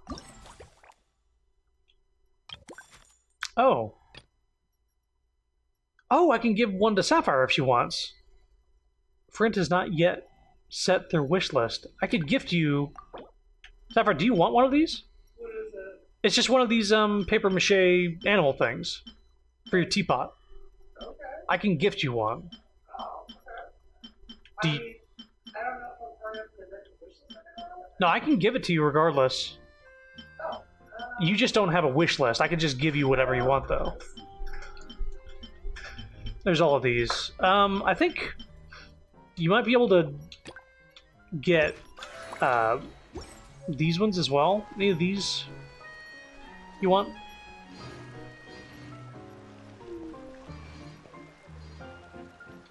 Let me Yeah, all of these are the ones that are available here. We get some deja vu right now. Any of these? Like the one with the fruit or the one without? That one. So it's that, and then that. I think just the regular one, honestly. Just regular one? Yeah, sure. So let me... figurine exchange, gift. That. Confirm. You have too few figurines after gifting. So, so you're not gonna have it. I can still give it to you. Yeah, that's fine. I'll give you the hamster. I got the one with the little fruit. Receive. Did you actually send it? Yeah, I sent it. I could send you another one if you want. Oh, I see. Oh, wow. You want any other ones? You sure? You don't want one with the fruit? To go with it? Okay. There you go. Anything else? If you want the squirrel or the princess squirrel.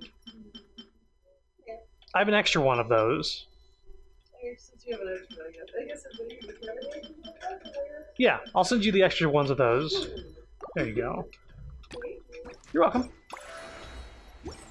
I suppose there is like a chance that you won't get all of them, and that's why gifting and trading is a thing. That's fine though.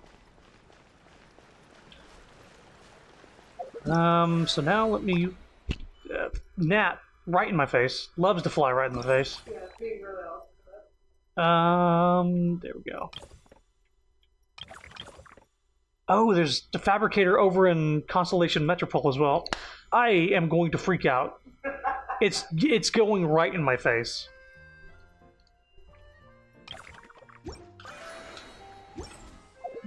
I'm thinking Sapphire is only going to be interested in the ones in the forest area, but we'll find out here.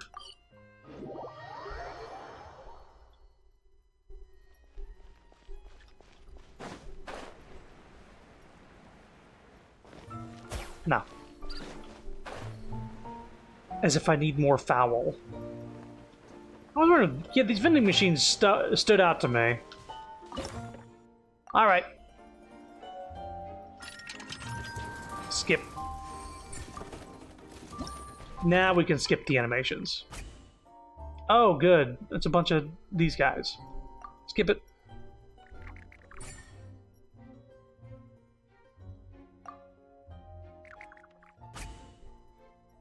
Huh. Well, there's a little clockwork owl. I like that one.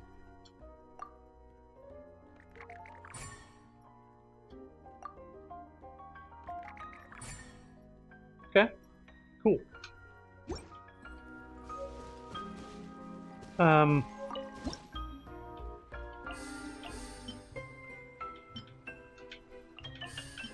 like these ones.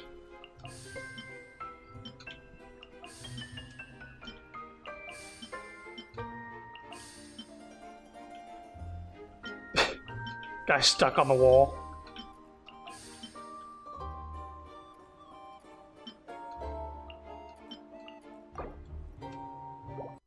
Sure. I'm assuming you didn't want any of the stuff that's like this. These toy men. Yeah, okay. Let's go to the third one, see what it's all about. This sure gives you a lot of stuff to bring back, at the very least.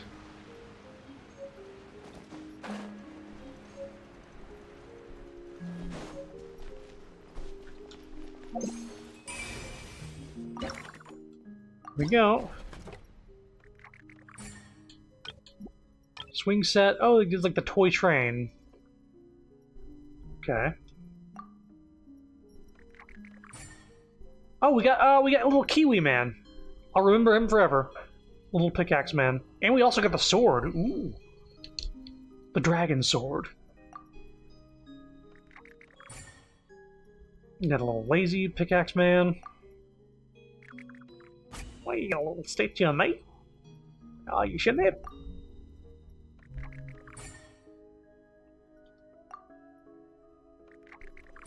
Well, okay. Well, we got the sword and we got the trains, I guess. That should... Yeah. Wait, place 8 figure... Oh, I gotta place them on the shelf here. Here we go. Display. Let's do the sword. And... the scale. Then we'll do Pickaxe Man. Pickaxe Man taking a break. And a mole. Train. A car in front of it. And then a crane, I guess. Whatever. I like the sword and the scale. I'll probably put those in the teapot if they ever increase the load size.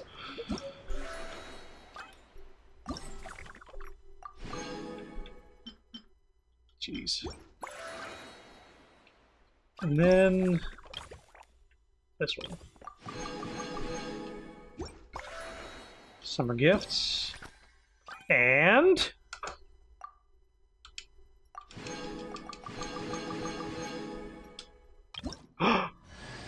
I'm Kiara, a courier for Inazuma's Komani Express.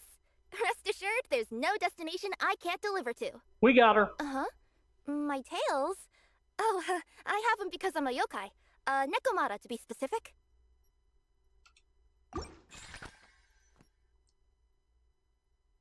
Okay, and then this one. Outfit obtained, yeah. Oh, I can get more of these, I see. Hey, now we have the ultimate treasure compass. After you have obtained a certain number of excerpts of bliss, you can unlock the joyous letter gadget. This letter can search all the excerpts of Simulacra. Use it well to more easily obtain every excerpt. Cool. Jesus. These are not blueprints, these are just things to put in the teapot. And this is the new gadget.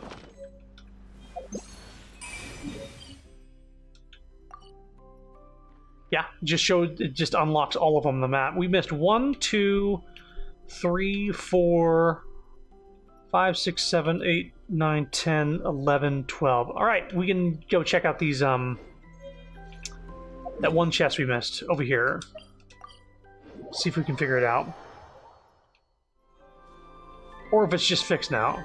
Let's talk to the guy first. Ah, my friend.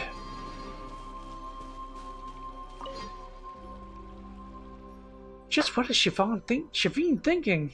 Oh, it's him. Just what is Shavine thinking? He doesn't even want to talk to me. Now that's Shavine.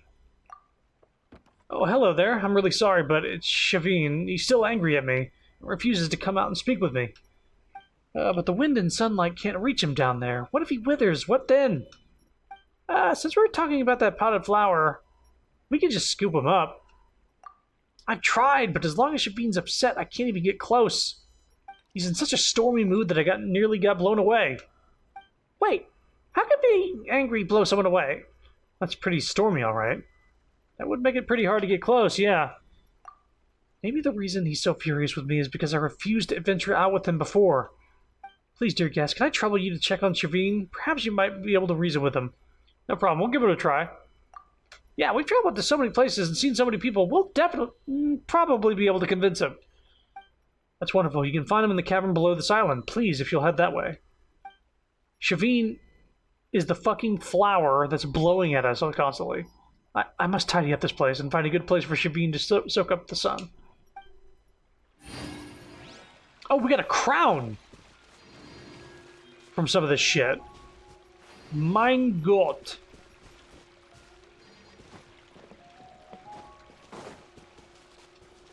That's a big deal. How many do we have now, actually?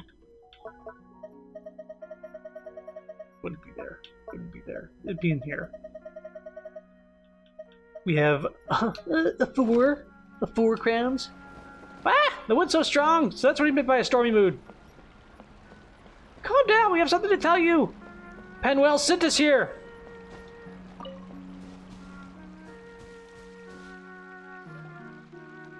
Whew, the wind's finally stopped. Listen to us, please. Penwell has something he'd like to tell you. Fine, I'll listen to what you have to say, but before that... Look how shocked the two of you are. I'm sure you're dying to ask, how can a flower speak? Or perhaps, how did you turn into a potted flower? Do people usually ask that? Outside, yes, many. After I returned home, no, nobody asked. By outside, do you mean the outside this world?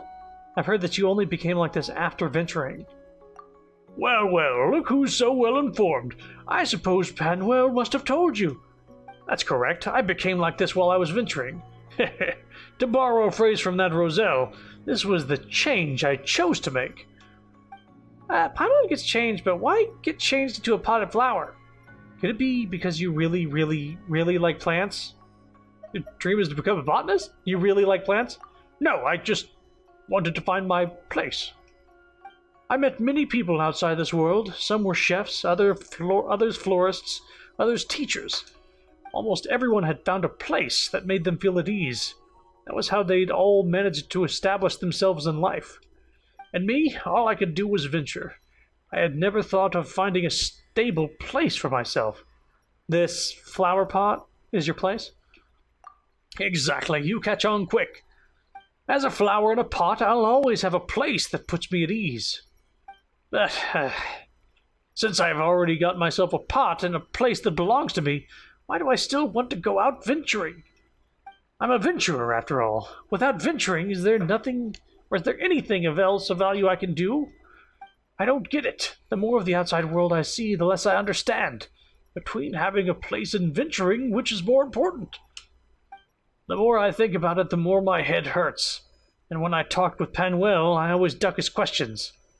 I'm afraid of misleading him. If he loved venturing, would he grow to hate it after seeing me like this? He is my friend, and always will be. I must be honest with him, and I have answered all that he has asked. Including that the reason I became a flower is so that I could have a place that made me feel at ease. Perhaps my answer upset him, or perhaps it's because he doesn't like the way I am now. We are growing apart, but as I am a potted plant, I cannot grow up myself. But it's probably for the best. I'm sure Penwell doesn't want to see me anyway. He must be angry with me. Oh, so that's what's going on. You both think that the other one's angry with you. And so they aren't willing to meet. What? You mean Penwell isn't mad at me? You two are thinking the exact same thing. You two are thinking the exact same thing. He actually thinks you're the one who's angry at him. You tell Shavine all about everything, Penwell's thinking. Skies above! How could I ever think such a thing? I have never wanted to see him upset, and even should the corners of his lips twitch downward, my heart should be utterly shattered. Dear guests, I must ask you to bring me up. I beg it of you. I must see him with all haste. I cannot wait another minute. No, not even another second. I was waiting for you to say that, my potted friend. Heh, Paimon was waiting for it too. Off we go, Chrono. Gotcha. And now to put you there. As I see it, this is not the place I should be right now.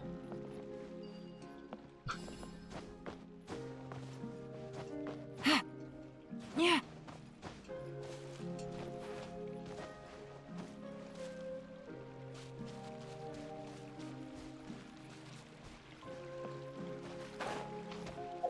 Surprise him.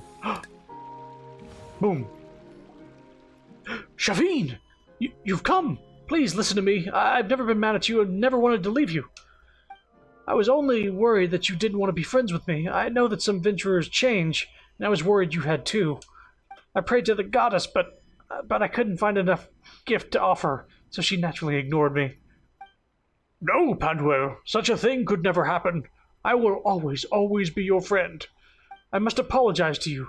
I was so focused on my own thoughts that I failed to listen to what you were saying. I assumed you never wanted to see me again. Seems we've cleared up this misunderstanding. Yeah, Paimon thought you two had some crazy sticking point and were so super mad you didn't even want to try and understand each other. It definitely was a sticky matter. But at least it's come unstuck now. Thank you both, my dear guests. Without you, I'd definitely still be holed up in there, refusing to come out. But now I can finally share what's in my heart with Manuel. I am always willing to listen to whatever you have to say, Shavine. Whether you wish to speak of venturing or of flower pots, it's all fine by me. Right, dear guests, please take these. I gathered them specially for you. May the goddess bless you, that you may never argue with your friends, and that someone will always be willing to listen to your innermost thoughts. Hey.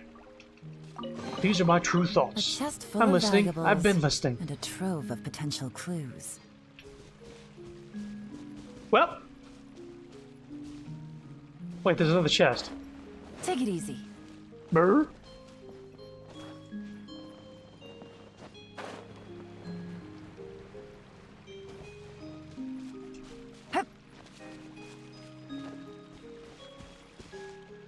Ah.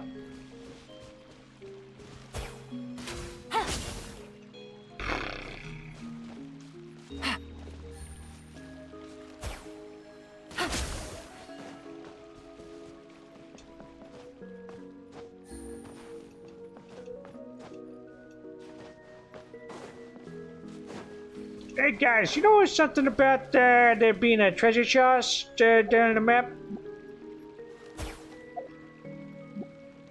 Ah, don't worry about it. It's probably nothing. So...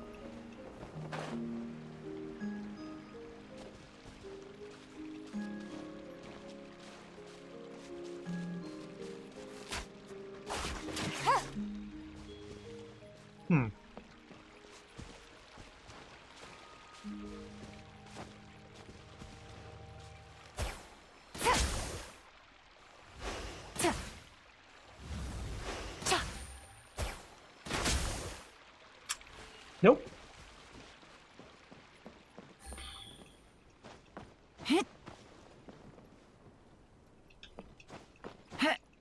No clues or anything either. You can get down to it from up here? Waterfall? Nope.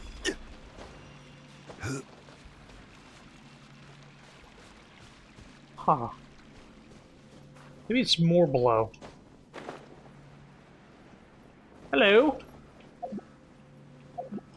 What?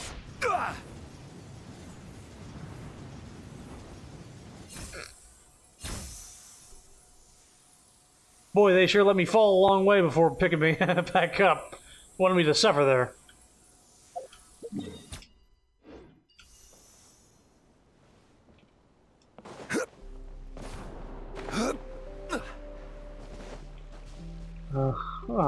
Yep.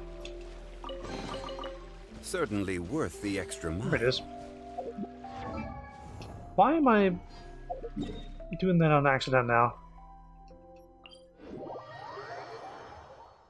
There's not much left as far as getting items, so I guess I'll just grab them. Was there one more side quest? Right, Kirara's side quest. I wonder how long it's gonna be. Gather! Overruled!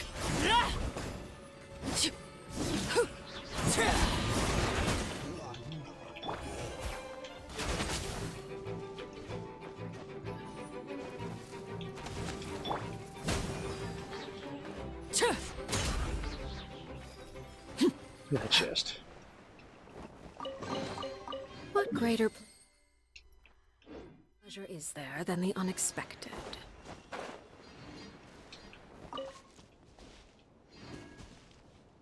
I need to go from here.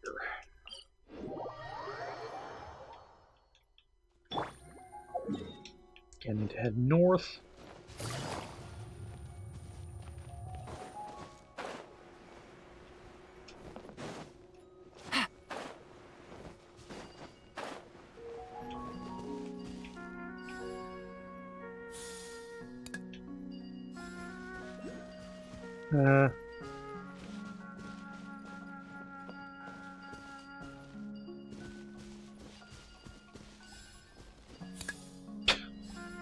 Nope.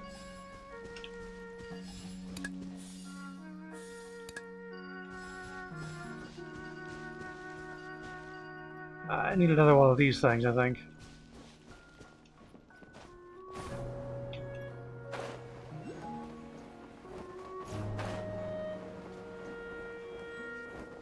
Exited the challenge area. Oh, well, never mind then.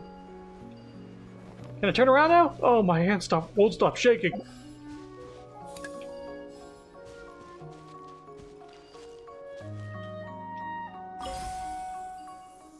These squirrels trying to confess.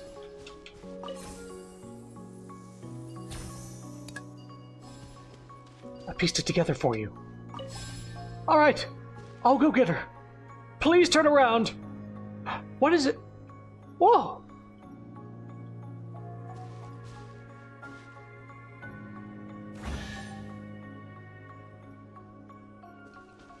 Aw. Easy money. We got these little squirrels some fuck. Let's get back over to the island over here. Uh-oh. Oh no. Yeah. I got you, blue. Ah. I was looking for the other one of these. Hey.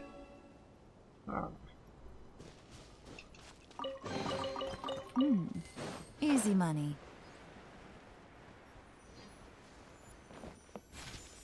I don't need that shit. I've already been there.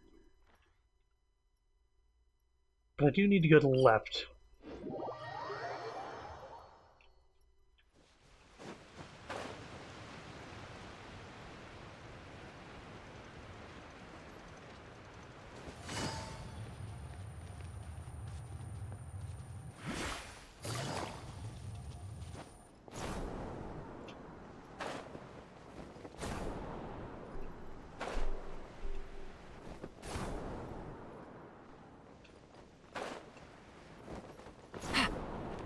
Do-do-do.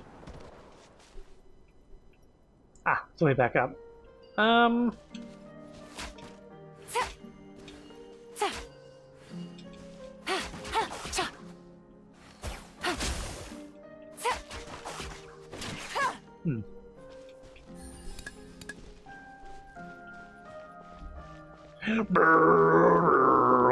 Rumor outside, sorry.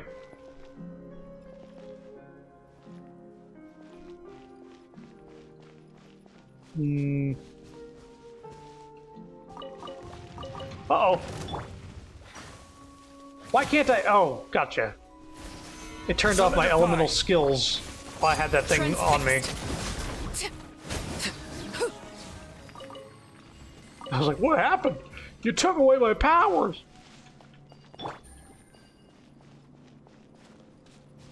Maybe you can go... Wait. Ah, I see.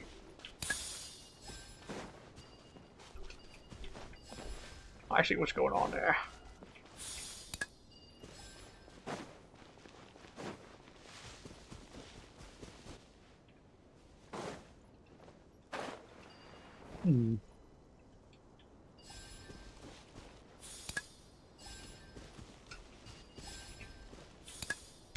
No, that's not how it works.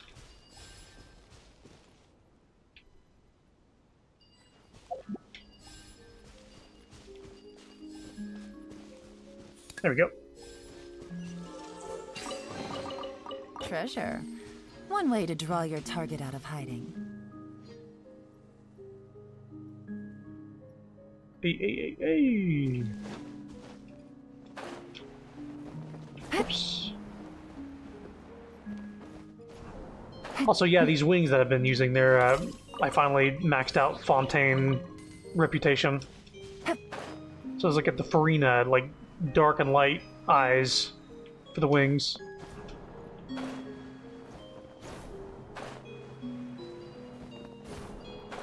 It's pretty cool.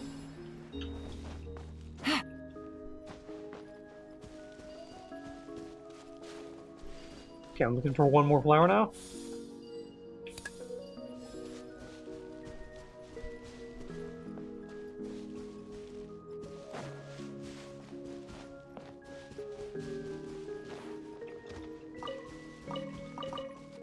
Hmm.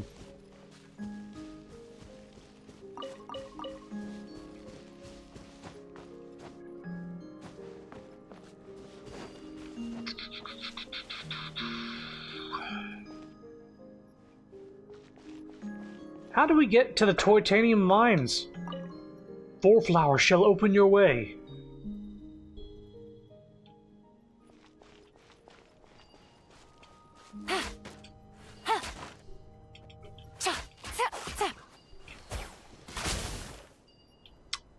I think he means 4 more flowers than what was originally there.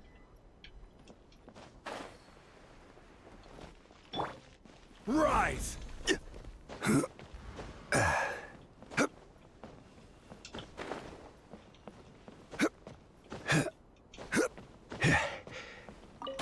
Hello, Mr. Mole. You see a flower anywhere? A 5th flower? Somewhere.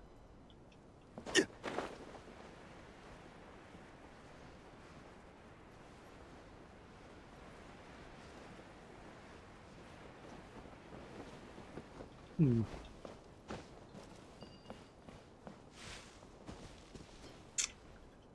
Ah! They needed to be on the boxes. Sure. Unsolicited, and all the more valuable for it. Ah, here we go. Shattered titanium mines. I've been here. Take it easy.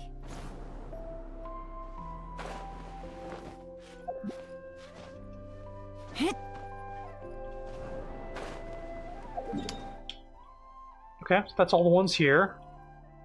There's 2 in the city. Should be pretty easy.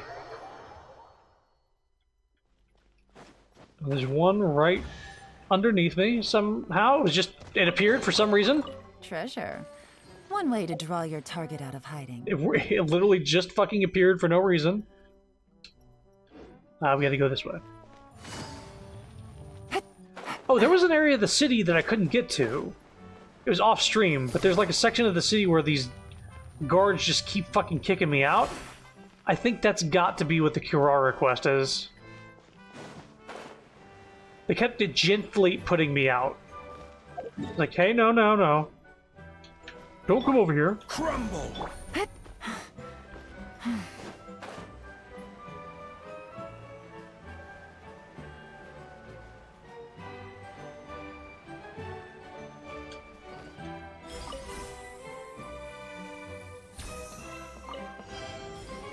Well, there we go.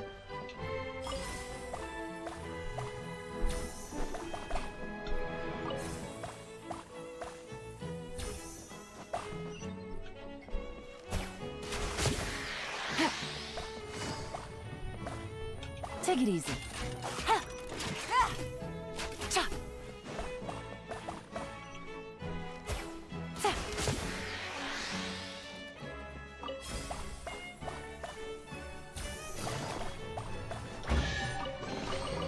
Treasure. Easy peasy. One way to draw your target out of hiding. Okay, so that's the 2 that were in the city that we missed. I can understand why I missed it. It was sort of up and out of the way and I couldn't see it. There's 1 treasure chest here, 1 treasure chest here. So 2 here and then the Curara quest. We're almost done.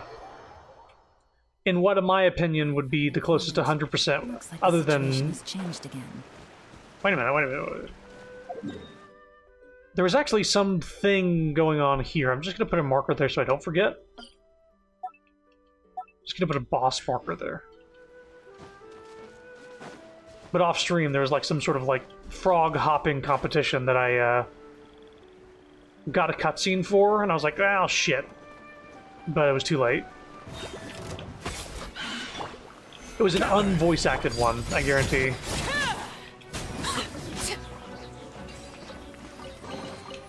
Ah, something with which to commemorate this occasion.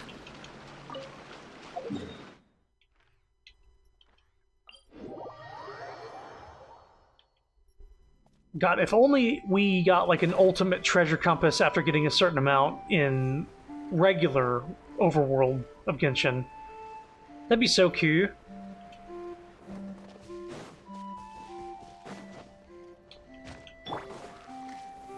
Solidify! Laid bare. Oh, they're all dead. An impressive bounty.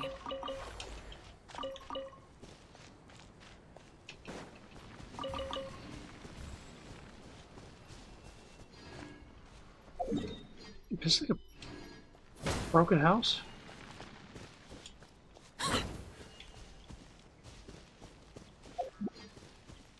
Okay. Alright,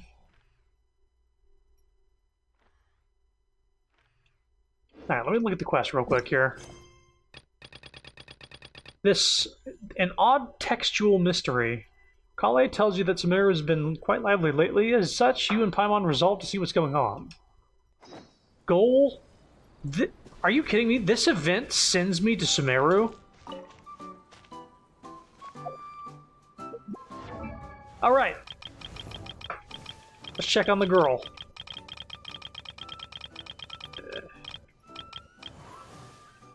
Let's get her to level 20 and ascend her to get our free wish. And go to the dressing room. Yeah, I like this outfit a lot more. Not that this one is bad, but I like this one a lot more. Won't I get funny looks from people if I dress like this on a delivery? Oh, what? She actually says something about the outfit? Weird. She's Dendro, right?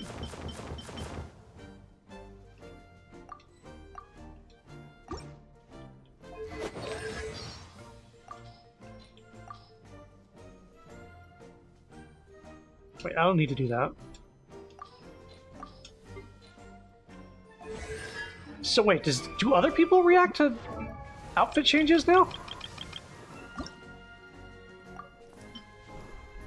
This is the destined moment. I don't get to buy new clothes often. I should really save this for special occasions. Oh, they do. This is the These garments echo the magnificent starry sky. I don't get to buy new... This is the... These garments... I don't get to buy new clothes often. I should really save... You're not wearing those clothes, Mona, by the way. So, get that out of your head.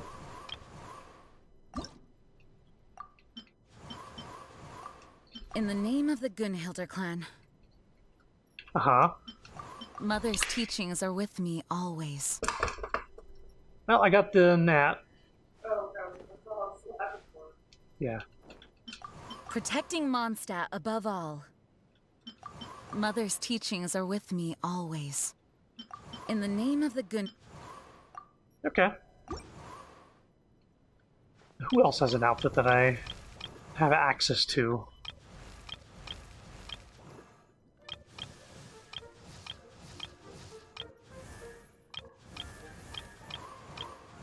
Ningguang had one. I guess this is warranted. No trying to flatter me now, okay? Oh, I'm sorry, what? Let's go and no trying to flatter me now, okay? I guess this is... Let's go and enjoy the moonlight. I guess this is... Luke? I can't select it and see what he says. Same with her.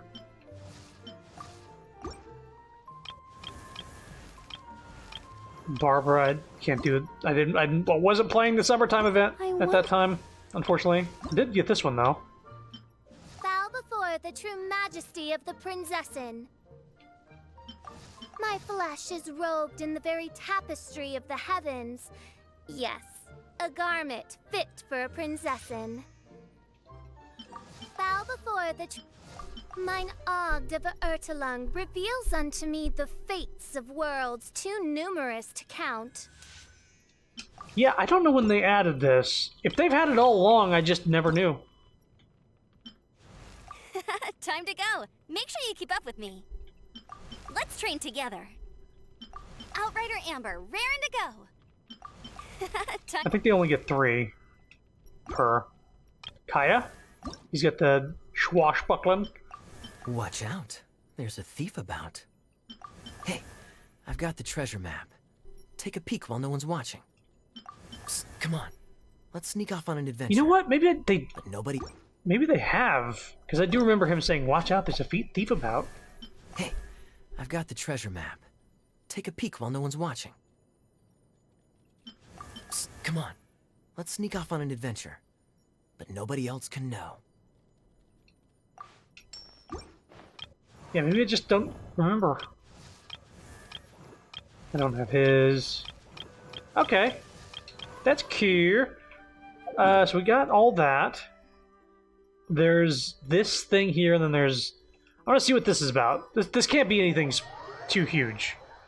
Suddenly Sumeru. So there's Suddenly Sumeru, and there's also Kirora's quest. Excuse me. Gotta go south.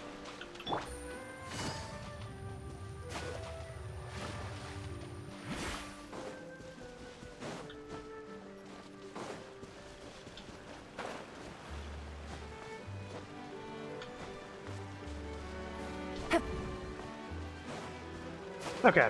Yeah, I walked next to Farobear, much anticipated champion frontrunner, and a stamp. Farobear, I know how nervous you are right now, but this is a final match that every frog has been looking forward to. You... I'm sorry, Mr. Hoalo, but I... Please don't blame him, sir. Give him a moment to rest. After all, Farobear, I'm sure you need some time to think about how you shall pleasantly surprise us all. A stamp. You're good enough, I think. Oh, save it, friend. You will no doubt set a new record in just a moment, trust me.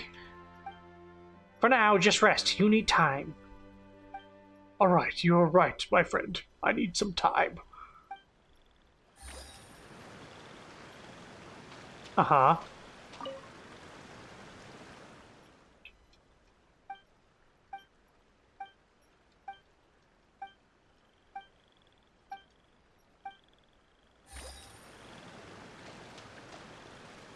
Referee? Damn it.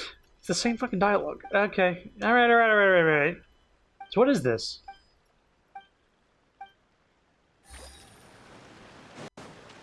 What even is this?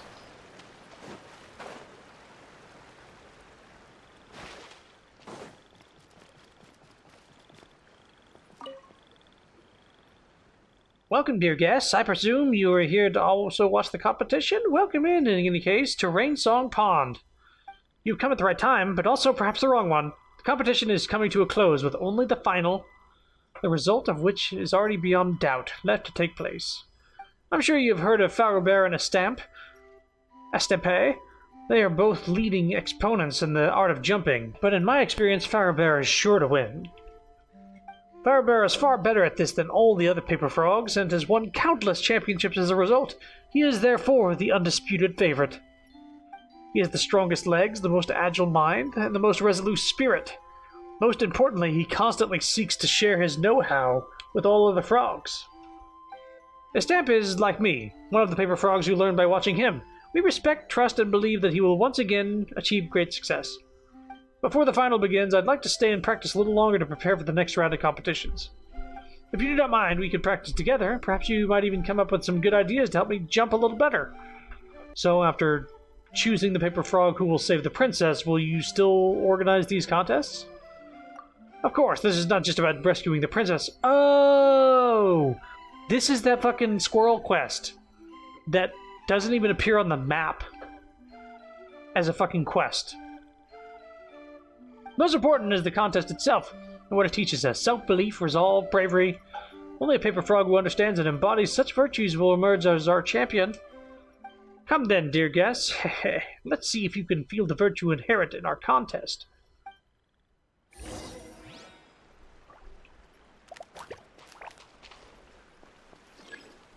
Okay.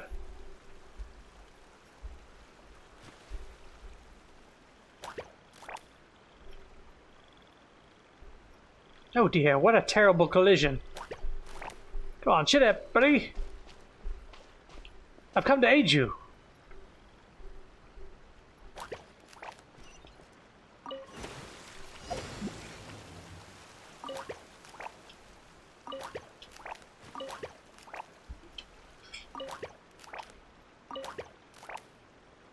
Ah.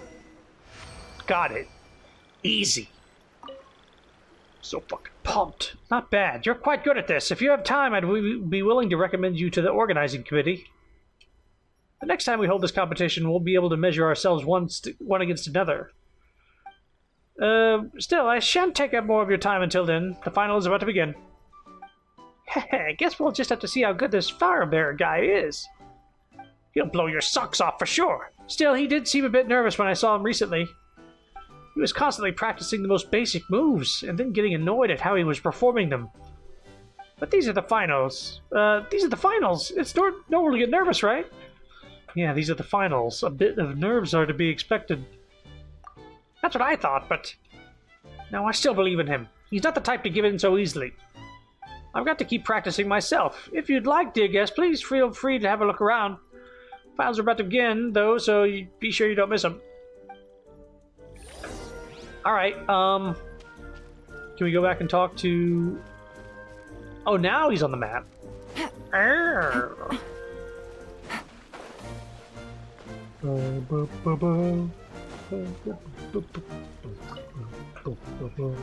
Greetings, honored guests. You don't seem like frogs. Nonetheless, welcome to Rainsong Pond. May your legs be limber. Tell me about the competition. As you have seen and heard, this contest is to decide the frog who's best at jumping. Our contestants go through the qualifiers, group matches, and elimination matches. And only those who make it through all of these can reach the finals. That sounds kind of complicated. It's not complicated at all. Simply step into the arena and clear the challenges that lie before you. Dear guests, if it suits your fancy, you can also try out the bouncing contest here. This is meant to test the contestant's speed and stability when jumping. I was just about to do some practice here, then take part in the next contest. But my skills aren't exactly up to par. I can't jump well enough on my own. Would you two be willing to assist me? So there's no competition ongoing here? I'm not the best jumper ever. Of course, the competition's already reached the finals, so the other venues are now open for practice. Keep practicing, keep jumping, keep competing. That's the way you get better and better. Come on, dear guests. You'll enjoy the bouncing contest too, I guarantee it. Here we go.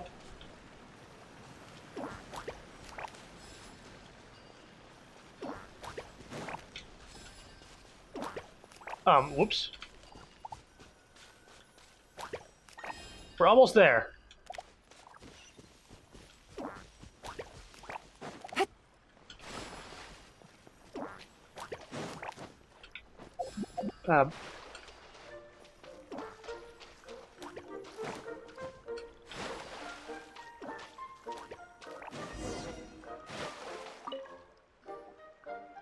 This game is pretty fun, don't you think? Paimon wants to give it a try, too. Then be my guest. Paimon can pose as if she's jumping in the air, too, you know? It's pretty much the same anyways. I knew you'd enjoy the bouncing contest. But just now, that was just a game. This is a long way off from a real contest. Only the very best, the best of us can take part in the latter. And this contest will decide who is the best suited to rescue the princess. It's just so exciting. Oh, sorry, dear guest, my apologies. I just can't help but ramble on about Pharaohbear. After all, the whole reason we've organized so many contests was to choose the paper frog with the steadiest, furthest, most awe-inspiring jump so that they could go rescue the princess. There's still some time before the final match begins, so feel free to look around. Harello will be using his booming voice to remind us when the competition is about to begin, so listen out for it and make sure you find good seats. Thanks for telling me what his voice sounds like. And here it is! Here it comes, my fine hind-legged ladies and gentlemen! The unparalleled Pharaoh Bear steps forward to make his leap, and he jumped 3 lotus leaves and fell into the water. It seems we have a champion. The one who will welcome our princess is Stampy! Congratulations to our... No! Mr. Horello, I protest! This is ridiculous, absurd even! I shall not accept the title of champion in this manner. Goodness gracious, by the morning dew! Come now, you surpassed Pharaoh Bear in front of all frog kind. Pharaoh Bear slipped up, that's all. He's just not in good form, you know. That will not convince me, nor any other paper frogs. Anyway, let's give Pharaoh Bear a moment to himself. We'll continue this later. It seems we have guests. Welcome to Rainsong Pond. What can I help you with? We saw a frog make a really awesome leap.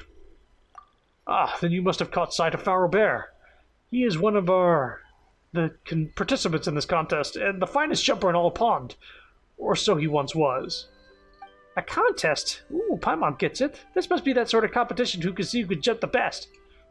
Very sharp of you, young lady. That is exactly the sort of competition we're running. Only the most legendary leaper and skilled skipper may take the crown, thus earning the great burden of rescuing the princess. Sounds pretty cool. Shame we seem to have missed it all, though. Otherwise, I'd have taken part. Really? Paimon's never seen you jump that far before. Except when you were running away from monsters. It's the taking part that counts. You never know. We might get a prize for participating. Hey! Why is the reward always the first thing on your mind? Haha, in that case, you'll do well to listen to our champion over here for some advice. My apologies, dear guest, Mr. Horello 2. But I said it before and I'll say it again. I'm no champion! But as surely as the lotus stems stand, according to the rules, you are the champion! I'll be the judge of that, thank you very much. This contest is meant to pick the best of us, the most skilled of jumpers, to go save our princess. This is a matter of honor and of all frog kind. And Pharaoh Bear is the best of us. You know this, all of us do. So Pharaoh Bear was really that impressive? We've heard a lot of people, paper frogs, talking about him. Is everything they say about him true? That's right, Pharaoh Bear was the best frog in our pond. He could easily bound all the way across 12 lotus leaves and land on the 13th. He'd land so lightly that the dew upon the leaf would still not be disturbed. He could even jump between lotus leaves amidst a flowing river and not fall in the water, no matter how fierce the current. You ever seen Frogger? That was fucking him! He was the guy! But we just saw him, so I'm guessing he's not in good form right now? Yeah, it seems kind of down. He seems kind of down, so he looked super sad when he was leaving just now, too. He's just having a temporary rough patch. That's the only reason he made that mistake. Please, Mr. Harlow. Harlow? For the sake of the contest and the sake of our calling, I'd like to ask for a rematch. If you deem it necessary, you can consult the opinion of all the other frogs. I'm sure they'll concur. Listen, Stamp. I know you're a capital fellow, sharp-minded and upstanding to boot. But did you not see how Pharaoh Bear was faring? He left without even attempting to make another leap. I'll speak with him. We've trained together all this time, so I know how he feels. He'll understand.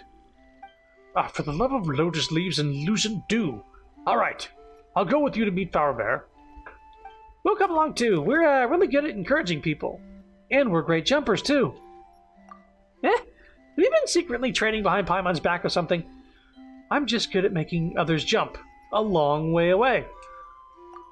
Haha, both humorous and polite. Thank you for your goodwill in that case. Let us go together. With any luck, that good humor of yours might soothe his sore spirit. Pond, protect us. I wonder which should serve us better, the soft or hard approach.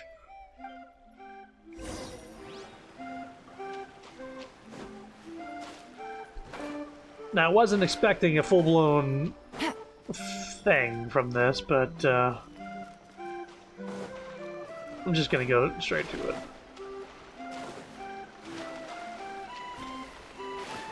Careful, we're not in Fontaine.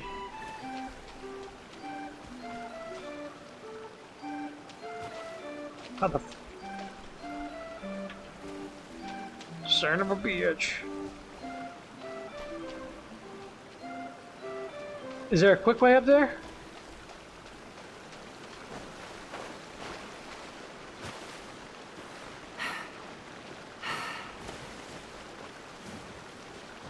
There we go.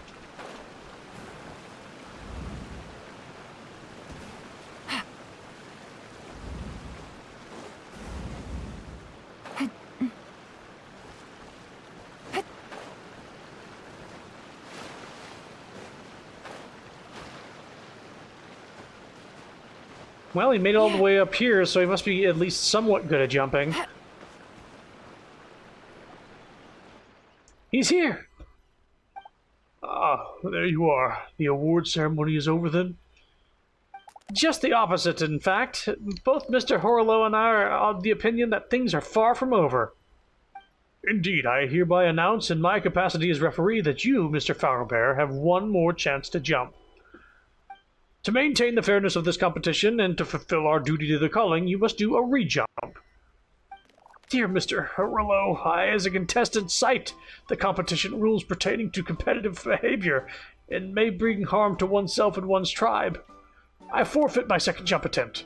I do not want to disappoint everyone again, nor bring ruin to our calling. This is the only... There's another gnat. This is the only true responsible course of action. Huh? Wow, what a professional answer. He even had its specific clauses handy. He even gave it to a touch of emotional appeal. Alright, looks like playing hardball isn't going to work. Oh, Lucent, Dew and Lotus leaves. But you haven't left the venue. I don't understand what you mean to say, dear guest. This is the best place for which to watch the competition unfold. If you really wanted to give up, you wouldn't have stayed here. That's true. You can see everything that's going on in the long-distance jumping from contest from here. If he really had given up and no longer wanted to have anything to do with the contest, why would he stay? I don't wish to talk about this anymore. I believe I've been clear. Sorry, Estamp, and our two guests as well. You didn't even wait for Paimon to finish speaking. Hop away after him. Hold, Fairbear, for the pawn's sake, You two shall hold, Mr. Estamp. I have an idea. So tiring. Hang on a moment. Listen to us, would you? Is there anything else I can help you with, dear guests? You saw the terrible state I was in. I admit I mostly knew that you were going to say the moment I saw you arriving with a stamp. My answer is no, and so it will always be. Look at my ankles. They are not ankles that can carry such a heavy burden. Not ones that can save a princess. They look like pretty sturdy ankles to me.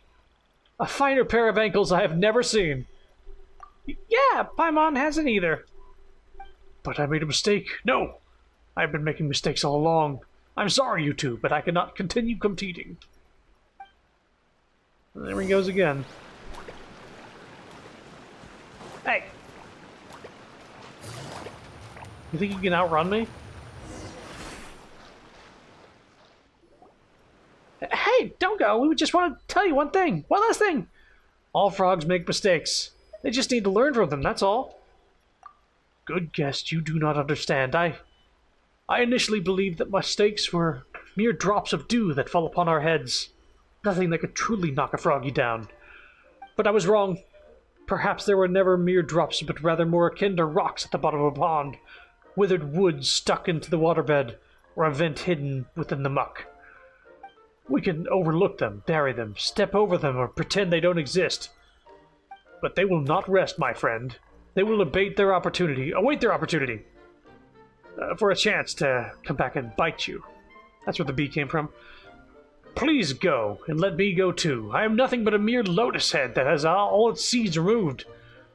Even a light breeze would surge through the many holes in my heart and chill me to the bone. I cannot take up this great burden. This is the voice of my heart. I have let all frogs down, including myself. You still have a retry, you know. Yeah, you got another chance to prove yourself. I do not wish to taste the bitter pang of failure once more. My legs and heart cannot. Whoa! This lotus leaf is moving all of a sudden. What's going on? What? But it should have been fixed in place. No, it's moving forward. Please stand firm, dear guests. I will steer it as best I can.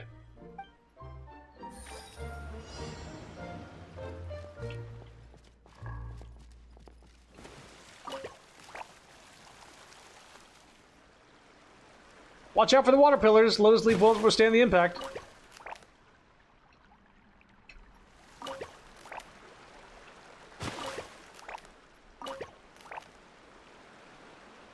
Whew, that's gotta be the end. What a close call. Good thing you were here. I've trained here before, so I'm pretty used to it. Wait, those two frogs on the shore, are they? Ah, the leaf's about to get knocked away again. And here we are. Looks like we will be able to reach the shore for now. Just like this. No, like that. Ah, I can't control it. Stop freaking out. You're the only one here that has a chance of controlling. Can't read it.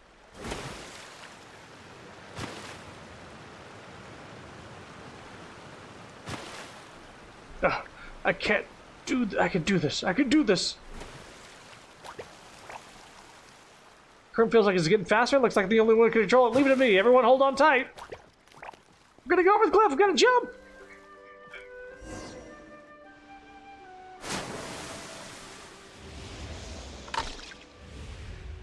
So majestic.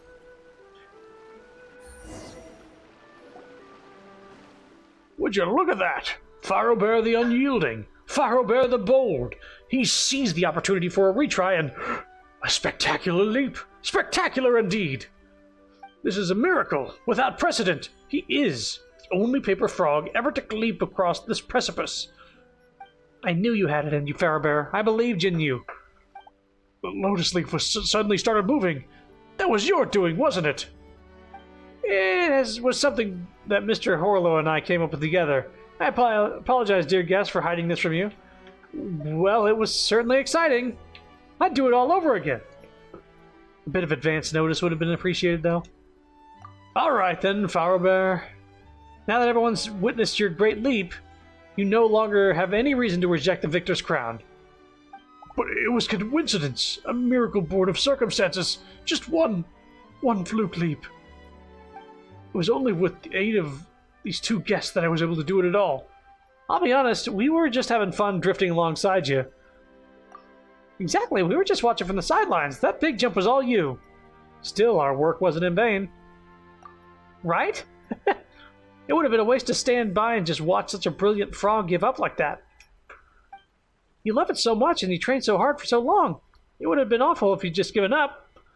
A tragedy for you and frog kind. Just glad that you didn't actually give up. Honored guest, truly, your hearts are purer than the first drop of morning dew. I am sorry, my friend, to have done you such an injustice. You should have been the winner of that match. Ah, come now, you proved that you were the best of us, did you not? Please listen to me. We have many competitions ahead of us, and I will gladly compete with you 100, 1,000 times more. But this time we must put our best frog forward to fetch the princess. That is our calling, and the future of Rainsong Pond rests upon it. As such, there is no room for error. Do you understand me? I do. Good, Pharaoh Bear, that's wonderful. Ha ha ha! Well, this all seems to have turned out great. We have ourselves a real champion now, don't we? Next up, our champion shall go and rescue the princess, and then our calling will be complete. Not to interrupt or anything, but about that princess of yours. Yeah, so, you've said a whole bunch about this princess of yours. Fetch her this, best that, frog that. Now everything's ready. Do you actually know where the princess is? Haha, of course. We were about to go receive and rescue her, for she lives in a tower made of vines and giant trees. Only the bravest, boldest, most jumpiest of frogs may evade the thorns and deep mist, leaping atop the tower to deliver the princess from her cage. Seems like a lot of pressure to be putting on someone to top in one jump. I'll definitely fall down halfway. Come now, Pharaoh Bear. Don't be in such a rush to return to the pond. Why, we haven't yet even laid eyes upon that tree. Our hard work has paid off. We've located the tower, and it is the kingdom of breezes and bells. Mr. Horlow, there's naught but forest and a flying squirrel. Certainly not a high tower. Are you certain that's our destination? Absolutely. I personally went to inspect that place. The tower there is so high that you can barely see the top. There are none, I reckon, who might scale it, apart from us paper frogs. That sounds really impressive. Let me go take a look first. You're coming along too? Well, that would be wonderful. Haha, looks like we've got quite a crowd for our little princess welcoming party. Not bad, not bad at all. See, I knew things would work out for the best. Let us make preparations and then set forth for the kingdom of breezes and bells. As for you, dear guests, we shall see you there. Ah, yes, Mr. Flowerbear. Please go to the award ceremony first, would you? It will take place at the pond. No!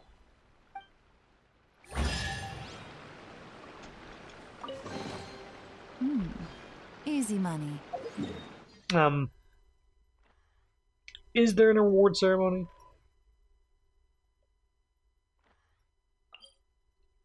Is there, though? I'll run up just in case. For the reward, I don't remember seeing do anything for that, but that's fine.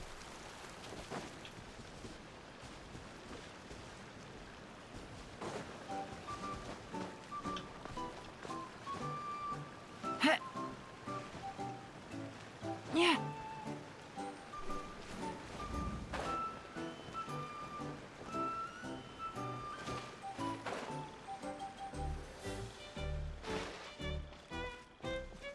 Yeah, so much for that. Okay. Now we can get rid of this.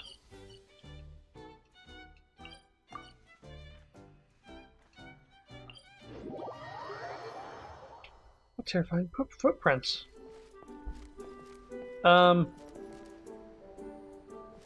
Soaring in the skies. Ah, how nice. Where's the, where are they at? 'Cause I don't think that the quest is here.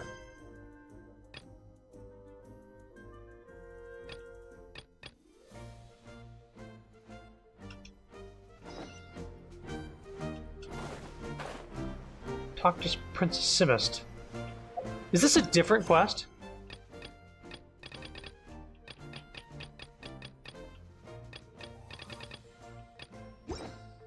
I'm hoping this is the same quest.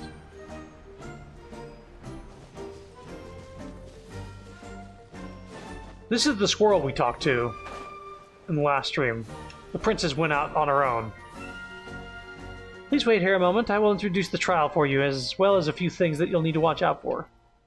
Wow, Her Highness sure is a decisive decision maker, huh? Guess that's a true princess for you. I declared I'd accept the trial quite suddenly, but Your Highness didn't seem particularly surprised. Oh, perhaps my introduction seemed a little too forthcoming. My apologies. In truth, there have been many squirrels who, like you, have suddenly turned up and declared their intention to undergo the trial, so I'm already accustomed to receiving such candidates. At least there were many before that dragon attacked the kingdom. You said it was to retrieve a relic. Is it being kept somewhere dangerous? It is indeed. As I mentioned not long ago, a giant dragon passed through our kingdom. We tried our best to drive it away, but before leaving, it trampled both the trial ground and the sacred site where the relic was kept to smithereens. Our original stable trial environment is now very different from the way it used to be. The wind currents have become unpredictable, causing a dramatic increase in the difficulty of some trial stages.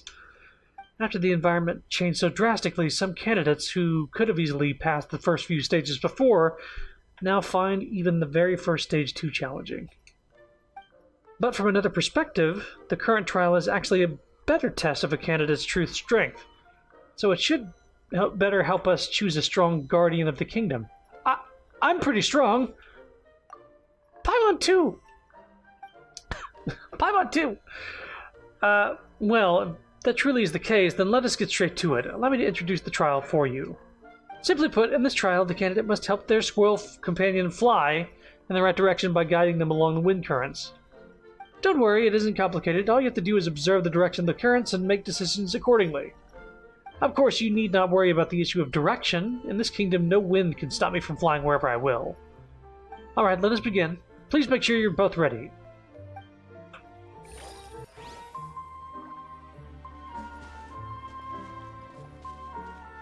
Let's do this thing.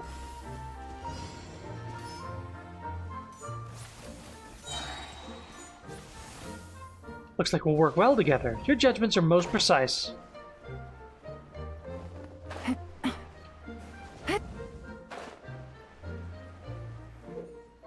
Only Princess Simist, who possesses immense powers of flight, may go even against the current through the wind passage.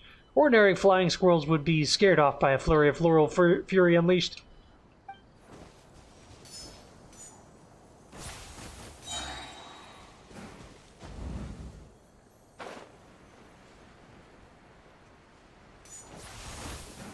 Ahead lies the final trial. Prepare yourselves. Need to hit this first, I think.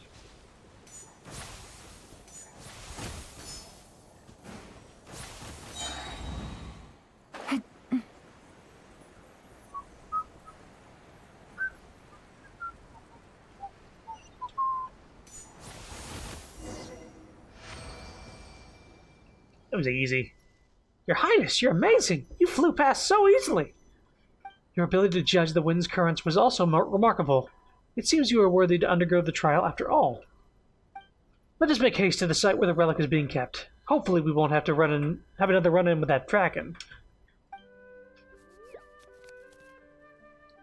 I am a voice, but not life. Huh? What was that? It sounded like someone's voice? Connor, did you hear that? I definitely heard it, but I have no idea what it meant. Well, the princess is way ahead. Let's forget about that now and catch up with her first. Oh, there's a teleport here. A teleport not on the map. So what? Yeah, there was no reason for me to ever come over here. Clever girl. You're gonna hide teleports. Time is uninhabitable, and there is no place to stand within eternity. Eavesdrop quietly. Door shut tight. You can faintly hear something from within.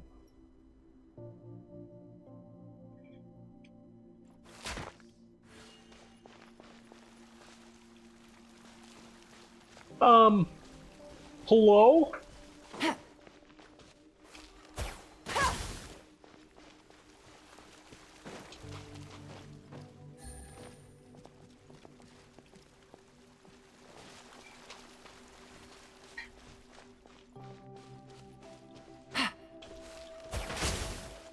What's going on here?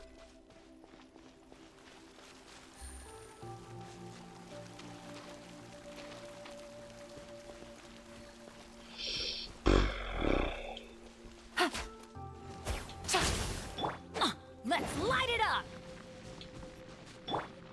Quake!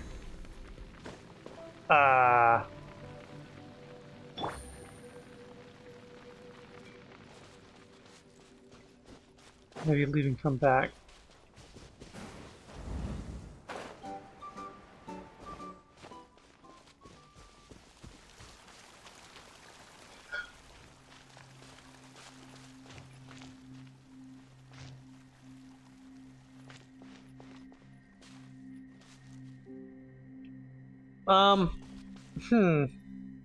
Is this bugged? I eavesdropped and they didn't say anything new.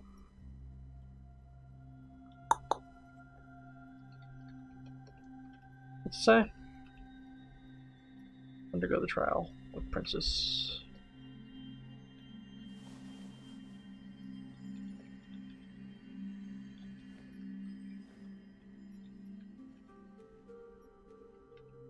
Yeah. Simist. Aim the scroll's path into the 3 garlands. Make sure the Simist. Blah, blah, blah. Yeah. Navigating the world is a whole lot easier with a few different identities to choose from. Need me to come up with some for you?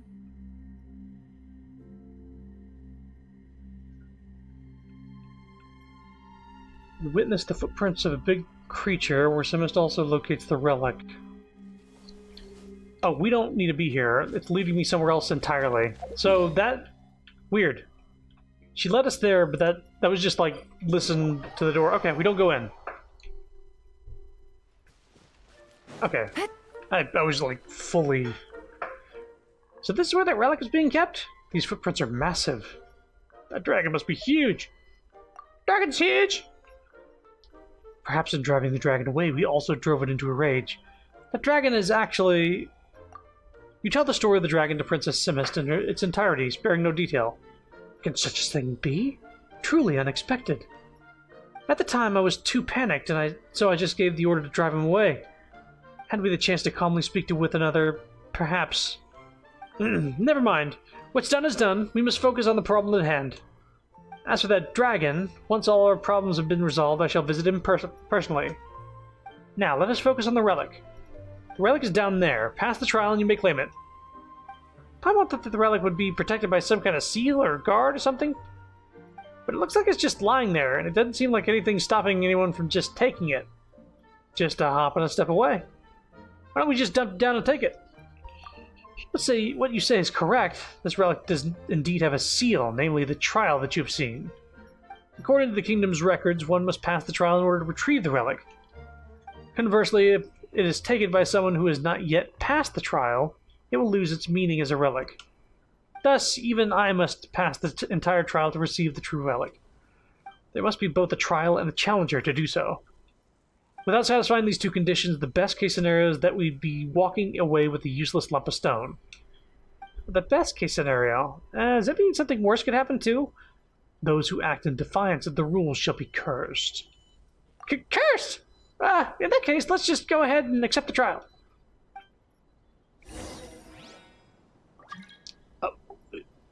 World join request. This far in? Why? When did my... Oop. When did that turn on? Let's fucking... go!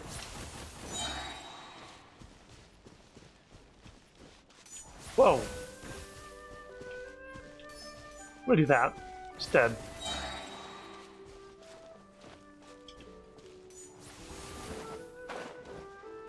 Perhaps those furious flowers over there could be of some use.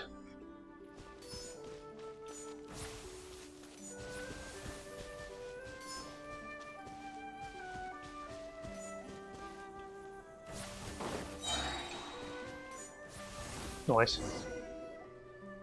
I hadn't expected you to be able to judge the wind currents so accurately. If you were flying squirrels like I am, navigating those wind currents would pose you no challenge. Of that I am certain. Paimon's a natural when it comes to flying. If everyone had to use wind gliders, I'd be unbeatable. Is that so? I'm glad to hear that, because you two are the most Guardian-like candidates I've ever seen. Then let us continue. The current wind conditions are just right. No problem. Everything's going great. Maybe we're the Guardians that Her Highness has been looking for. Your Highness was outstanding too. Your Highness is the only true Guardian. Thank you for your kind words. I had in fact passed the trial many times before the dragon destroyed the sacred site. Purely in terms of flying ability, I am confident in no other squirrel is my equal. Previous candidates found even the first few stages too difficult. Huh? But if your Highness has already passed the trial, how come you didn't take the relic? Unfortunately, the relic has yet to acknowledge me. So even Guardians require the relic's acknowledgement? Why does the relic get to call all the shots? That I do not know. Perhaps it thought I didn't pass the trial. Surely there aren't hidden stages? Do the trial stages change for each challenger? All I know is the relic is never lit up for me. But you, not only have you come precisely at our kingdom's hour of need, but your capabilities are undeniable. That is why I believe you will earn the relic's acknowledgement. Let us continue. The final stage of the trial awaits. Oh, I heard some weird talking, over in a different place. And I'm thinking maybe that was, like, maybe that's the final thing of the trial.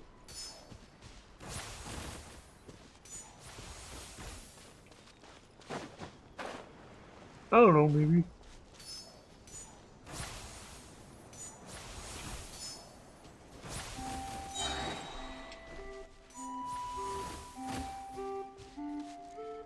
It appears we have some uninvited guests.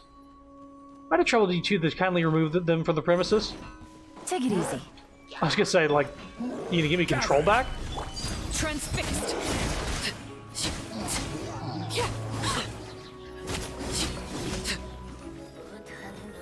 Truly, you both are exceptionally skilled. Something's wrong with the furious flowers. Very well, I shall compete this part on my own. Well, hang on.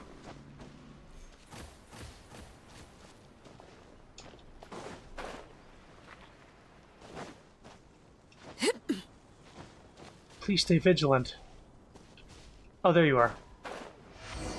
There we go. Next, we must accept the relic's judgment. It's a little star bit. We passed! Chrono, and we're guardians now. So is this the relic that's used to acknowledge new guardians?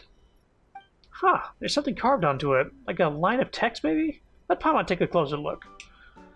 Stories follow rules, unfolding in cyclical patterns, but each should follow its own course. Paimon doesn't get it. You get it? It's probably some roundabout way of cheering us on? Those words have always been there. Even I do not know their origin.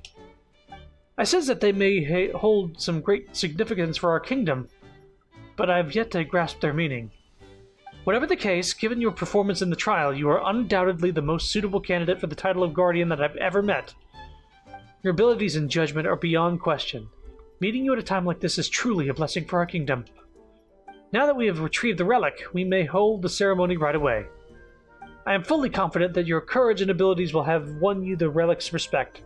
You flatter me, Your Highness. It was nothing. We're just glad we could help you out, Your Highness. Whoa! When did you guys get here? I didn't even notice you arrive. We flew over, of course. We were among the best flyers around when we were young. You know, how else would we be able to serve the princess? Never judge a squirrel by its appearance, I guess. Well, I never. A visitor turning up at a time of our crisis, a guardian emerging from the trials victorious, and the relic in our possession, intact and unharmed.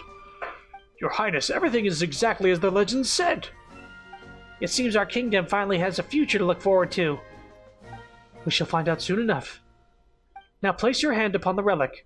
Let it light up and proclaim that you are henceforth the guardian of our kingdom. Do you think it's not bright enough? Has it even lit up at all? Let Paimon take a look. Maybe it's been so long that it just can't light up anymore. Kind of like how candles that have been lying around too long won't burn very brightly. How could that be? All the details match, yet the relic still... Your Highness, whatever the case, at least the relic is in our hands. Even if our guest has failed to be acknowledged by... No. Your Highness? Place the relic to one side. It is my kingdom from which the challenges have come. There it is I who must acknowledge them. Your Highness, but no ruler of our kingdom has ever taken it upon themselves to acknowledge a guardian. Then let us create a precedent for future rulers to follow. Chrono, Paimon, come forward. As Princess of the Kingdom of Breezes and Bells, I hereby declare that Chrono and Paimon shall henceforth be recognized as the kingdom's paladins of breezes and bells. At your service, Your Highness. Hooray! A paladin of breezes and bells! Such a cool title. Definitely cooler than just being any old guardian. But surely that means we still haven't found our guardian. And if that is so, then we won't be able to fulfill our calling. And if we cannot fulfill our calling, we'll no longer have a future to look forward to. Just like the kingdoms that came before us. Fret not, I will find a way. Wait, speaking of choosing a guardian, they're currently choosing a champion over at Rainsong Pond. You mean Fire Bear who can jump super high? You're right. The whole reason they held that contest was to find a champion to come rescue the princess. Although it doesn't seem like the princess needs saving. If you were looking for a super strong champion to win your contest, then they just so happen to have one. In fact, there's bound to be heaps of potential champions over there. Wait, by contest you mean trial. And by champion you mean guardian. What an extraordinary coincidence. Though our trial doesn't really have anything to do with jumping, still, from what you've said, it sounds like they found the strongest candidate to complete their calling. It seems a trip over to Rainsong Pond is in order. Thank you for informing. Wait, but Your Highness, they're all paper frogs over there. They're nothing like us. They're filthy fucking frogs. So what? A guardian's most vital asset is what is in their heart, not their appearance. Ministers, you are to stay and look after the kingdom while I am gone. I will go to Rainsong Pond myself. My loyal paladin, I hope that the champion over at Rainsong Pond is as fearless and skilled as you are. Well, skilled is certainly accurate, but as for fearless, that remains to be seen. Oh, you mean to say that this champion of theirs is actually a sheep in wolf's clothing? Ha ha ha! Then all the more reason to go meet him in person.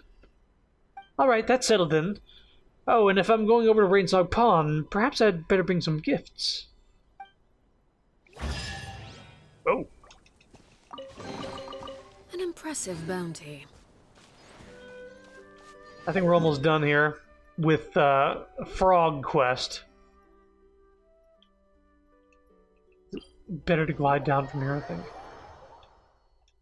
I'm gonna think of it. Princess Simus asked us to come meet her again after some time had passed, so we could set forth in search of something. Paimon wonders if she's found a hero. Wait, did it just... Oh, well. Never mind.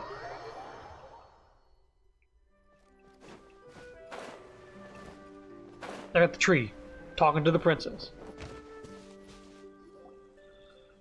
So, we're all finally completely stumped. How come you're all here? Looks like I'm here now, too. Oh, it's you! Such a relief that you've come. Thank you for coming, my honorable paladin. We seem to have run into a rather peculiar problem. Peculiar problem? Oh no, don't tell Paimon that the relic hasn't acknowledged Mr. Farrowbear either. If the problem was only that hadn't been acknowledged as guardian, that would certainly be simpler.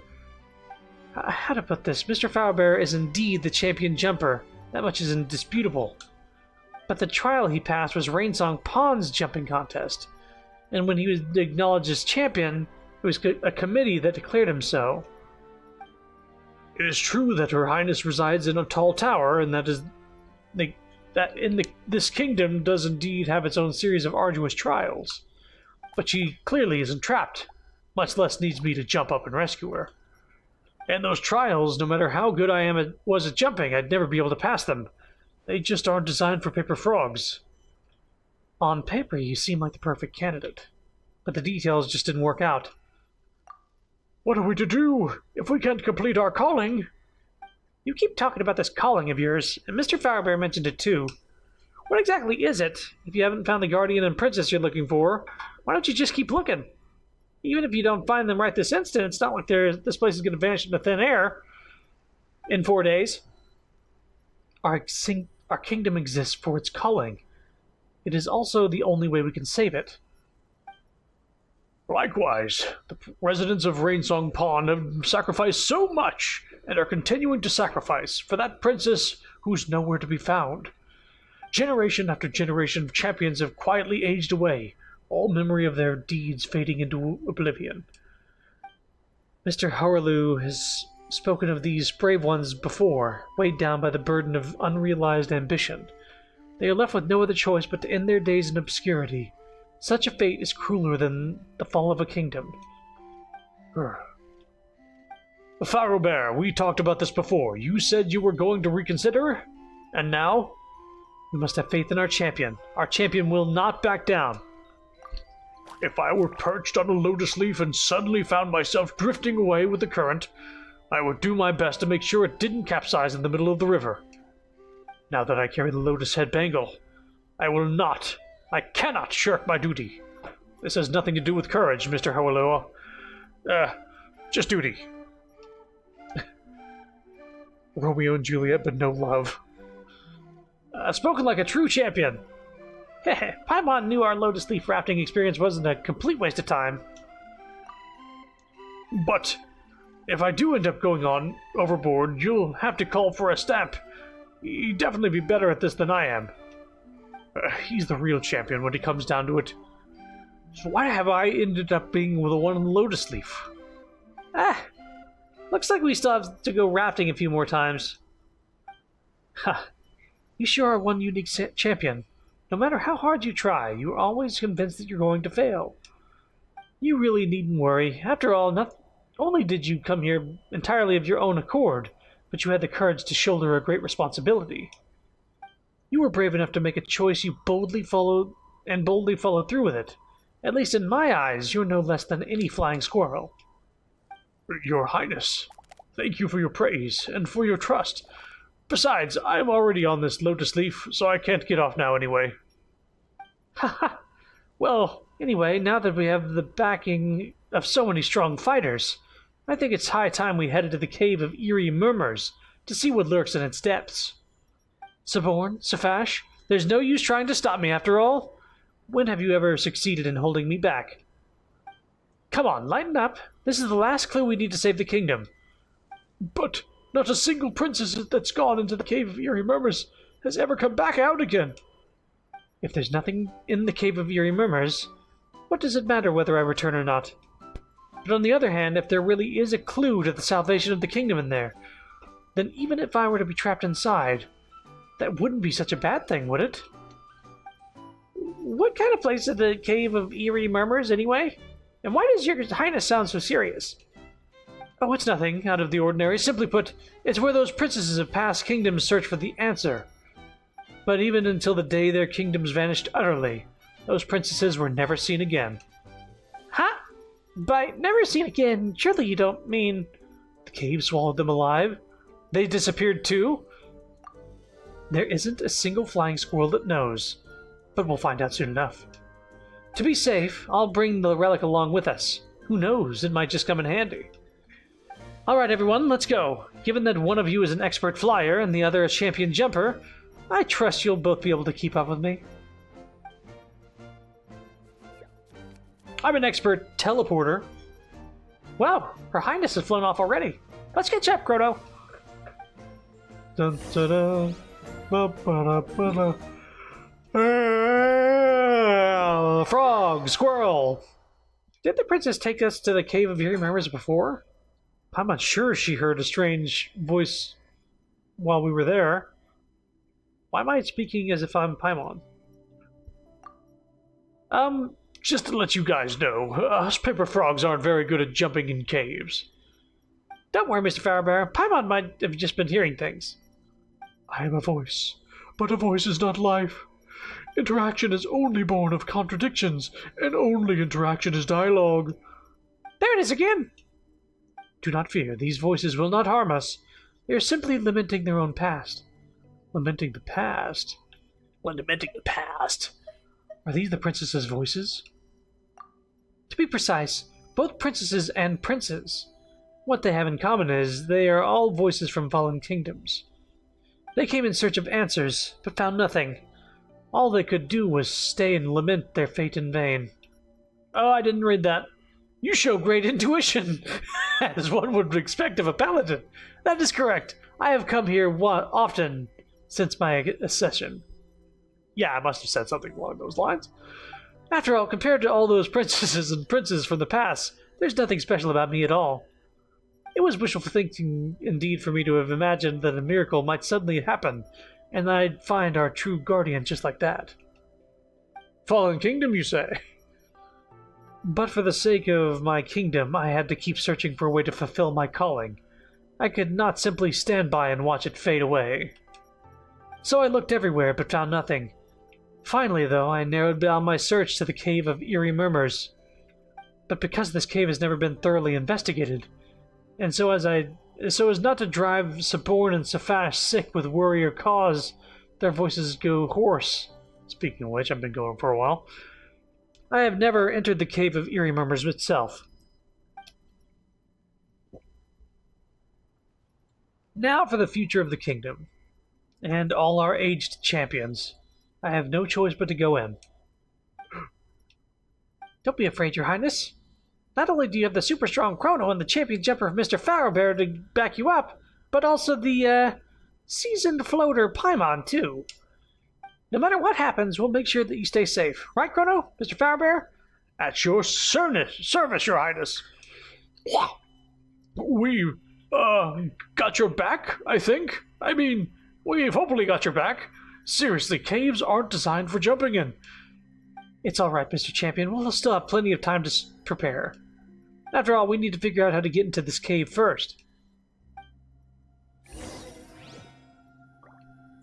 Perhaps this might come in handy.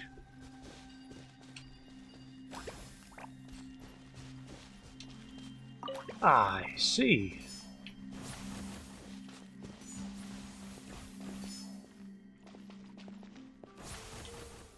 Oops. Ah. I see.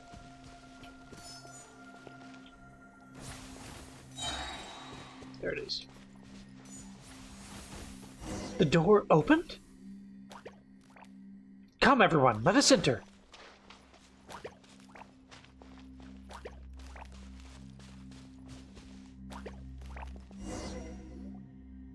It's so chilly around here. Such a strange vibe.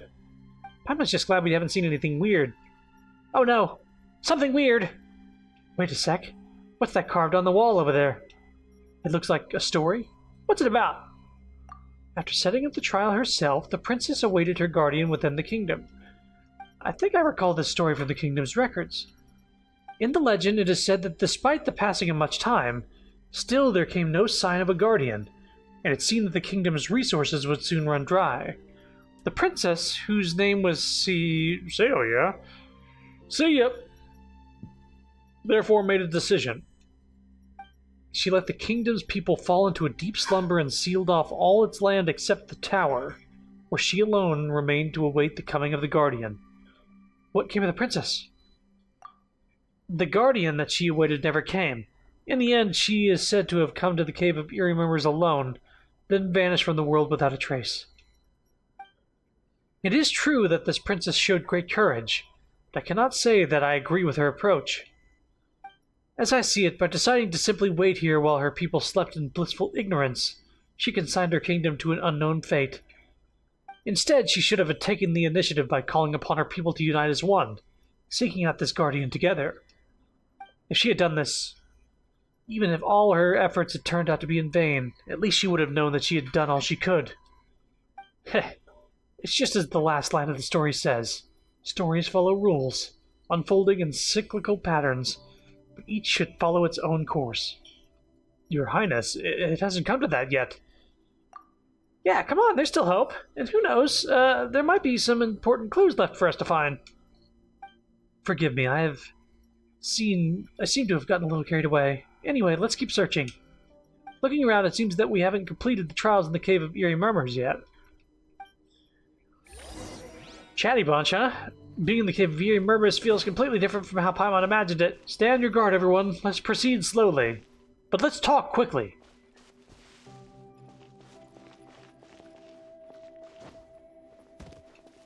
Text read. Blurry words. Irritating thing that is both reasonable and obvious.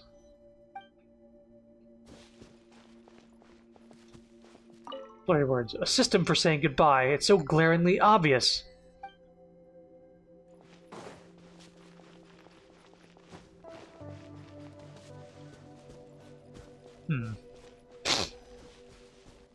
Boy.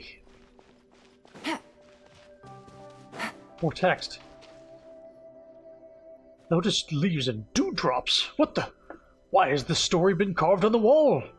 What is it? Someone's carved a story here that goes, once upon a time, there was a paper frog who wished he had a pair of wings. He prayed to the goddess who told him that if he could jump higher than all the other frogs, he would have his wings. Wait a sec. If he could already jump higher than all the other frogs, why would he need wings? Maybe it's just hyperbole. No, this champion's name is actually recorded in the committee's register. This paper frog, whose name was Cibrellus, once won the champion 7 times in a row. No frog was his equal. His symbol was a pair of wings made of lotus leaves, so they dubbed him Winged Cibrellus. 7 times in a row? Paimon heard that you won the championship many times in a row too, Mr. Farrowbear. Me? Yeah, I won it 7 times, and a stab 6. But I'd be no match for this champion. Back in those days, they had to figure it all out themselves without any experience to go on. If my generation of frogs have jumped higher than others, it is merely by jumping up from the shoulders of giants. There he goes again, putting himself down as usual. So what happened to that champion? This I do not know. According to the committee's records, in the last jumping contest he ever took part in, Cibrellus came second. Second? So that means... Indeed it does. Given that he no longer felt up to the task of rescuing the princess, Cibrellus announced his retirement there and then. He told his friends that jumping contest no longer held any meaning for him, and that unless he rediscovered its meaning someday, he would never again compete. From that day forth, not once was his name ever again mentioned in the records of Rainsong Pond. So just like those princes and princesses, there was a point in time after which the champion simply vanished from the world. That's right. All in all, this story really doesn't seem like a promising omen. Hold on a minute. The last line of the story is also, stories follow rules, unfolding in cyclical patterns, but each should follow its own course. Why does this line keep reappearing? We'd better complete the rest of the trials first. Yes, you're right. Let's focus on the puzzle before us. Are these... Are they gonna die? It's called the Cave of Eerie Murmurs. Why would it not be ominous? I wonder where it will lead us in the end. What's all this in here? What's all this in here? Looks like this cave has no intention of just giving us the answers, but rather plans on testing us instead. The road to success is never straight, huh? Another trial. Let's do this. I'm a bit tired. I'll leave this one to you. I am truly sorry to put you all through all this, my paladin, but this is the last step. Please, lend us your strength. Paimon's so exhausted she feels like she can barely float. But seeing as it's Her Highness asking, let's give it all we got, Chrono. Thank you. Then let's go take a look at this final trial. I was actually willing to let them do it, but they said, no, you do it. Please. What should we do? Frog, get on the fucking thing. Get on this thing. This thing. Alright.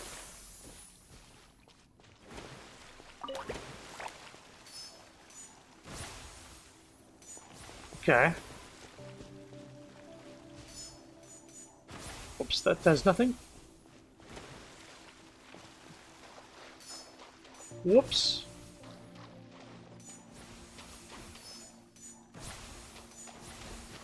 Okay. Lower the spout.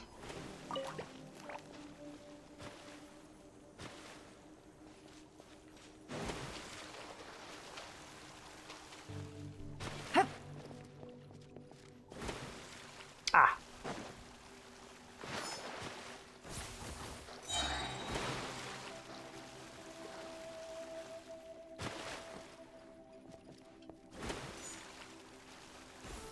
Looks like we make a great team, Mr. Champion and my honorable paladin. I'm just glad I didn't drag you all down.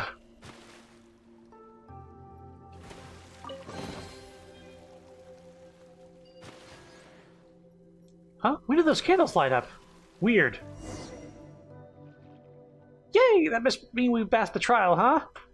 That went pretty smoothly. Who's queen of the trials now? That's right, this gal. You're in such good shape. If only I was as talented as you were. Huh? Did you hear that? Stories follow rules, unfolding in cyclical patterns, but each should follow its own course. Once upon a time, there was a paper frog who wished to have bare wings. He prayed to the goddess who told him that he could jump higher. Long ago, there was a princess who personally set up a trial in the kingdom. She waited and waited and waited. Oh, guardian, where art thou? Hey, the paper's talking! In this world, that's not really that weird. Aged manuscript. Another paper frog, just like me. Another useless champion. Squandered years and a pair of worthless, withered wings. Wait, surely you can't be. I am an evaporated dewdrop. A pair of wings too weak for flight. The name Sabrellus is no longer one I am fit to bear.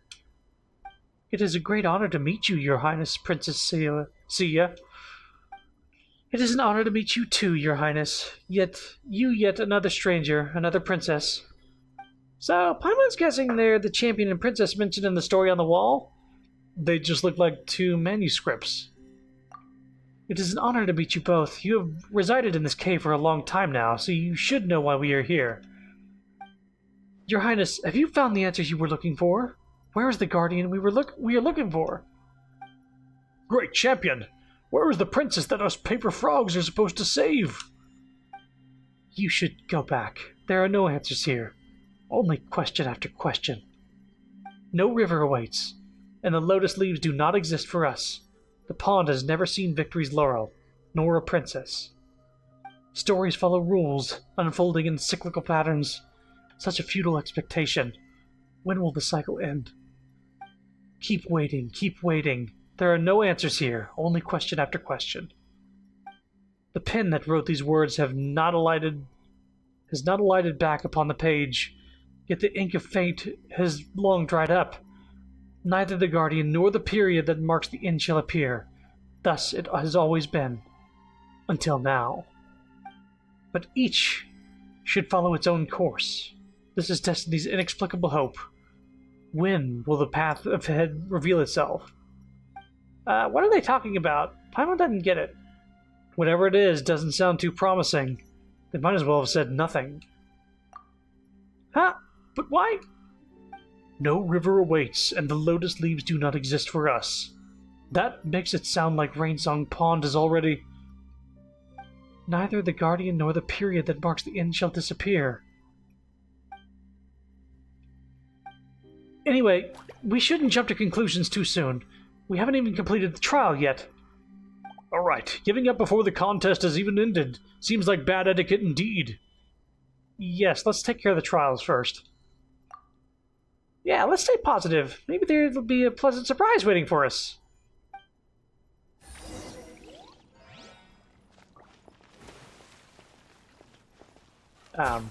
Yeah, let me,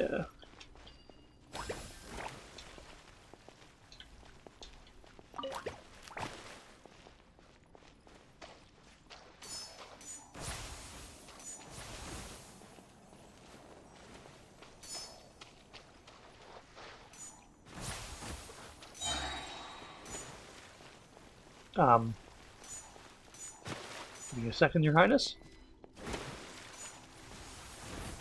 What?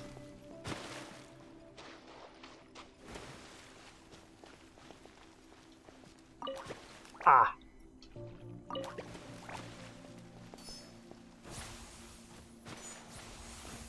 There we go.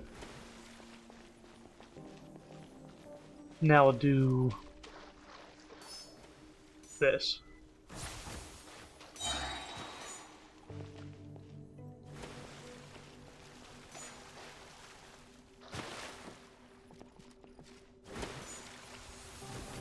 Hmm?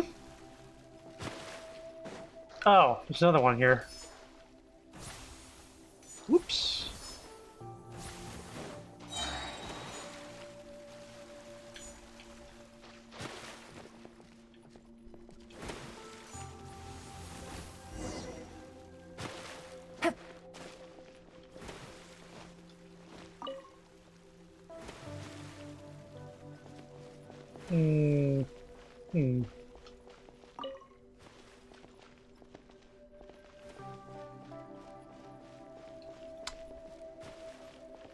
Oh, oof, I wonder why I didn't activate a cutscene. Well, it seems like we passed all the trials, right? We passed the trials, but nothing seems to have happened. I brought the relic, but it hasn't reacted at all. Are we really meant to just keep waiting here? But what exactly are we waiting for? It's not like some kind of god's gonna suddenly swoop down and tell us what to do, is it? What we are willing to do is wait. All we can do is wait. Meaning lies in waiting. The future lies unknown.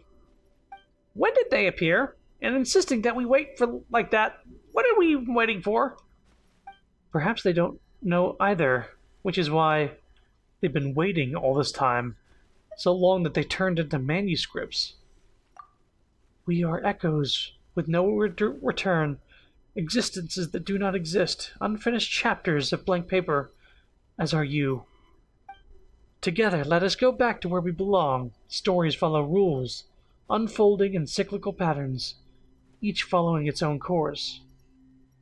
Hey, you piles of rotten paper! Why do you just keep telling us to wait? Your Highness, waiting will get us nowhere. So that's it. I knew I wasn't in the wrong place. Your Highness Princess Sia. I have my answer. To the rest of you, it is time for us to part ways. Thank you all for everything you've done. Now it is clear to me that the answer lies not in the Cave of Eerie Murmurs. When I first arrived, I was afraid I would have to pay a heavy price to find a way to save the kingdom here. In the end, the Cave of Eerie Murmurs holds nothing more than a pile of old manuscripts deceiving themselves by waiting. It is a great relief to know that hope still lies elsewhere. The future lies unknown. Meaning lies in waiting. No, Your Highness, meaning lies in the unknown. Waiting leads only to waiting. I most certainly will not save the kingdom using such a method. If the Guardian does not come, I will go in search of them. If I cannot find them in my kingdom, I will search the rest of the world instead. If they are not to be found in this world, then I shall keep searching beyond it. Even if my kingdom is destined to fall, I wish to witness its final moments, when its ending is written. Such blindness, such impetuosity, impetuous, something, such frivolity, such ignorance, such superficiality, such impatience. Say what you will, but as you yourselves just put it, stories follow rules, unfolding in cyclical patterns, but each should follow its own course. If your path lies here in endless waiting, then mine lies instead on the road ahead. Can I say something? If you were to deem it acceptable, I would like to go along with your Highness too. After all, if I could help your Highness find your guardian, that could also be interpreted as saving the princess. I am the champion of Rainsong Pond. Even if I do it for Rainsong Pond, I must continue to fulfill my duty. If you are willing to help, then on behalf of the entire kingdom of Breezes and Bells, I thank you. That is almost all right.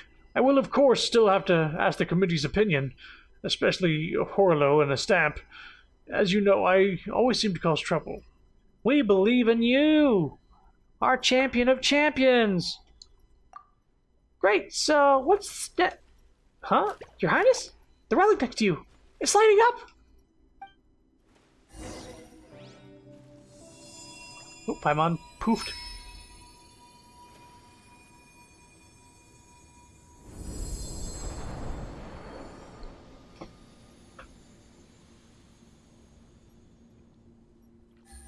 Oh, and here we go. You started flying just like the...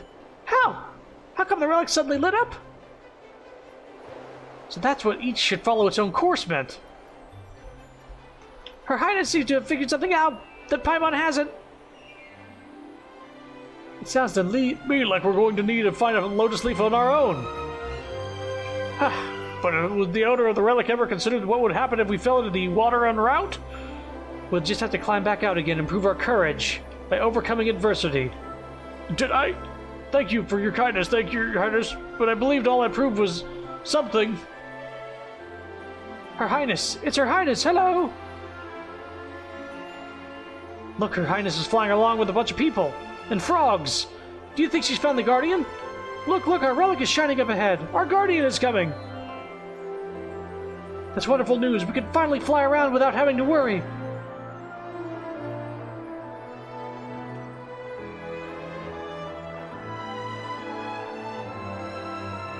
Hope lies ahead. Our future lies outside. Meaning lies beyond the end of the sentence. Courage lies in dialogue. Survival in returning. Meaning in seeking.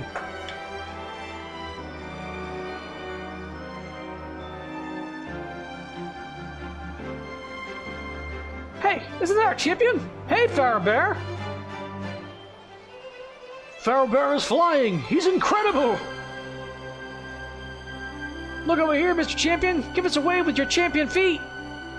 Yeah, feet! Haha, the good fellow's blushing! Let's not embarrass him any longer! Bon voyage, Pharaoh Bear! Oh, so that's what happens. Fascinating. Stories follow rules, unfolding in cyclical patterns, but each should follow its own course. Farewell, may all of you find your own way forward. Farewell.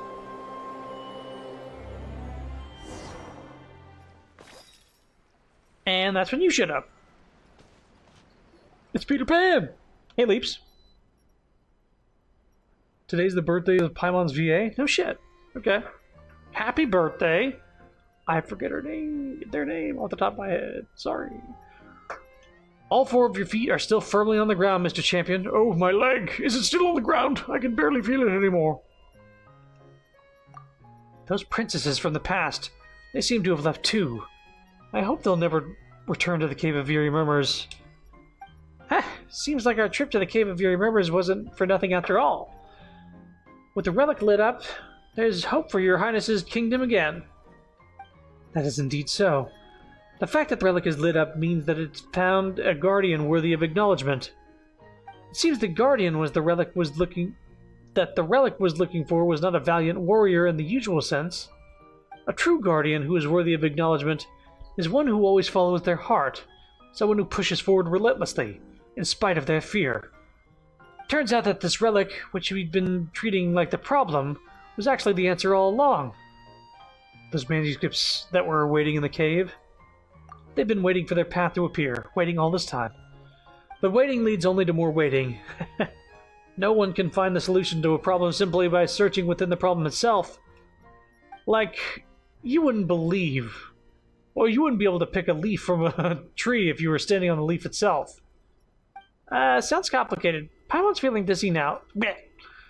Anyway, none of them were acknowledged by the relic as guardians. Your Highness and Farabear were, though. So now the relic is lit up and we found our guardian.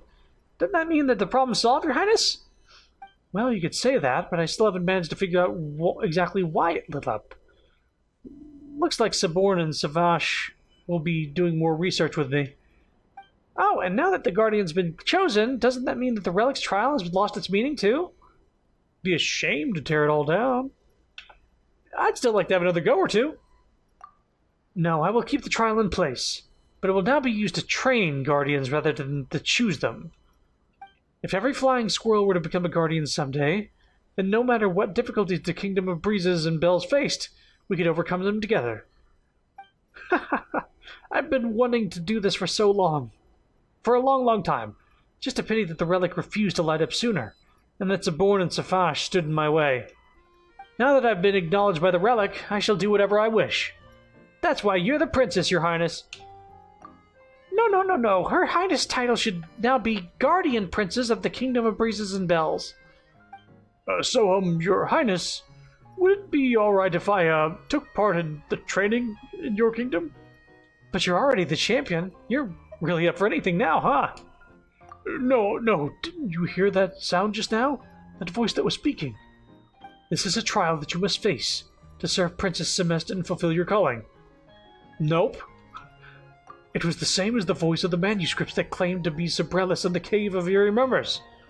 Surely the great champion himself doesn't actually believe that I can fulfill Rainsong Pawn's calling. But Princess Semest doesn't need me to save her. If anything, I'm the one who needs her to help. So you told him you could do it? No, I didn't. Or rather, he had no intention of hearing my opinion anyway. But seeing as it's for the calling of Rainsong Pawn, what choice do I have? You're saying you would like to undergo the trial?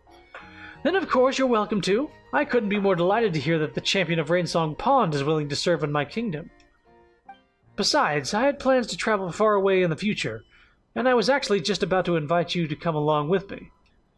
After all, there are bound to be places in this world where the wind doesn't blow, when that time comes, we'll have to rely on those champion legs of yours. Really? Then I'll try my best not to make any mistakes, though I've never tried jumping with anyone riding on my back before. Then you'll have to train harder from now on. And to the two of you, thank you for all the help you've given me in my kingdom. Though there are still so many mysteries yet to be solved, why did we need to find a guardian? And why would a kingdom fall into decay by itself? And why would Rainsong Pond have such a calling? But at least the kingdom has been saved. So now I have more time to contemplate these questions. Chrono, don't you think that these manuscripts of the Cave of Eerie Murmurs seem to be related to a story we heard before? That legend that Nilu told us about. The goddess of fate who used ink to compose her stories. Do you know something about all of this? Well, it's a long and complicated... Well, actually, it's not that long or complicated. You tell Princess Semest and Farabear the story of the Goddess of Fate. So basically, everything we've been through is a story written by the Goddess of Fate? Alright, now we've really become characters in a story. But seeing as the goddess wrote us in, why didn't she give us an ending? First those poor souls in the cave, and now us. We've been through so much. So that must mean it was also the goddess of fate who came up with that line. Stories follow rules, unfolding in cyclical patterns, but each should follow its own course. I need some time to think about these matters more deeply. My loyal paladin, please take these gifts as a token of my gratitude. These were the only treasures I brought with me. If you have any time, please come back to visit the King of Breezes and Bells again. I believe that you may have some questions for me. But first I must rest well and think hard.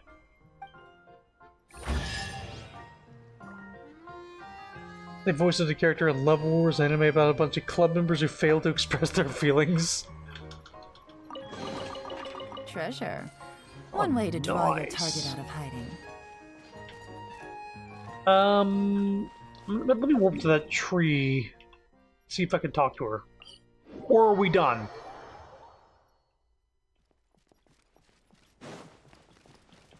She was usually right here. So. Doesn't seem that way. If that's the case, there's... Oh my god. You know what? I've been going longer than I should. We have Kirara's side quest. If this side quest, this world quest, is as long as the thing we did over here, and as long as the thing we did over here, methinks it's going to be pretty fucking long. And we also have the thing with Kale in Sumeru for some reason.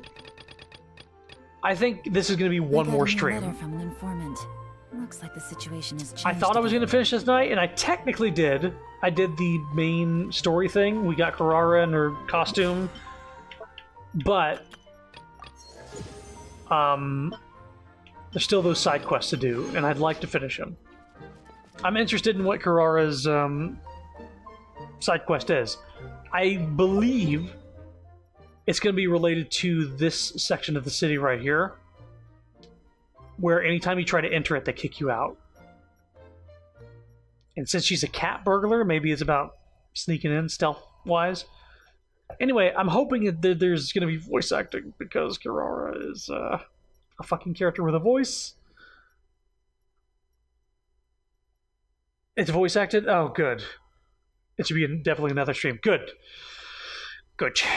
So I think tomorrow, hopefully, and when I'm done with that, and we're done with this event, I'm probably going to hold off on Genshin for just a bit, because me and Shoji are playing through Elden Ring. It's been fun so far. We had a really long, fun stream yesterday. I still got Paper Mario and the Thousand Year Door. Zenless Zone Zero has got a new story thing to it too, and I haven't even completed the story that originally came out. There's a ton of stuff to do, including the story in this game. There was the in-between Natlan story that came out. But yeah, I'll come back to this tomorrow and finish with this quest and the whatever Kale and Sumeru needs. How far did we get in Elden Ring? It's hard to say. I'm not even sure of the scope of things, because me and Shoji did a few things. We fought a couple bosses. We explored like a fort, like a big old castle, and there was some like jellyfish sort of at the end, and we fought a boss in there. We kind of like murked him pretty hard. He seemed like he could have been a tough boss, but we both summoned a pack of wolves, and we just like stun locked it and killed it in one try without getting hit once. And there was a couple other things. We fought a couple riders. There was one like shadow-mounted horse rider, and one horse rider that's kind of near the beginning of the game, who I think is a streamer trap. And we beat both of those. So, and we've fought a few bosses in these dungeons, but I don't think we fought like a major boss, as far as I can tell. Seems just sort of like small potatoes. But we played for like 6 hours, and we're having a ton of fun. We're using the seamless co-op mod, so it's seamless and fun. We're both having ton of fun with it. Looking forward to it. It's very addicting, but I do want to finish this event. I have gotten all the rewards from it, more or less, other than what we're getting from these side quests. Because, yeah, let me see here. We got all the rewards in this.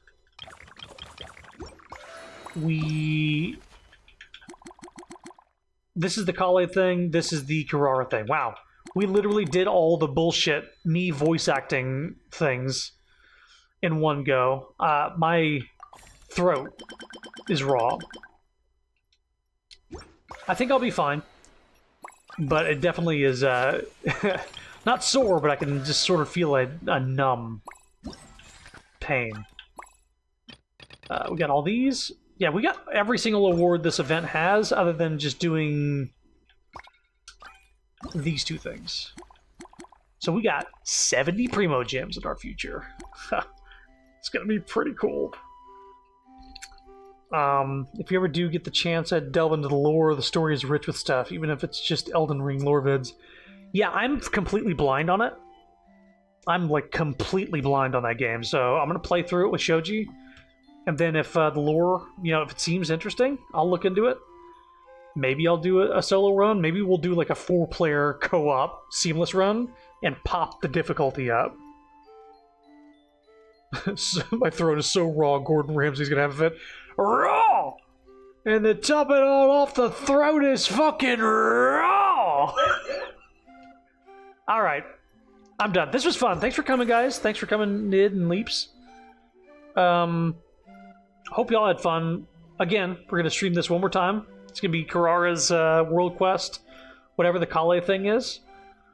But this was a ton of fun. I'm glad I got all the voice acting, me talking for 4 hours straight out of the way.